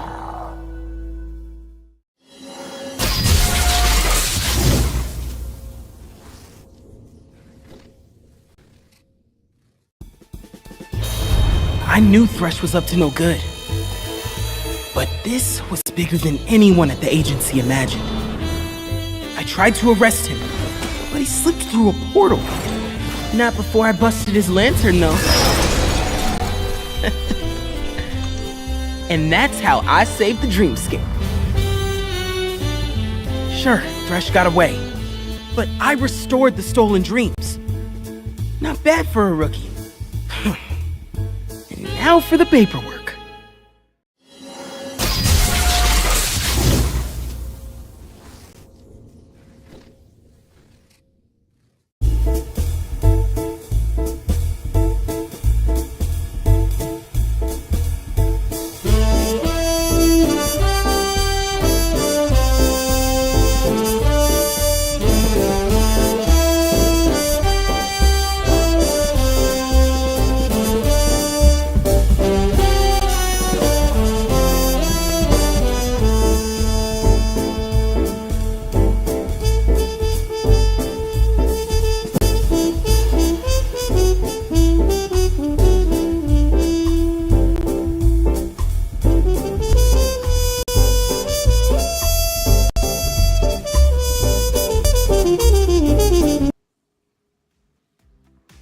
Welcome back to the tournament, and it's time for our last series for tonight. It's gonna be Nova Esports versus Keep Best Gaming. We're still gonna be your shoutcasters. My name is Guillaume with Autolus, and in this last series, it's going to be a banger. That is Nova Esports versus KBG again. It's same as season 1, where it all began and where we saw Titan versus Titan and the Nova Esports facing against, of course, the champion back then in KBG. It is indeed a back-to-back championship already for Keep Best Gaming. Now it's all up to Nova Esports to again deny a celebratory game number 1 for them. We're gonna be looking at Long, we're gonna be looking at Natan, we're gonna be looking at Anran. So far for today, it has been filled up with 2-0 victories on the left side squad. Thunder Talk and J-Team reigning on against JDG and G2 Blacklist. Will Nova Esports continue the finale, or will KBG break it up? Are you sure? Are you being hopeful that there will be a 2-0 in favor of Nova? It's very doable for sure, right? But we are talking about the reigning defending champion in Keep Best Gaming. But still, Nova Esports, the Icons Global Championship, with Long still at the forefront of everything here.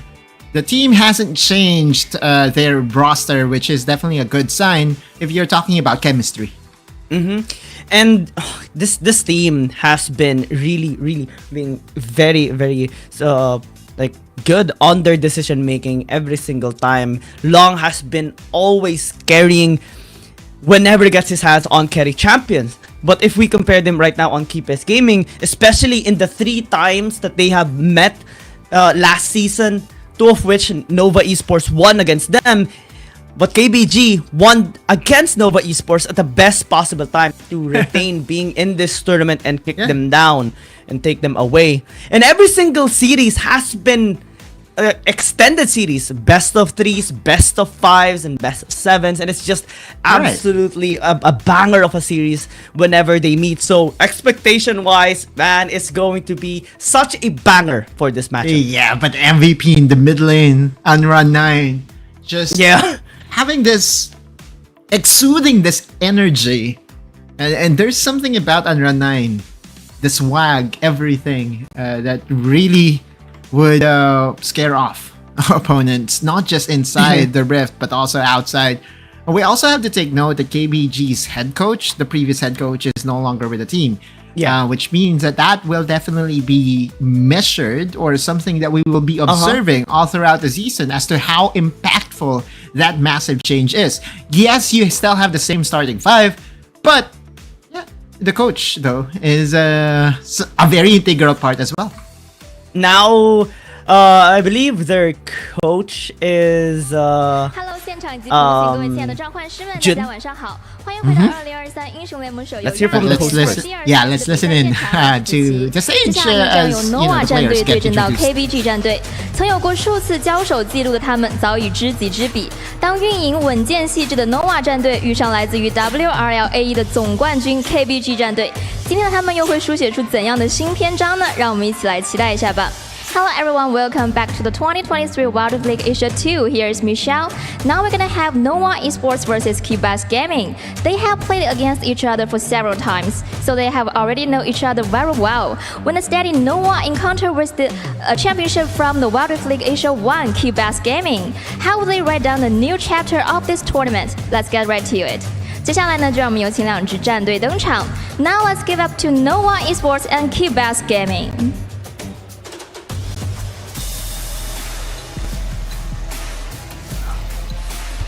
今天只有一个小马，那就是 KBG 点小马。今天你是小马，我是马哥。 It's actually, I believe it's actually a first that we don't see Neon being the one answering that. Just it's an observation. Normally it's him, you know. I haven't really checked. I haven't really put much attention to it, just because I don't understand that thing that they say anyway. Yeah, same. We try, right? But yeah, it's just so damn difficult. And we're sorry for that. Yeah, hopefully there will be subs in the future, right? Like just so we will at least have a glimpse as to what they are trying to say. But again, Nova Esports against KBG, you said it best, right? Like of all the series that they have played against each other, Nova Esports has been, getting the advantages against KBG. It only was at that one time in the lower bracket that KBG was able to solve Nova Esports finally, right? And Nova Esports will try to change the script once again, or follow the script once again of them dominating KBG, especially during the group stages. Yeah. In the mid lane, and what's fascinating about this as well, to add it all up, is that both of them, alongside with Thundertalk, are the only ones in the CN Conference side that didn't change their players. So this is going to be basically the same lineup. In day number 1 is deja vu. It's everything all over again, except that the result can change this time around. It is the chemistry that we're talking about. Then again, the coach though. We also have to consider the coach, right? And it's from JDG. It's also something that we have discussed with the pro teams from the APAC region as to what their expectations is for the upcoming season. Surprisingly, they are putting Thunder Talk, EDG as teams that are ahead of KBG, and they believe part of the reason why is the coaching change. But this is definitely going to be a very good measure or litmus test as to if that is true. If KBG is really needing that extra sixth man, right? Like in the coaching staff to really enable them as a group. Let's see if they're gonna be able to shut down Long and Neon again this time around. Both of the players was heavily invested upon by KBG to be shut down, especially in negating the Yasuo pickup. At one point, KBG even actually picked up the time last season, and also denying Long from being able to get those carry champions, like especially for security and the objectives. It's like the Kazakhs, we saw the Ton actually picking it up majority of the time, especially in the last series that they battled against them. And again, the format kind of still remains the same in how to beat Nova Esports, unless Nova Esports now has a new plan in mind to execute against KBG, and maybe they have a better reading against them this time around. Can never be so sure. Some things to consider for sure here, Young, and also the draft, right? Like, we've seen heavy priority on the Jax as one of the more standard pick in the Baron lane. But we're talking about KG, and KG has a very good and deadly Fiora, which means that there is a potential that, hey, you know what, we're going to open up the Jax, and we are willing to answer it with a Fiora. I feel, that this lineup of KBG, although they have the MVP in the mid lane in Unrun 9, KG is also a very good laner. He almost always win lane by himself, and there are games that he is the true MVP. I'm curious to see as to what form of KBG are we going to witness here in game number 1 as we go over to the era match, the fight for side. Yeah, the most exciting part here of this term to start it up. Prior to the series, we see a Yone this time around, and the Darius as well on Nova Esports. Plus Lilia, lots of new champ this time around. No more Akshan. So let's see how this actually equates. Neon goes in, but they lost one member already. First blood here for KBG, and they're just gonna be happy with that for now. Yeah, I just hope that it will just be an ARAM game, not like ARAM, like all random. But it does, because it feels like, all these players get to choose what they are going to play. Looking at Engage again, KG. Oh, he finally dies. Yeah, not gonna have the impact for now, since it's still just the early game. The battles are actually doing a lot of work there for Remake. And yeah, KBG has to step backward this time around, for at least for a bit. Battlestars hurt so much. Will the Dawn fall down? I think it's not going to be the case for now. Good face breaker. Oh, the damage on that Showmaker is just massive. Or Haymaker rather. Yu, little bit too low. It's not going to be able to do much in this early game. Doesn't have any stacks to end. Nova Esports is having so much fun. Yeah, I recognize Showmaker, dude. But he's not here. What we have is Unrun 9. And Unrun 9 is going to die. But nonetheless, that was definitely a very good combo coming in from Nova Esports. I'm just not sure as to how KBG will weather the storm, because looking at the pokes that is available coming from Nova, Remake is just going to be a nightmare, especially in Howling Abyss. Yeah, I mean, who's going to tank all those pokes is the question. I think the answer is nobody for the meantime, unless, maybe come late game if they get their MR already. But Yamich actually doing so much work with this set. It's one of the reasons this is one of my favorite champions as well. He just loves, punching everybody away, loves fights, especially every single time he comes faces with an enemy. And so now the fight continues with Yitse and company being just threatening. Oh, you look at that combo coming in from Yamio, but the sleep did not connect. Yeah, that's unfortunate. And KBG will just wreck on them. Fate sealed, but only onto the Thaw. That's unfortunate there for long. They'll be backing away for now. Remake just trying to clear up the wave so that they can successfully defend this tower. Right. Just imagine though, if Yitze was able to survive that all in, like that could have been a very good lullaby. Oh, Yami? He is mad. This time he casts his showstopper first and then goes with a haymaker! Towards 3 gets a triple kill. That's what I'm talking about. That's okay. Right? It's the second time that you're confusing it for Showmaker. Yeah, I recognize I recognize the player, dude.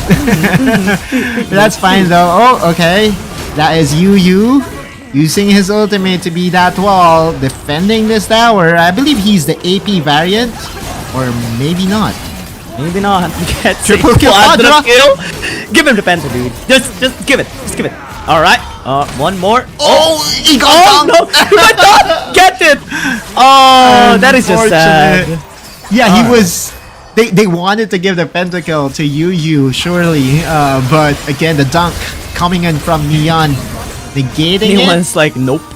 Yep, good push coming from KBG though. Tower has been destroyed. The Tone, 1 HP. No reason to stay back, and there you go. Was that smite? I give myself. No, it was just a normal attack for sure, right? Like,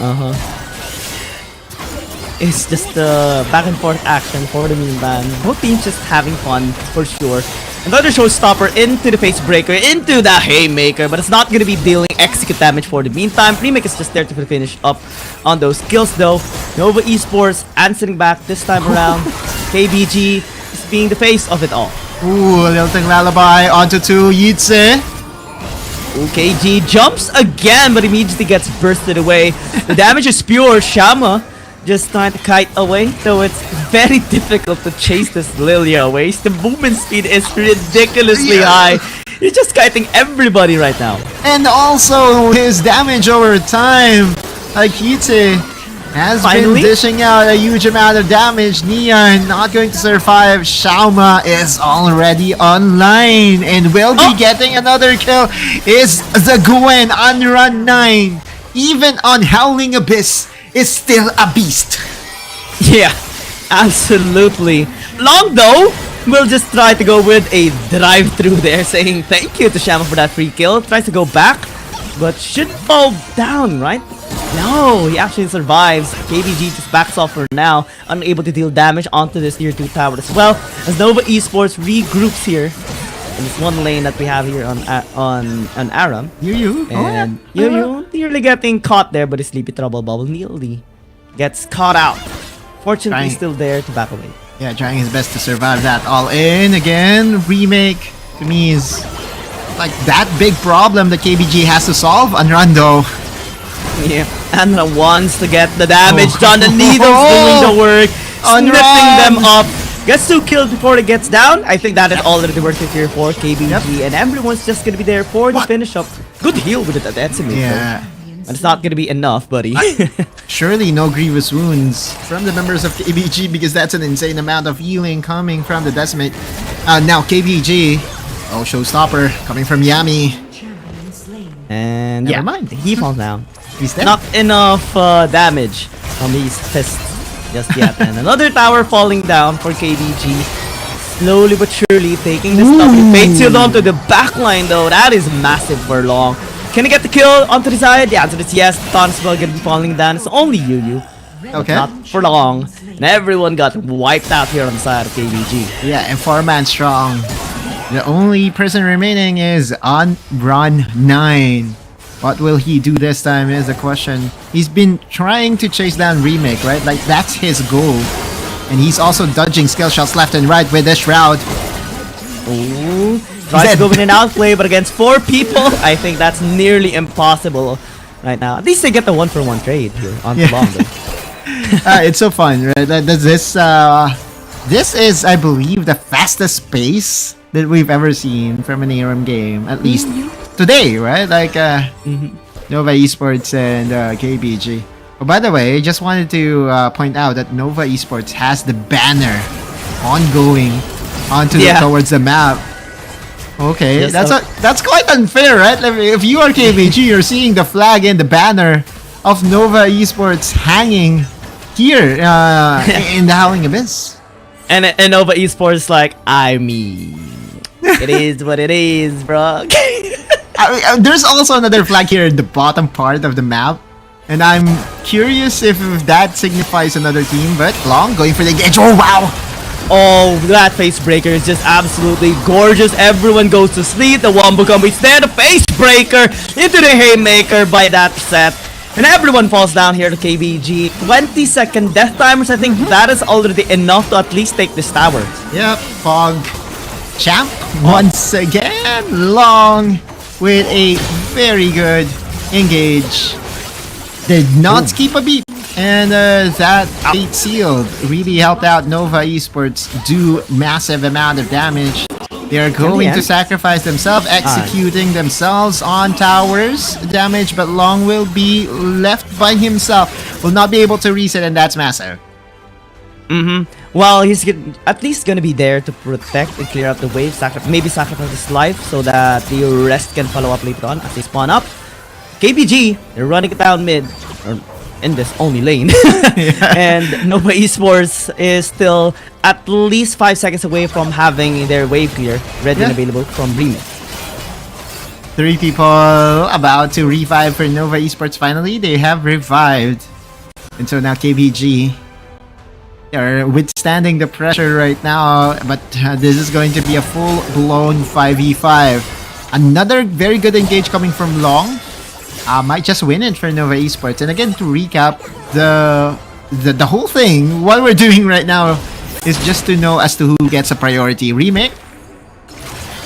Yu taking his time, slowing down Neon. Maybe they can out-kite him, but that's a good showstopper there.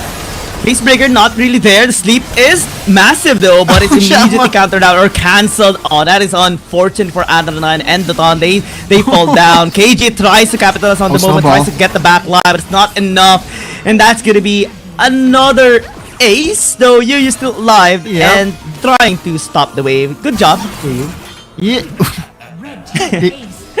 Okay. He disappeared. And they have 10 seconds, good 10 seconds to finally close the deal. They're clearing the wave as soon as possible, as fast as possible, and it does look like the Nova will have enough damage to get side selection. 10 minutes. I think this is the fastest out we have seen so far as of today. 10 minutes. Alright, there's still hope. Although 10 minutes in WRLA 1 is still a long game, right? It's still a long one. Considering it's a 1v1. But again, with the new rules that we have, it will be an ARM game between the two squads, and whoever gets the Nexus will be given priority in games 1 and 3. And so far, of all the teams that has won so far, and that's 2 of them, they both selected blue for game number 1. Yeah, it looks like it's going to be, well, based on the stats, right? It should be Nova Esports picking up blue side, and it will. You just heard the word, and it's gonna be just the same. Meta is on blue side this time around. It's been a while since we actually have seen blue side priority. More than half of the time in season 1, it has been red side. Yep, it's very much different from what we saw from WRLA 1, in where the red side was definitely very good. During the group stages, it was only during the playoffs that we saw some teams deviate and go for the blue side instead. But this time it's as clear as a day that whenever you get access to choose which side you start with, it will always be blue 4 out of 4 times. Make that 5 out of 5 times. Whoever gets the side or the option to choose which side they will be playing, all of them went for the blue side. And the thing I'm really excited about here in this series is the question that the thing that we talked about earlier, right? Fiora for KG. Because I still remember the last series that they faced against Nova Esports, KG actually picked up the Fiora 3 times, and all of those 3 games in the latter parts of the series were wins, and it was monumental in regards to the impact. So maybe we can see another of that performance on the Fiora again for KG. I'm looking forward to it, but anything can happen, you know. Right. Nobody's first like, nope. Yeah, it's immediately banned away here. Nova Esports not allowing KG to play one of his staple champions. And so now it will be a target on towards Datone as well. Kha'Zix being banned away, which is definitely one of the champion that Datone did play a lot last season. Hecarim and Fiddlesticks, Halloween special, not going to still see the light of day today. Yeah, today. Absolutely no chance for now for us to be able to see these champions. Maybe once we see some of the champions be like given light by these players and these teams. But one champion will slip up, at least for now. The Akali here is gonna be picked up. Finally, we see some more action. Some more champions, right? We've been curious to see as to how Akali will fare against or in the current meta. Because we see lots of marksmen in the mid lane, but it does look like that mages in the mid lane is also something to consider. We saw the Zoe be so effective. We saw the Vladimir. It could also be the same thing for the Akali. We have to remember on patch 4.4, a lot of the items, a lot of the AP items did just receive some buffs here and there just because of the removal of Void Staff. Now, the one thing to consider is that both these teams, they need to pick a marksman. That's a rule. So regardless of what lane you play it doesn't matter. Just as long as you draft at least one marksman. Yeah. And since we have seen a Camille and then a Shen, this is something that we're now starting to see as a combination. Camille, Shen, maybe even a Galio picked up later on here by KBG if ever Nova Esports does leave it open. Right, but Kassadin has been some of the answers that we have seen against Akali. Might as well just pick it up here for KBG, and Andra9 will just be happy actually taking this champion up for himself. Yeah. And also one thing to consider with the prevalence of the Camille and Shen, and now the Kassadin, you know, lots of the what we call anti-shield items has also been diversified in the recent patches. Now you can build a Trident, an AP item that can shred down the shields of the opponent. So this Shen wasn't or is no longer as effective as it used to be before. Although it's still effective now, one of the primary thing that makes Shen OP is the shielding, right? So at least that can now be countered not just by the AD champions but also by AP champions. Yeah. That is the new adjustment that we have seen here on Wild Rift. Finally, a little bit more of a balance, plus the scaling armor penetration, or like the magic penetration is also impactful for those mages that really want to deal damage, not only to squishy targets, but also to tanky targets as well. Alistar, gonna be respected here by Nova Esports, might also be a Galio ban, finally, to see it push through, so that's gonna limit some of the choices here for you. Though we can still see a possible Nautilus here for him. We haven't seen a Nautilus so far. Have we seen a Nautilus? Not yet. Not yet, right? Like, I think this is definitely going to be the first time that we will be seeing a potential Nautilus. Remember Yami and his Blitzcrank? Well, it's not going to show up because they already have selected a Gragas. There's also a Rakan available for KBG.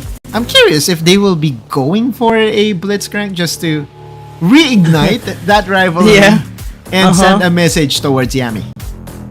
This is going to be insane, but also insane that we now see again one of the most OP signature combos in the Dragon Lane, Gragas and Varus. That's just massive isolation coming from Nova Esports. Plus they have a Yone here for long. This is just absolutely amazing. No Nautilus though, no Blitzcrank. It's gonna be a Braum here for you. Have we seen you play this champion before in WRLA 1? Maybe once, maybe twice, but it's definitely not something that we often see from them. It's so defensive. Yeah, you can use the Glacial Fissure to engage onto your opponent, and you look at approval ratings, like majority of the fans in the CN is still giving their thumbs up and their love towards Nova Esports. Their fan base is still superior in comparison towards KBG, but this is definitely going to be a very good barometer for us, Gia. Is KBG really lacking in terms of the continuation since because their coach has left them, or is it still the same Keep Best Gaming that we are so familiar with? It might be a negative change, right? They're having a different coaching staff, but the players still have their talent with on themselves, and KBG is looking to change history this time around against Nova Esports. The last time that they have met, especially in day number 1, it was Nova Esports that clinched out the victory, especially because of the influence of Long on the Yone. This time around, with the same champion under his hands, will KBG be able to disable it is the question, especially with this Camille Shen lineup plus Kassadin here for Andra 9. Kassadin versus the Akali for sure is... We saw this before, right? With Mitsura. He's so willing to pick the Kassadin as a potential counter against the Akali. But on the top side, this is now going to be the second time that we'll be seeing this matchup. Possibly the third time, actually. With Yeats being the one on the Jax this time. Alright, some runes here and there, and you will be seeing the glacial. Yeah, specific runes and normal runes that we often see from the pro players. None of those being able to buy items from outside the base, because that's hella expensive if you ask me. 150, right? Yeah, Though, it's a very big investment. What really irritates me at sometimes is just the glacial augment. Definitely, as it gets integrated here on Wild Rift, is helping so much on those engages. The additional slow and just the impact of these CC champions is becoming more and more impactful, especially for those talented ones like Yami. Yami is that champion that can be everywhere, right? Although sometimes he overextends, and he is the reason why Nova Esports cannot really capitalize on majority of the plays that they make, is because Yami is too far forward, so to speak. And so now this is also going to be the first time I will be seeing a Varus. Now, curious to see as to what build this Varus is going to be, because there's still the... Oh no, you don't do that. On the top side, Yeats just receive a tower damage, but never mind. Again, just going back, Varus can now be built AP, or still the poke Varus that we are accustomed in seeing as well. I think it's gonna be more towards the AD build, if ever. They have already massive AP damage coming from the Akali later on, and it's going to be very difficult to take down Andra 9 if ever he builds AP, because Kassadin is so tanky against magic damage dealers, and he's just gonna be chilling here in the mid lane. I mean, Akali doesn't really have that much poke against a Kassadin. It's more so towards the Kassadin that actually has that capability to chunk down Neon here. Yeah, it's the difference of having that innate passive magic shield that can win you trades as well. It's also the reason why Camille is very deadly in the laning phase. The adapted defenses, it's also going to be a very big boost when it comes to trading. But Long is not going to continue the dive here against Xiaoma and Yu. And looks like, Young, that we will have the slowest game possible between KBG and... too, right? Yeah, it's just because it's... Both of these teams do respect each other, and they don't want to really commit any silly mistakes. And so now they're playing passively, and they're controlling the wave in the best way possible to prevent any ganks that may come their way. Yeah, real recognizes real, and Nova Esports, KBG, they have a massive history against each other already. They know each other's tactics, at least for the many times that they have faced against each other and watched each other's VODs as well. Right now we see the Thon just lingering down here in the bottom lane, waiting for a possible opportunity here. The gank does have his Stand United ready and available in case Yami and Remake makes a play as well. It's not going to be called out just yet here by Nova. No engages whatsoever, but there is an explosive cask available, and you see Long, he's pathing towards the bot lane and could just engage any minute now. Ooh, spots out to you. Yami's over here. The shield is working due diligence. They will have invested the Glacial Fissure though. Chain Corruption as well has been used and not connected towards the right target. So that's a bit of an oopsie on both sides. And they're just gonna be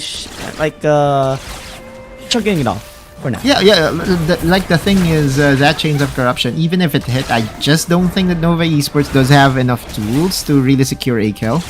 Have to remember that the Soul Unbound was already used by Long, and the only way to grab close is to use Fate Seal, and I don't think he was in range for that. The Tone, though, on the top side, using the Shen, his best champion, by far, in my opinion, is the Shen. This champion is definitely working really well for him, especially in Season 1. And it has been really popular right now. Whenever we see a Camille, Shen is gonna be prioritized by the jungler. I've seen it 3 times already as of today. And right now is the time for them to decide whether to go for the RH or whether to go for the Mountain Dragon. I think it's going to be a contention for Dragon for sure, because both of them really wants to extend this towards the late game. They want to secure the soul, especially with the new changes towards it as well. You really want to be the one to secure the soul, especially when it's like Ocean Soul. Yep. It's the best thing to secure for sure. And we see KBG already starting the Dragon. It will be the mountain map and it will be the mountain soul available, but Neon trying to play with fire against Unrana, and Daton will be able to secure this Dragon. Meanwhile, on the other side, Nova Esports, it will be a handshake deal, and they will be securing the tempo advantage given by the Red Herald. You can use it into the mid lane or maybe even towards the Baron lane to help out Yitze right there. Meanwhile, the rest of the squad is just going with their new positions. The duo going to the mid lane, and their solo lanes going to the bottom lane. Maybe we can see a gank here into the top lane, but actually KBG strikes out first. Yitze doesn't have mana, might actually get taken down. Fate Seal is going to be used, but missing the target, and it might just fall down. That's first blood here by KBG. Long will just be a victim here, but here comes Yami helping out just to escort him away.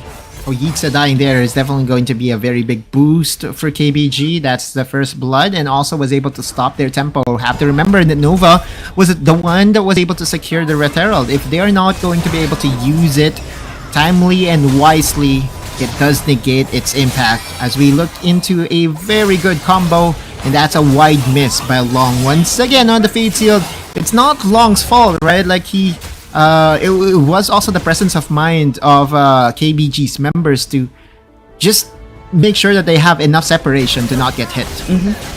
They already anticipated that follow-up coming in from Long. That's why they were more prepared than Nova Esports. Now with 2 kills that they have picked up, it's slowly actually helping them in terms of the goal lead. Plus, because of that Dragon that they have picked up, scaling-wise, it's now more so favored towards KBG.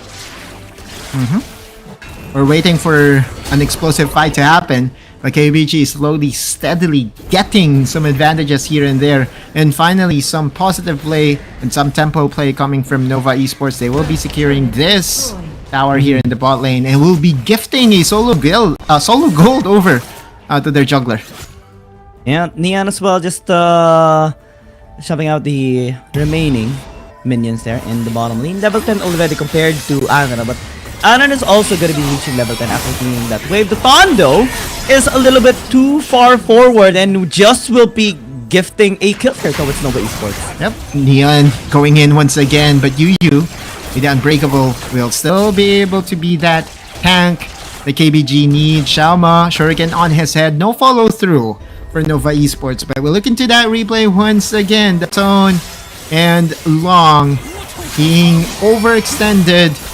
Long knows this, and a very heavy commitment, sure, to instantly assassinate Daton in the darkest of territories here in the jungle of Nova. That seems to be more of an unfortunate scenario there for Daton rather than a planned counter invade gank there by Nova Esports. Everyone just happened to be going towards that location when he placed the ward and tried to go for the invade. Now KBG should be having that as a learning lesson of experience, and we'll just be playing it a little bit more safer now. And at the items, still is going to be an extended game for sure. Having to see champions like Kassadin, Akali, Zeri even like when we see Camille and Shen, normally this is a duo that we see having to just stall out the game till they have like a massive scaling in terms of their items. And although Bloodthirster is a meta pick right now for almost all ADCs, it does look like that Remake is not going to follow through with that as his first option. I saw his first item, it was the Essence Reaver. Oh, that's a misstep for sure, right? Yami wasting his flash, and that's information provided to KBG. KBG just taking their time. They're not giving out any gold anymore towards Nova Esports. That slight mistake that Ton made will not be repeated for sure. And they're just focusing on the scaling department, just avoiding some of those gank locations by Long as well, because he has been eyeing on lanes whenever Yami is also in the lane. Yu is cautious of this as well, just setting up vision around the map, making sure they get their money's worth. Definitely is the primary win condition for Nova. Long will be their key win condition. And he's going back right now, trying to at least get one more item before any fight ensues. The Infernal Dragon is going to get started here by KBG. They want to secure this second stack for themselves. Nova Esports is going to be contesting this time around. Doesn't want them to continue scaling up. Andran spots out the back line. Yet is taking too much damage. Has to use the counter strike. But on the other side, Neon is actually zoning away KG. And as they take control of this dragon, will it be a 50-50? It's still the Dawn securing this objective for KBG. Good use of the cast though by Yami to disengage and help out the rest of Nova Esports escape. Oftentimes we say that Long is a cheat code just because, you know, when it comes to Smite fights, 50-50s almost always go to his side. He's overextended and he did not respect the damage coming in from KBG. He dies instantly. He blew up in that fight, and KBG cracks down the tier 1 in the mid lane as well. This time in the bottom lane, it is a Stand United use, and absolutely no damage was felt there by KG. Oh no, that's Dominus stacking against Nova Esports. That's 2 blunders in a row, and that's 2 towers to just easily be farmed by KBG. And so now the goal lead has now expanded to 2.5k, and more importantly, KBG is threatening a Mountain Soul. Mountain Soul for KBG is going to be nightmare for Nova. Yep. We look into the replay and we see the 1v1 that we did not see live in action, and it's KG just toying with Neon. Stand United once again, the perfect combo possible. Lockdown it is. And this is the power of KG. We've been saying that, hey, you know what? He's one of the key reasons why KBG is so consistent. His presence in the Baron lane, he can win lanes by himself. Add to the fact that he has a very good jungler that has a Shen that can just easily cast the Stand United, and it's the advantage that KBG needs most of the time to really win the game for themselves. And as low as the game has progressed, it's progressing now to be a KBG win. Because so far, in 12 minutes and 30 seconds, all advantages point towards them. 2 items already for Shamo as well. Bloodthirster and that Runan's Hurricane helping out definitely a lot for the team fights later on. So they have so much protection as well, so much peel from the other members of KPS Gaming. Now Nova Esports is starting to be maybe a little bit desperate. Face Seal gonna be used there, but immediately dodged there by the Dawn. They're just well aware of every action that Nova Esports can make here. Yeah, and there is no big engage tool once again by Yitze. Okay, G. It's fine. Yep. He wasted his flash there just because he got caught out of position. Still though, if you are KBG, that's fine. You traded the flash for a tower on the top side, and you have timed this 3rd dragon for sure. So they have sent back all those teammates or all the members of KBG that needs to get some items, and by the time that the 3rd dragon fight commences, whoever gets a dragon, if KBG gets a dragon, that's already over, right? Like, that's the soul. That's the soul. That's everything that they need. And Nova Esports needs to stop them from getting that soul, because It has been a slow burn that KBG is making right now. Despite the attempts that Nova Esports has been trying in topside, in mid, and in the bottom lane, everything keeps being denied here by Keepers Gaming. It just shows so much change in discipline that KBG now possess. Yep. Trying to their best to weather the storm is Nova Esports. It's wait, they just baited out a counter-strike and immediately they backed away. And also it also helps that KBG or Nova does have information that there's more than one member in the area just because of the hull breaker that was built by KG.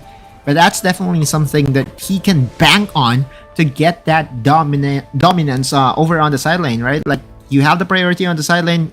The more hits that you get towards the tower of your opponent, the better it is for the split pushers. And KG will go back. They will be spending all those unspent gold and will be posturing for the most important fight, at least in the first 15 minutes of the game. Ocean Dragon is going to show up, and that will be the soul for incontestation. Last chance for Nova Esports to deny a dragon away from KBG. This is the most important yet. The soul is online here for KBG. They want to secure it. Nova Esports bring out the sidelines. Just checking all the areas in which KBG can enter. But need to be very careful. Oh, that is a good counter strike. Just trying to die some of the damage. Fix not going to connect onto anyone again. Glacial Fisher onto the front. This is massive for KBG. Sham is being able to free hit from the backside. Nian trying to stop him, but immediately gets exhaust. And KBG just getting everyone here from Nova Esports. They're trying to escape, but this gives an opening again for KBG for this dragon. I think that's it. That's the soul secured here by KBG. A counter synergy that happened there. Nova Esports went for double ultimates at the same time. The explosive cask plus the fate seal, hitting nobody. Paving the way for KBG to secure another objective. We look at that replay once again. You see KG, you see Unrun 9. They sense it. They know that Yitze is in the area. And their tag team, the presence of mind to skadoodle away and just be safe from the wombo combo coming from Nova Esports. Spell the doom of Nova. And so now you see KBG with the Dragon Soul and the Baron buff. I think it's over. KBG has all the tools necessary to close this game down. Yeah, it just should be over right now. Double Doom definitely here. Acquired by KBG. Soul plus Baron, they can just run it down mid or maybe just go for a 1-3-1. Nobody can stop them anymore. This Jax of Yitze can no longer deal with KG. Even at the very start, he couldn't even deal with Camille. What more with these stats that they have acquired? Yeah, lots of resistances, and more than that, he also has the Hullbreaker and Baron empowered minions. Strategically, this calls for a 1-3-1 split push. KBG will be sending 2 split pushers on the side lane while maintaining the pressure coming from Shama here in the mid lane. Add to the fact that they still have a Shen that they can call at any time. Like, their split push, whenever they get a Baron, oh, it's so hard to stop. Yeah, nobody can stop them now. Absolutely. Shama just clearing out this tower into the mid lane. KG having 3 cannon minions charged into the bottom lane as well, and unstopped, unfazed by the champion that is trying to defend there. All 3 inhibs gonna be taken out right now. Nova Esports completely stopped here by KBG, and it's only a matter of time before KBG ends this game right now. Cast gonna be used. Desperation play comes in here from Nova Esports, but it's not gonna be helpful at all. KBG bags this game number 1. I think we have overestimated the departure of their head coach. KBG is still very good at the game, Young. The presence of mind to really dodge all of those key ultimates coming from Long. You have to remember Long is a very good Yoni player, right? Like, he's a world champion for a reason, and there's been games in where we saw Long pop off on Yoni. But not today. Not today, says KBG.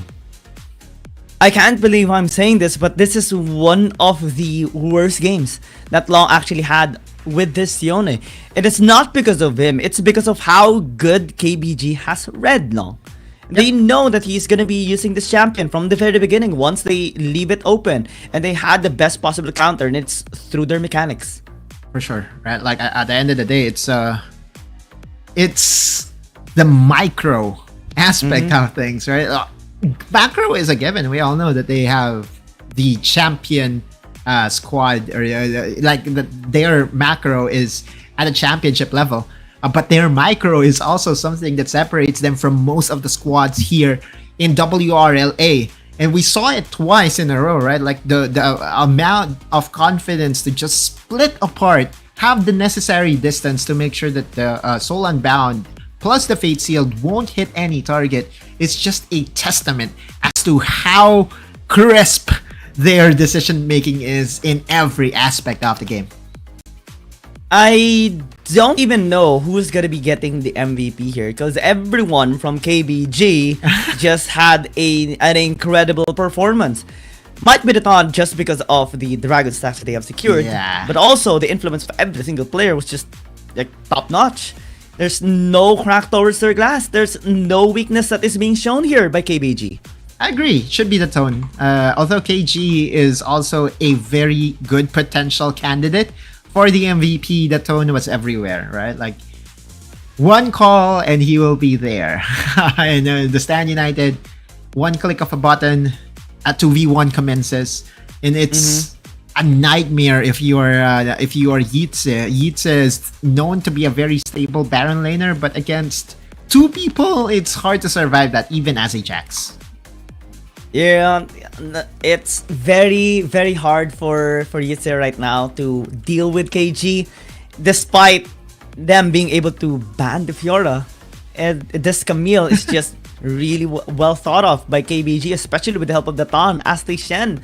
So maybe come next game, in game number 2, we can see Nova Esports be the one to try out the Camille and the Shen, since it's something that we have seen consistently being picked up by these teams, especially in the CN Conference side. So anything can still happen. This can still go towards game number 3. I mean, these two teams has been doing it since last season. You know what? I think KBG has just shown us that game 3 that, you know, historically has been there whenever these two teams have faced. I really think that that the game 1 was a very good indication that it's just going to be a very clean 2-0. Like, their plays are still out of this world, Gyeong. They're very clean in all their execution. So clean, right? Yeah. Like this is definitely one of the okay, but that is definitely something that you know, we know KBG is very capable of. Yeah. They might just keep history as it is, especially after this amazing performance by KBG. We haven't yet to see who's gonna be the MVP just yet, but yeah, we have our insights already. It's going to be very difficult for Nova Esports to try and come back from this. They have basically picked up very, very good champions for themselves, especially with the Yone here for long. I'm not sure this is going to be the best time for them to pick something like a Yasuo comp just yet here for Neon as well. Usually they reserve it for crucial situations, and it's still just information gathering for this early games in this early parts of this tournament. It's very early in the tournament, and everyone can still scale well towards the long weeks, the amount of games that we will be playing. We have a lot, and one loss, although it's, you know, it leaves a bad taste in the mouth, it's something that you can just move on with, right? Yeah. It's not yet over though. It's a best of 3, and there is still an opportunity for Nova Esports to regroup and extend the series. But with how game 1 has progressed, it's so clean that I cannot imagine KBG losing tonight. I feel, you know, that they woke up on the good side of the bed. On the good side of the bed. Had some great breakfast, great lunch as well to top it all off, and everything. Just imagine this. The only mistake that they did was the Tone being overextended on the red quadrant, and his reason being there was to plant vision, right? That's the only thing. And it's not even a well-read moment there by Nova Esports. It just happened that they were there at the right time. Xiaoma dealing a good amount of damage on run 9, by the way. Not felt not because he's lacking in skills, but because his champion is definitely a late game champion to begin with. Kassadin often shows up at level 13, at the latter stages of the game, and the game has already broken open by that point. It was KG and the Tone tag teaming for a very massive lead in the early stages of the game. And it's the first time we have seen a zone being acquired as well by a team. It's no surprise that we see KBG being the one to secure it first. And again, against Nova Esports, I think this is a massive impact that they're having right now in this game. To think that in the first objective spawns, we see Nova Esports having to exchange objectives against KBG and not contest. That shows so much respect that Nova Esports is giving towards KBG. Might even be some fear that they're feeling against KBG. Yeah, the 50-50 that happened in the second Dragon. It's a smite fight between the Tone and Long. And had it been that Long was able to secure that smite, then we could have a very different outcome altogether. But we are going to still wait as to who backs the MVP. Like, surely it should be the Tone, right? Like, just by being able to secure the Dragon, the second one, did allow them to secure the soul, the Mountain Soul. Yeah, we're just gonna be waiting to whoever is gonna be the MVP. It's gonna be shown here on the screen. It's KG. Yeah, yeah. Cool. Yeah, I mean, never everyone mind. is deserving of it. Yeah, surely, right? Like, KG also won his lane so hard with the help, of course, of the Shen. 1-0 and 2, 21% damage share. But more importantly, it's being able to advance your lane and being able to get the priority in your lane. And prioritize getting the W for this series as well. Let's see if it's going to be a 2-0 victory by KBG, or will Nova Esports show signs of resistance and push this to game number 3. We'll just go into short break. We'll be back after this one.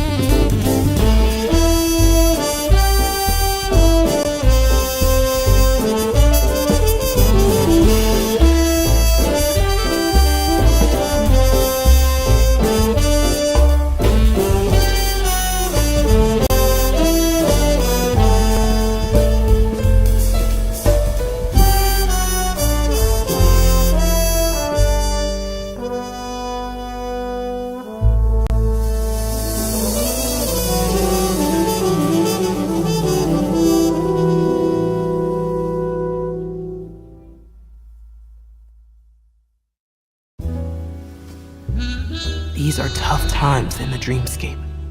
The phantom roams the dark corners, corrupting ideas and stealing dreams, leaving nothing behind but his calling card.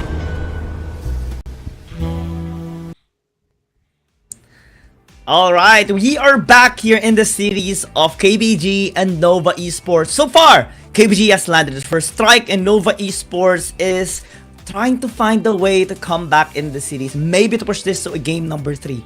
We're your casters, Giang and Nautilus, and we're ready for this one. And finally, someone selected red side. So, yeah, it does look like that KBG is... Sorry, yeah, I think Nova Esports did go for the red side and KBG will be the one playing on blue this time. It's the first time that it happened.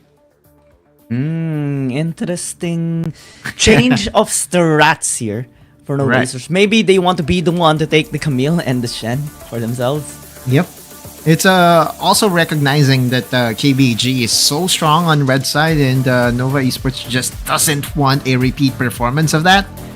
By the way, yeah, it does look like that the Fiddlesticks is going to be banned by KBG. Hecarim is open though. And there are also other champions. We still have the Jax, we still have the Camille. Lots of priority picks still left open here, Giang. Yeah, it can... Well, surely it has to be the Hecarim being taken. I mean, actually it's left open. Jax is the one being banned away here by Nova Esports. So... I mean, if you're KBG, you will not hesitate picking this champion up, right? Yay! Alright, Yeah! our first showing of Hecarim here in WRLA2. And what better way to do it by having the champion Daton to pilot the Hecarim. What do you call it again? It's a horse, right? Like, I don't know. There is like a moniker for it for sure. Shadow horse thing. I don't know. But he is going to be very excited picking up this champion for sure for KBG. Nova Esports though getting a duo special. There is a chance for them to get the Shen still here for long, and it's going to be a massive wombo combo if ever. Camille, Galio, Shen, massive protection for sure. Renekton and Zeri going to get selected here by KBG. KG reminding Nova that whenever facing a Camille, you can still play the Renekton, and we all know that, again, with the current version of the Renekton, if you have the Enrage second skill, you will still be able to shield.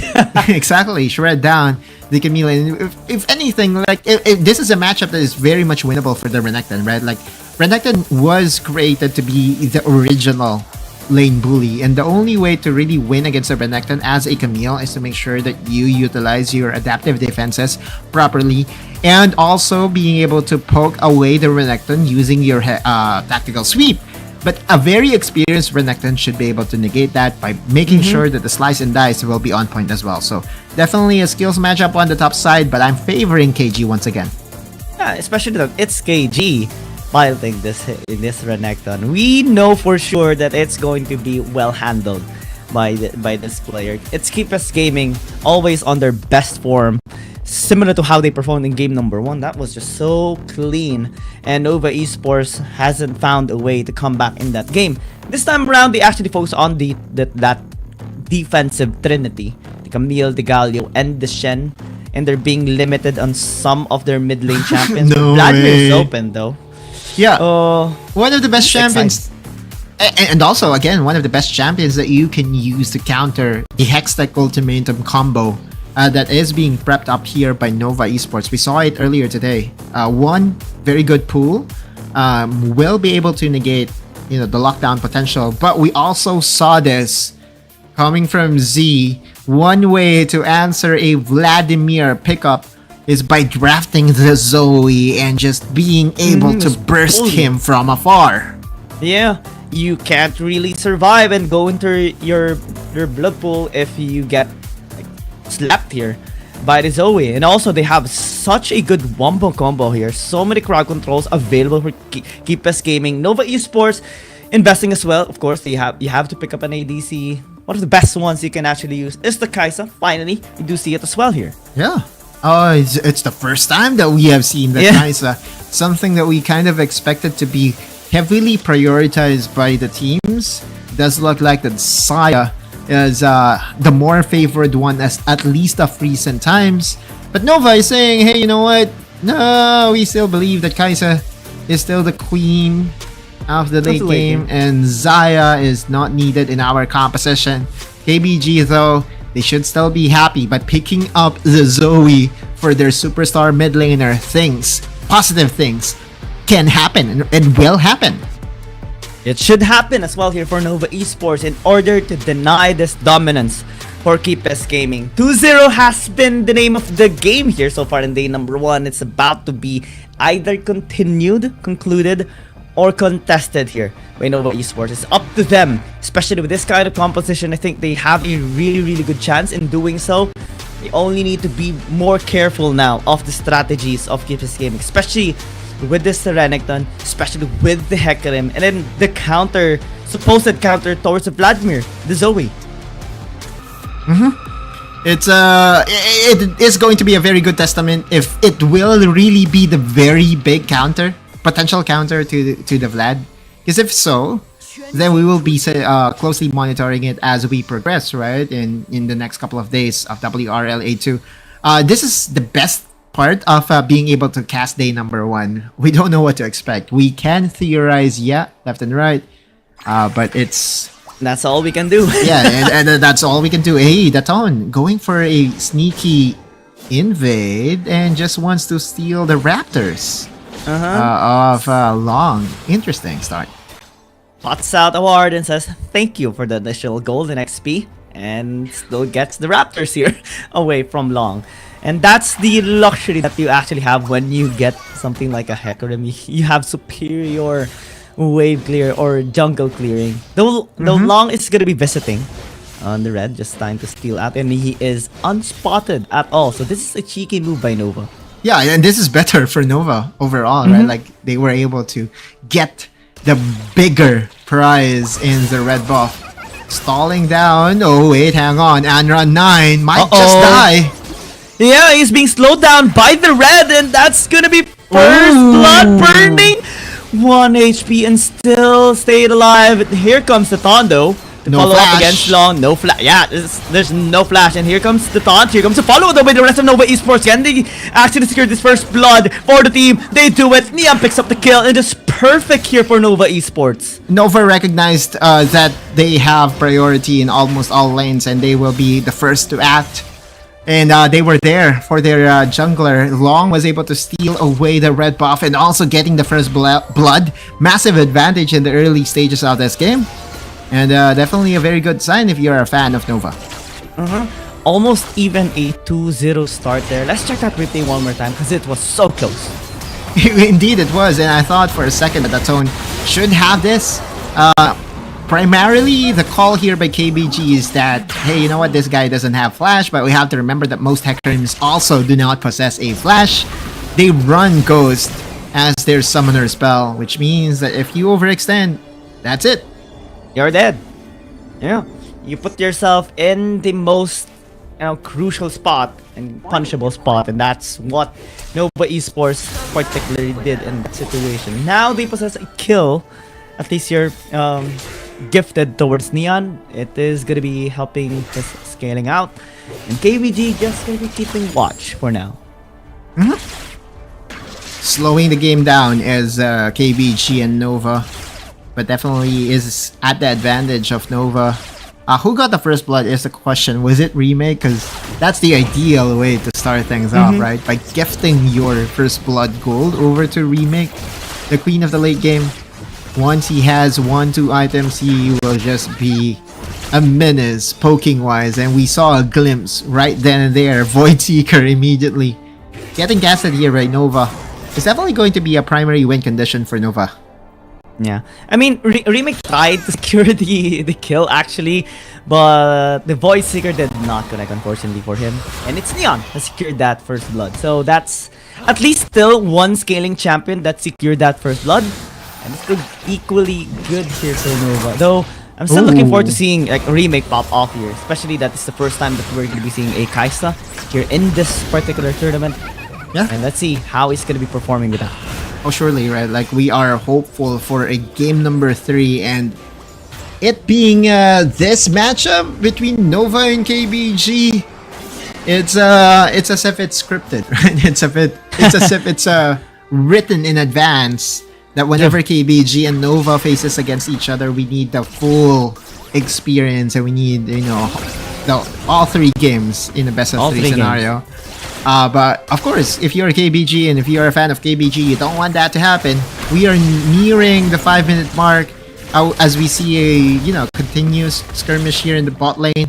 No kill pressure whatsoever because, again, Xiaoma and Yu still is very formidable as a pair. Alistar can still combo you down, and again, the damage of the Zeri, although it's not as big at the early stages of the game, same can be said for Kaisa. I don't think we're going to be seeing any engage by KBG in the bottom lane since they're giving full respect towards Long's Stand United. The most probable case that we will see a gank is possibly mid, especially after a good setup by Anran. Or unless he goes towards bottom lane, Sleepy Trouble Bubble into a burst. Even if you have a Stand United, that burst can still be just like that. 2 bars, 3 bars, immediately deleted. The power of Zoe facing against the Vladimir here of Neon. And now the objective being started as well. They're leaving the mid lane to man the bot lane. Or sorry, the mid laners to man the bot lane. Meanwhile, KBG, they want to start things off here. Hextech Ultimatum going to be used against KG. Yeah, that's a big utility. And also big damage being taken here by Good KG. flash. Has to flash away and get a Honey Fruit. And now KBG, the rest actually still opens up this RH. They still know that they can still fight. That's a good flash. And also an isolation here towards Long, but will it be enough is a question. Yitsa is being chased away, the guy is sticking, but it actually is able to escape. Yamit is going with the taunt, has a good CC chain, but actually low HP members here by the side of Nova Esports. It's all okay. They have secured this RH for themselves already, but they need to be very careful not giving any kills anymore towards KBG. Now KBG is setting their sights over towards the dragon, but they don't have enough health bars to continue the pursuit. KBG on the back foot once again, although they were gifted of a kill. Surely this should be a double objective because the Stand United will be used proactively. Nova first to the dragon, 2 objectives at 6 minutes. Wow, this is a big change, Shadaluz. Nova Esports getting 2 objectives. This is a massive redemption that they are doing right now, especially after securing First Blood. Yeah, they lost a couple of momentum in the mid part of that clash, but it doesn't even matter. Getting 2 for 2, it's just important here to, again, secure a tower and also enable your scaling. The best part about that is that this is definitely a very much needed advantage, especially against the champion squad of KBG, right? Although one thing to consider is that KBG also thrives with their team fighting, and that they will have to heavily rely on their team fighting skills to thwart off and to slow down Nova Esports advance. They won't be able to save this tier 1 tower. Good job by Nova Esports. This is definitely helping them boost their momentum this time around, especially in this series, because a while ago it was in game number 1 it was all KBG. But this time around, especially with this kind of composition, they're showing signs of resistance. At least one way or another, the objective is being used to get priority, and being able to destroy that mid lane tower is massive for Nova Esports. It allows them access towards the jungle of KBG. And so far, I think that this Hecarim is not going... Oh wait, hang on. Hextech Ultimatum, I think they still can be able to save Yitsa. It's buying so much time, but that damage by the Ton. Yeah, he was too overextended. I was about to say that the Hecarim isn't felt yet in this game.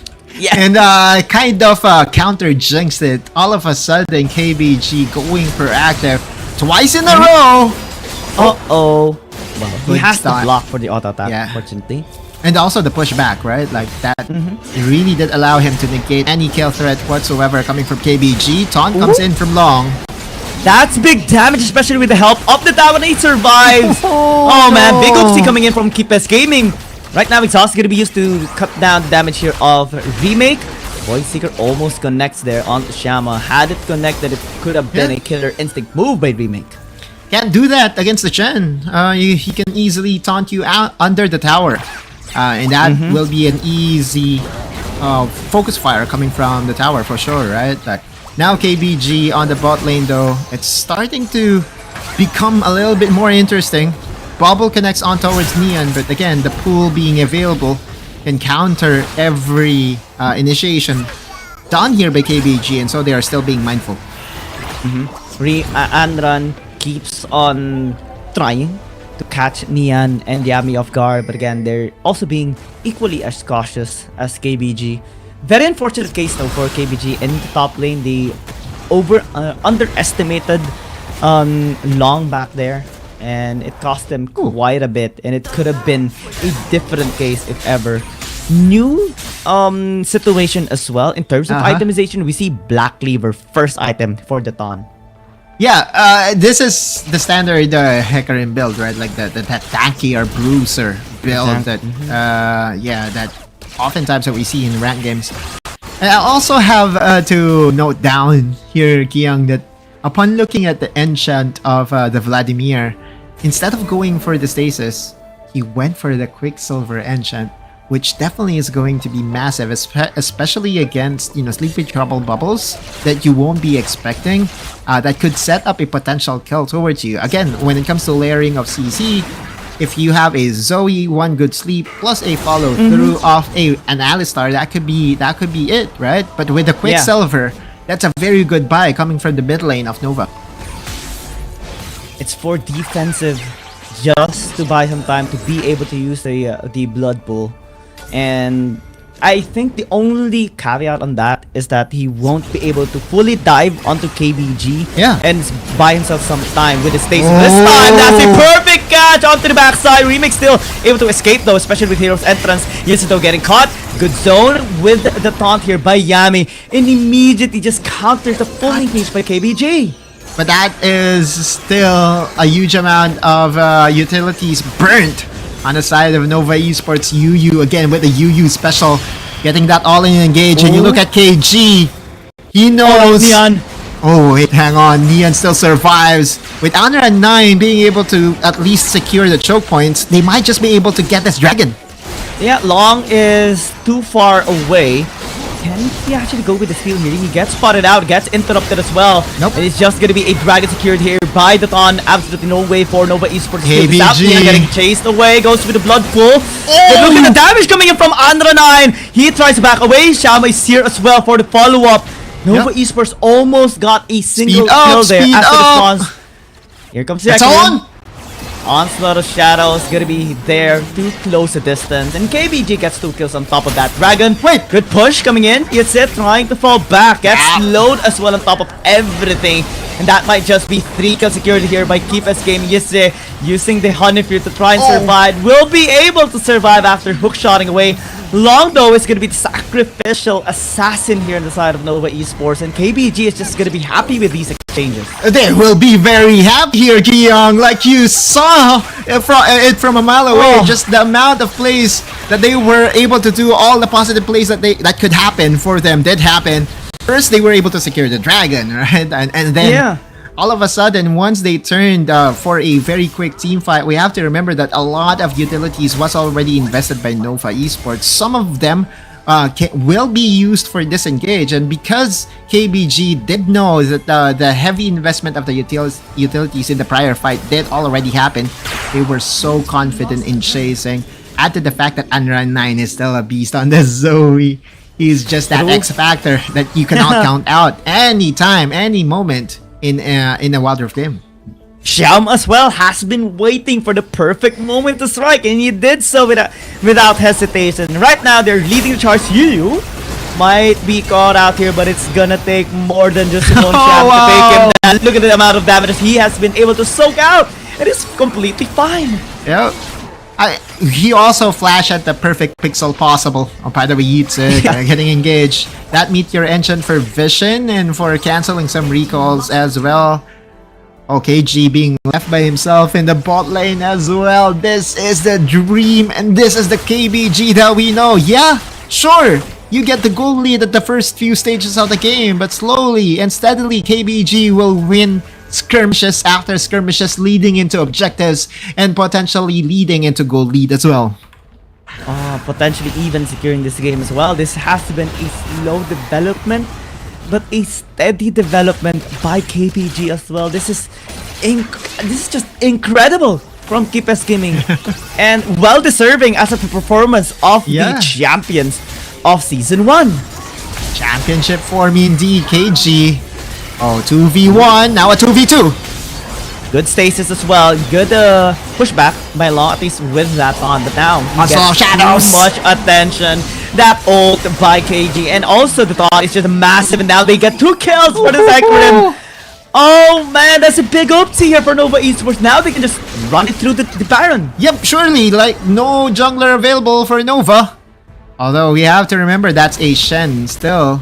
Stand United can allow him to join at any time. You look at Run 9, his game sense is just immaculate right now. Scouting where Neon could possibly come from. Hold that thought. They just know.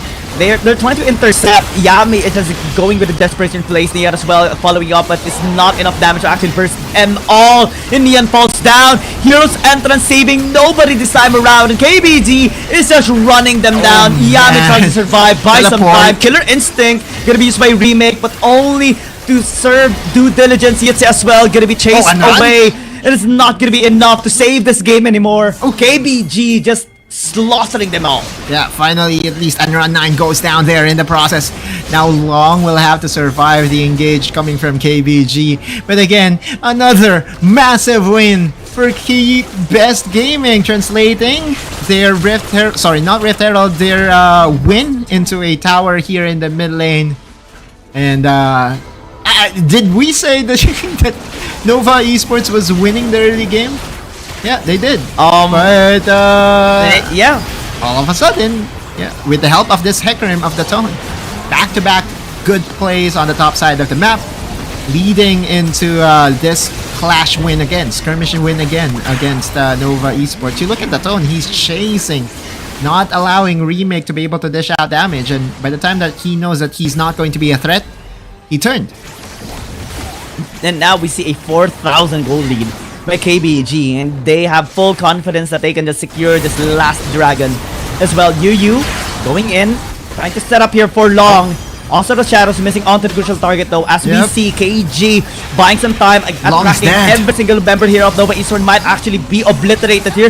He takes too much.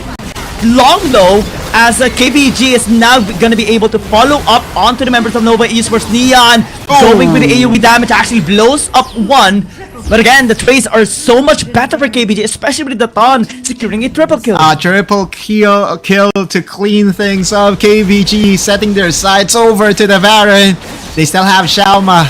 The amount of damage that this Zeri can bring out at this stage of the game should be enough to secure this purple worm. And Nova is attacking it indirectly by pushing the wave here in the bot lane. Still though, that massive win once again for KBG. The only possible win condition is the Elder Dragon win condition, which requires a miraculous Smite Steal, potentially, coming from Long. From a Shen. From Shen, indeed. And we'll look into that replay once again.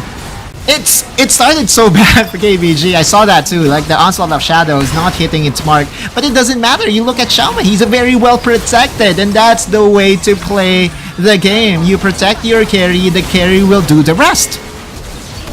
And KG just bought so much time as well. He was stacking 4 members of Nova Esports, and he survived for more than 10 seconds in a 4v1 fashion. And that just bought the best possible time here for KBG to follow up after he fell down and get that team fight win, get the Baron as well. And now they're just gonna be running it down mid, just going with a split push action. Everything is gonna be fine here for KBG. It's very difficult to onset of challenge onto the back line. No hesitation at all. The Tondo might need to fall back. He took too much damage. Here comes Neon flashing in. Too ambitious, I would say. Yeah. But at least they were able to shove them back. He doesn't have the burst right now at the stages of the game. Like, surely you're one of the best zoning champion in the game. But when it comes to burst, he doesn't have that, especially as an engager, right? Like he wants extended team fights. He wants to be able to maximize his cooldowns, and that's the reason why ability haste is one of the best stats to have if you are a Vladimir. But KBG just knows. Look at Yu, another engage. Yeah, Yu is just saying, alright, you need an opponent, you need a victim, here it goes. And the Stand Stand has to be United. used. Elder Dragon being started here by KBG means that Long does not have the Stand United to even try to enter this from afar away. Long is going to get collapsed on. Oh no, it's the best possible pickup by Yu. This guy is the legend setting it up here for KBG, and now Yami gonna be the next victim. They have the Elder Dragon, they can just run it out, they can just slaughter everybody, and Shama is more than happy to do so, securing a triple kill. And yep, history will be kept as history. It's now Keepes Gaming winning against Nova Esports, day number 1 of this Wild Affiliation. A very convincing win for the reigning and defending champions. KBG dismantles Nova Esports. In such a good fashion as well. Man, I mean, early game in this game number 2, yeah, we have to give it towards Nova Esports. They were getting a couple of lead, they were getting a couple of picks, and also getting double objective. That was well thought of, and that was amazing. But come mid game, it's basically just KBG outplaying Nova Esports every single time, and just perfect plays coming from the top, perfect plays by KG, Andra9, Shama as well popping off, and the picks by Yu, top notch, man, top notch. Yeah, kind of, I'm already trying to think ahead here, Kiyang, as to who won the MVP, who deserves the MVP. Surely it's going to be the Tone, right? Like, the Tone was able to stabilize everything on the top side. Although he surrendered the first blood here, and also, you know, his red buff got stolen immediately by Long in the first few minutes of the game. It also goes to show that he can weather the storm, he can find the angle to come from behind and still be able to win the jungle matchup. It is our key matchup, Giyang. It's Long versus the Tone almost every time whenever we have this two Goliath teams face against each other. And again, this time the Tone is saying he's a better jungler overall. Yeah. Long is long gone, basically, as Daton is now reigning supreme against him. It's either Daton snagging the MVP or Yu because of that crucial pick, right? Both in same as game number 1. Every single player and member of KBG is just having the best of time and showing why they are the best team in the world right now here, especially why they are the champions of season 1 as well. It's just, again, history being repeated, but this time in a more polished fashion by KBG. We have more action in store for everyone moving forward, because this is just day number 1, Giyang. How many weeks do we have? Like 8 weeks, right? Of intense Wild Rift action, or maybe even more than that, including the playoffs. I think we are going to end by January 3rd week. Yeah. And today is the 1st of November. And it's also because season 1 in the regular season, KBG only lost to one team, which is Nova Esports. Is this the time for them to be undefeated the entire regular season? I think there's only just one team close enough, right? And it's Thunder Talk this time. I've been hearing praises for EDG as well. You know, EDG, yeah, 0711's new team, right? So those are the squads that will definitely be considered as contenders to the spot of KBG. But with how KBG played today, how clean they were micro-wise, macro-wise, it's safe to say that they're still one of the best teams out here in WRLA. I'm just looking forward to seeing actually just anyone contesting KBG at this point. They have shown how stable and how good they are last season. Right now, they start this one with a banger, taking down Nova Esports early and in a dominating fashion as well. It's not even close. Game 1 wasn't even close. Game 2 was a little bit, but come mid-game, it was already one-sided. KBG was just running down Nova Esports. I think it was how good they are. Also, I think it was you breaking the game open, right? Like his engage from low ground to secure a potential engage on towards the carry of Nova did start the snowball for the side of KBG, because at that point lots of utility was needed to just save their carry. They needed to reset as well, and once the dragon got secured, that's go time for KBG to turn and go for the kills. I think the only reason why Nova Esports got a bit of a good lead in the early game is because of that really well-timed invade by Long as well on the red side jungle of KBG. That's the only way. That's the only reason. They won a good shutdown onto the Taun's Hecarim and just followed through of that. But by the time they reached mid-game, KBG was like, alright, you had your fun, Nova Esports. You had your fun in the first few minutes. Now it's our time to reign. And they did. I can't even think of a team right now, aside from, of course, EDG again.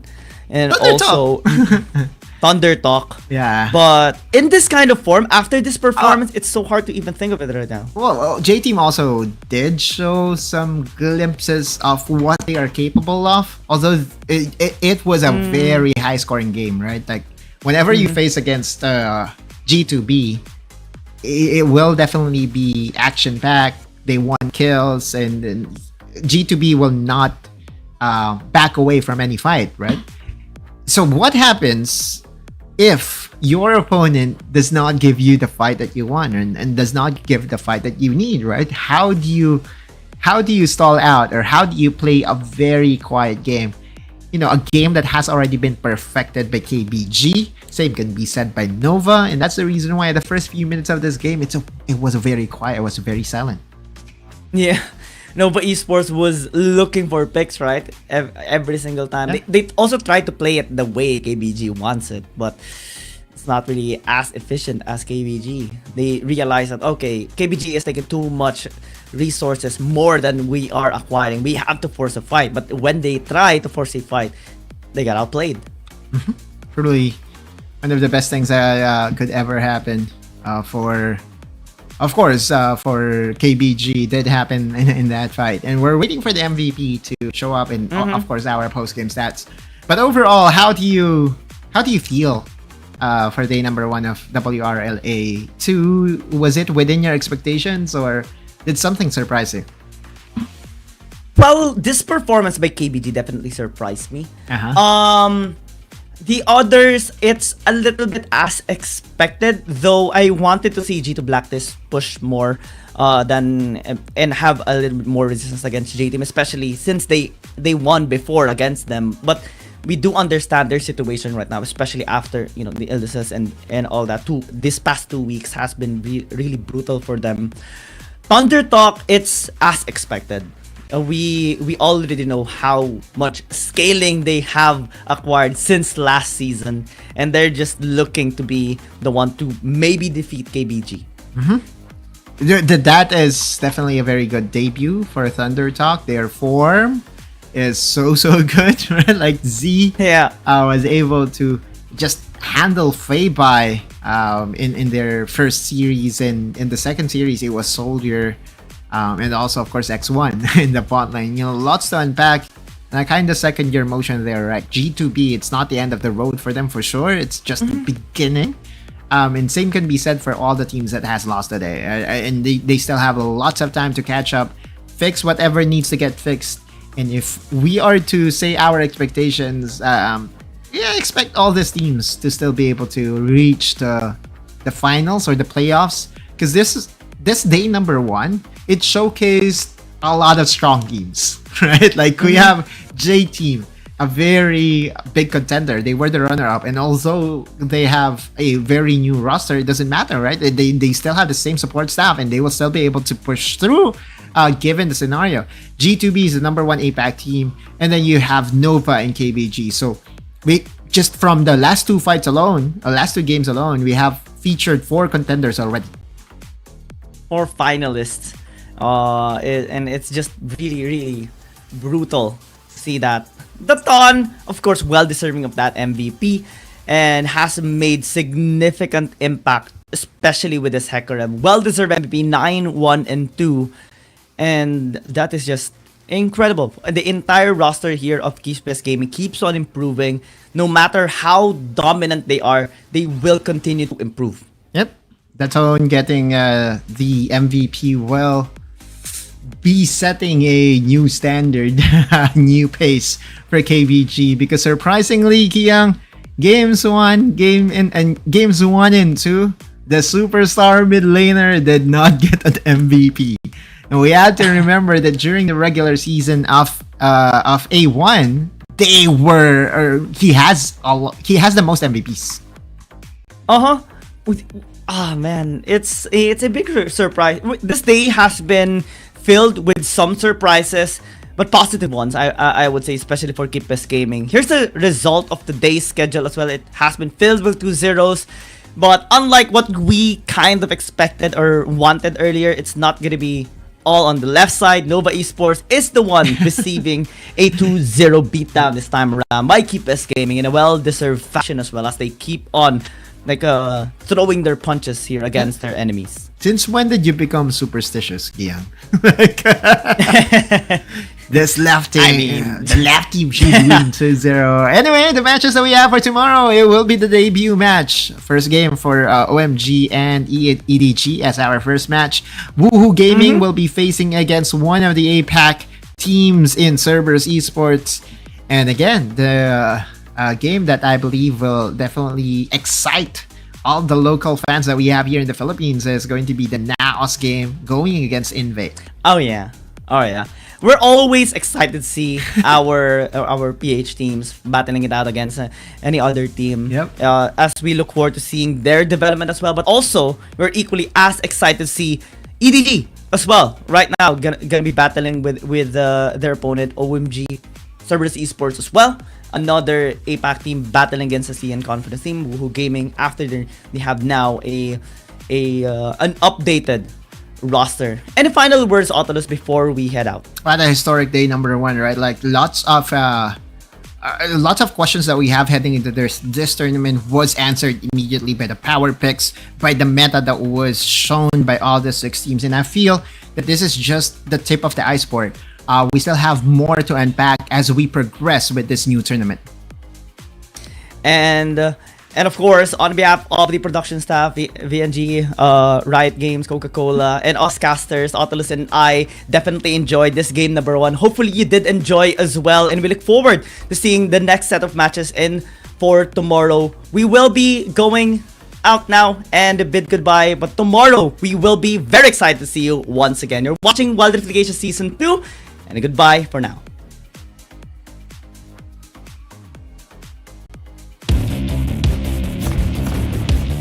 There's something about games. What you doing there gives you real chills. There is one thing that can't be stopped. Feelings. And if you can feel it, it must be real, right? And that's real magic.